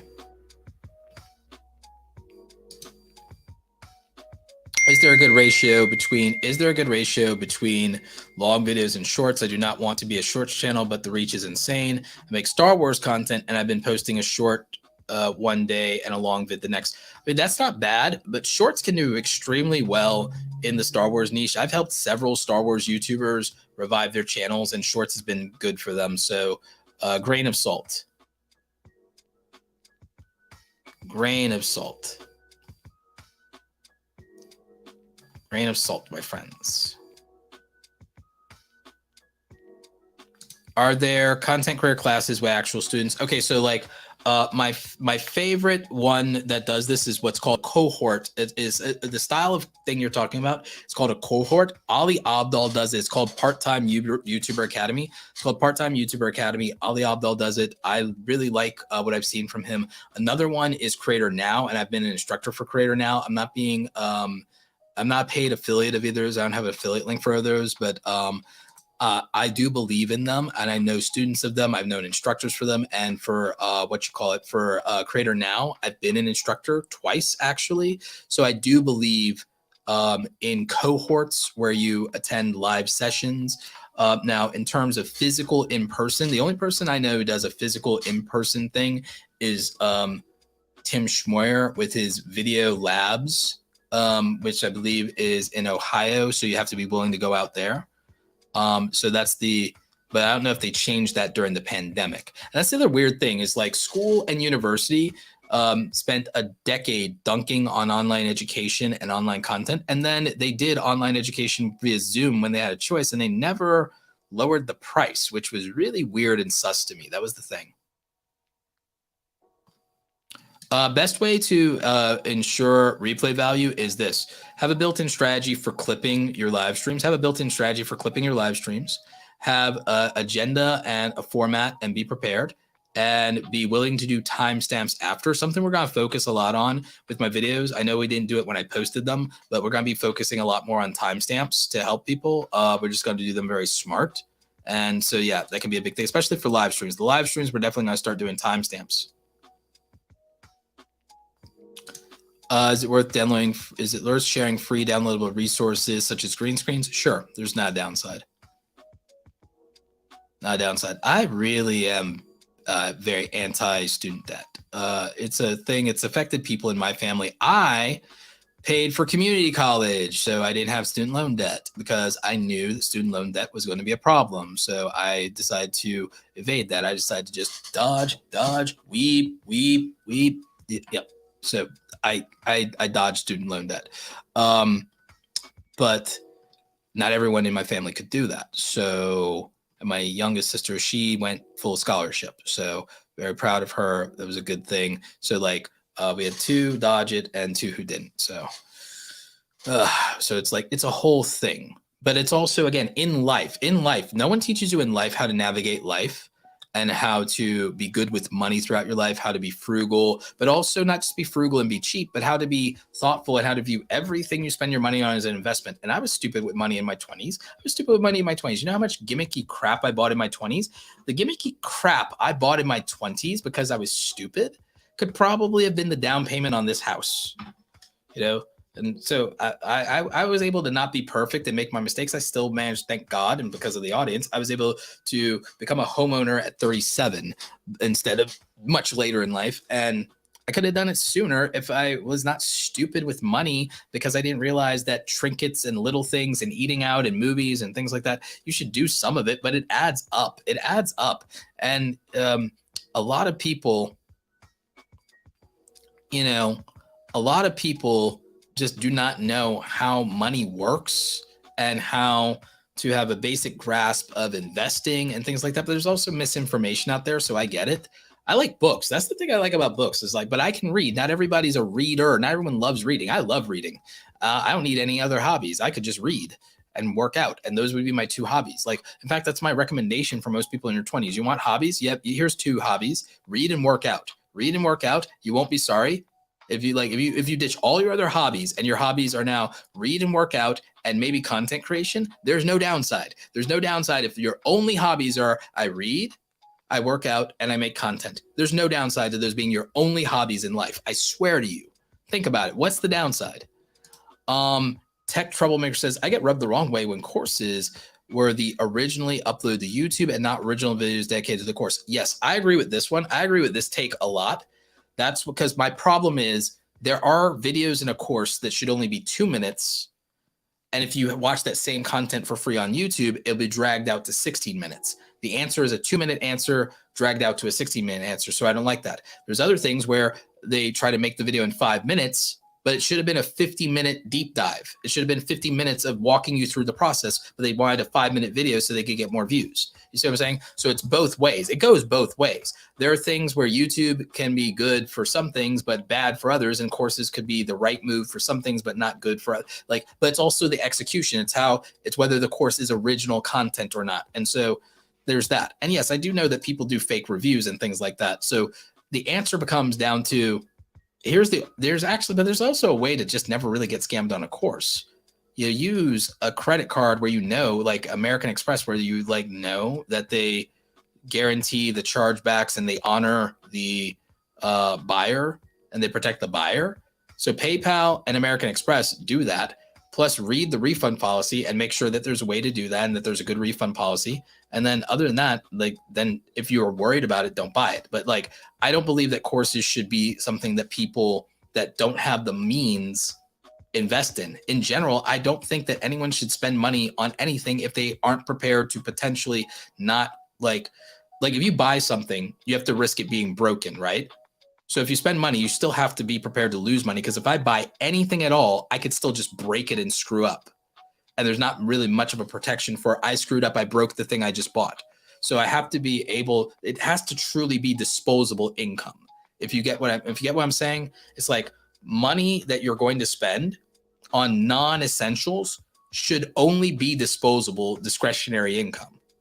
That's where frugality is helpful, is when you start to realize, okay, am I okay with this money literally evaporating into thin air if I break the thing that I bought or I lose the thing that I bought? If the answer is no, maybe I put it off for another 30 days and don't buy it. So you have to be thoughtful. You have to be extremely thoughtful in terms of, I think, being very careful with money. Yeah, I have a lot of For Dummies books. I like them as references, but I also lend them out. I lend them out to friends and family. In fact, actually, I lend out all of my books. My books, these are not nearly all of my books. I have more bookcases upstairs, but also this functions largely as a lending library and a reference library. And so I lend things out all the time. Also, we have a leave one, take one at the local YMCA up here. So we have like a book lending thing at the YMCA. And a lot of times I buy extra copies of books to give away and to donate to people. So I have like several copies of Daryl Eve's book, Pat Flynn's book, I give away a lot of books.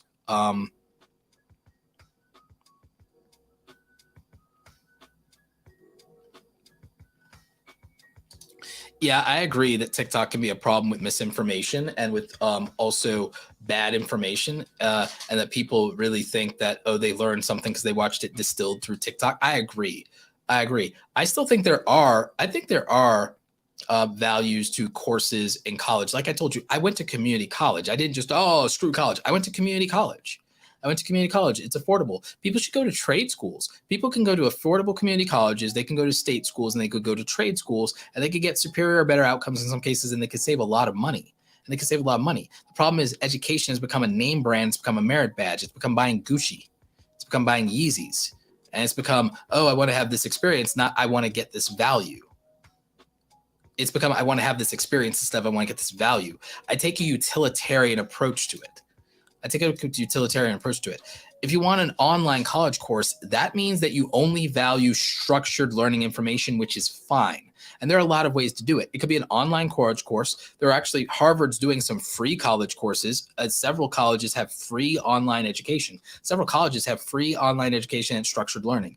There's structured learning in Skillshare courses and LinkedIn learning.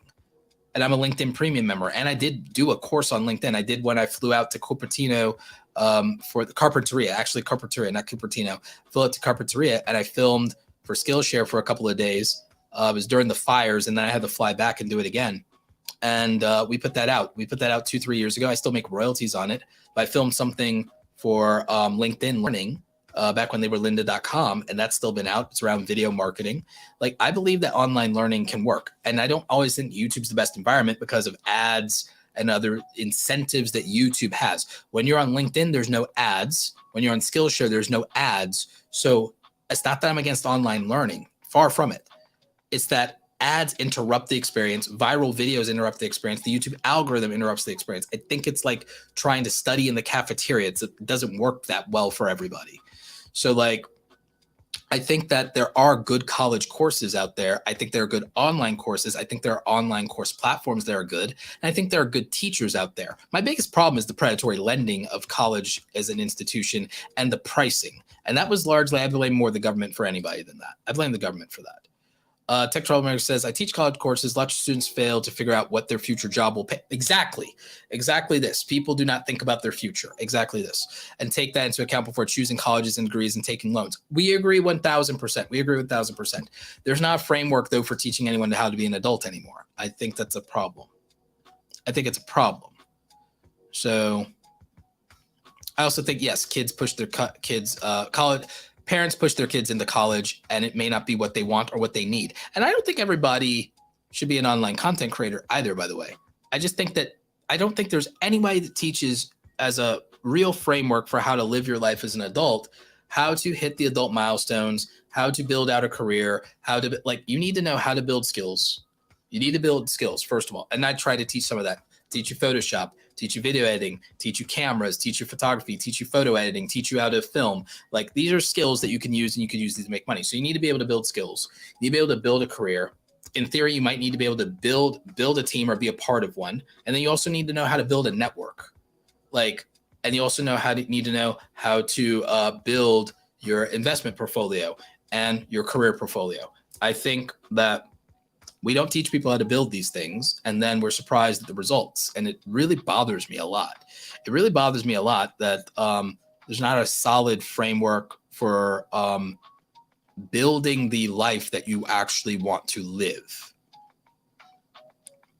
Like, I think that's a problem. And I don't have a full solve for it. I don't have a fully solvable solution for it yet. Hey, Perfection.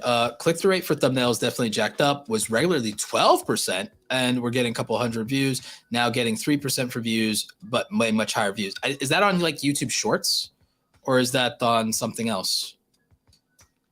Camera view switched. Yeah, I did that on purpose.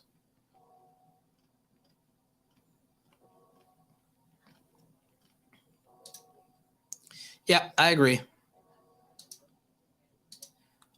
Is average view duration or average view percentage more? I would say percentage.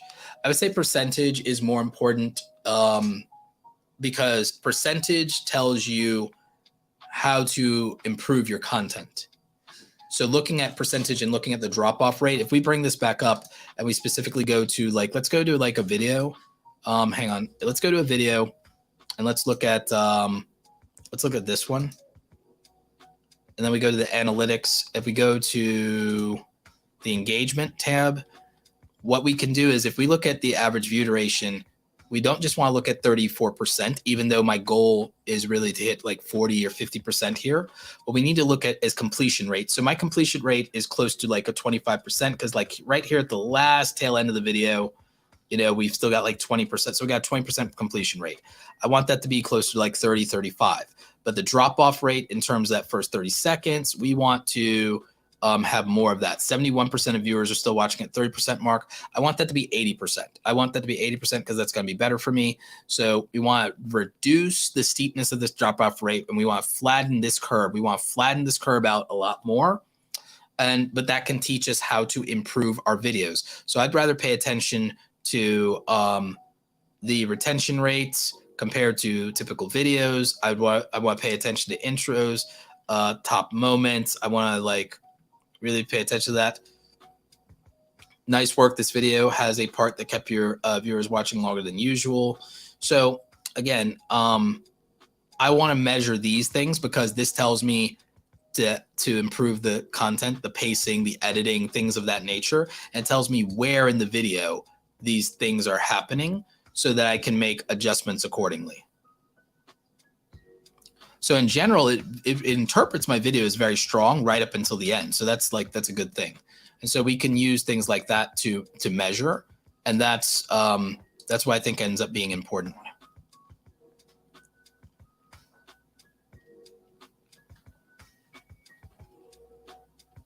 The live's been about 4 hours and we're wrapping up.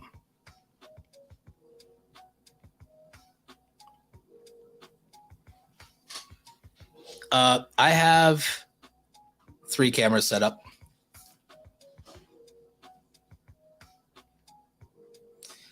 How does a collab change channel's performance? It could be good or it could be bad because if you're introducing a new viewership with new habits, it could be good or it could be very bad because they may not watch more videos beyond the collab. I did a collab with someone and she took my structure, applied it to her channel, and boom, I was like, dang. And she still copies me to this day. That's the other downside of collabs and collabs with people you don't have a good relationship with. I know every YouTuber likes to, oh, let's collab. We're in the same niche. Oh, let's collab. We're in the same niche. But like I don't like to, I like to have a relationship with people rather than just collab with them because, oh, we can grow on YouTube together. Because there's trust involved. And it's not something I take lightly. When you collab with someone, you're trusting them with your reputation. You're trusting them with your ideas. And like I said, like the viewer said, it's like, what if they take your ideas? It's like, so I have to have a relationship with someone to do a collab with them. I can't just do a collab with somebody just to do it, or just because of their size, or just because we're in the same niche. You know what I'm saying? It's got to be a relationship. Big Vic says, do you prefer YouTube membership, Patreon for subscribers? I actually have a video coming out about this.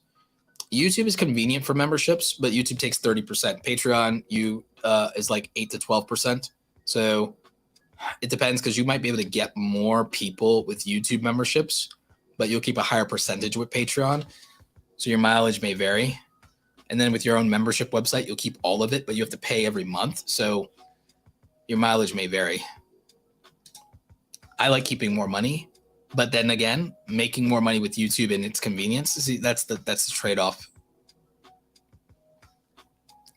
We'll save any more YouTube Shorts talk for the YouTube Shorts panel when we do the live panel for YouTube Shorts.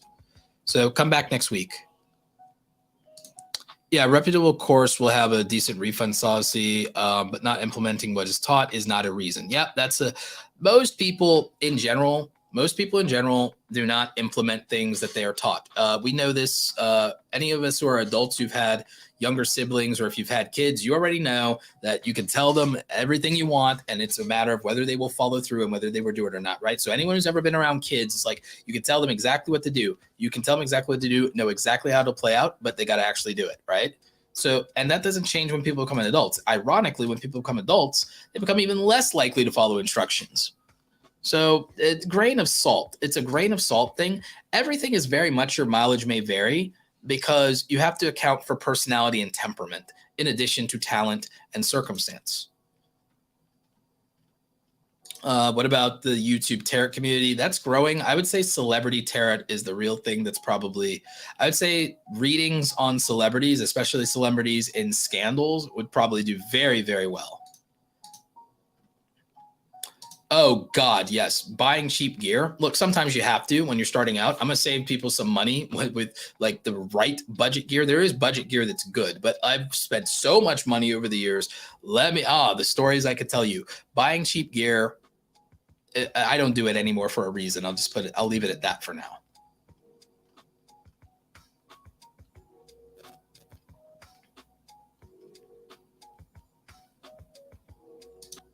Oh, good for you, Chantel. It's like good for you and good for your daughter. Yeah, I believe in trade schools. I believe in technical schools. I don't think they get enough credit.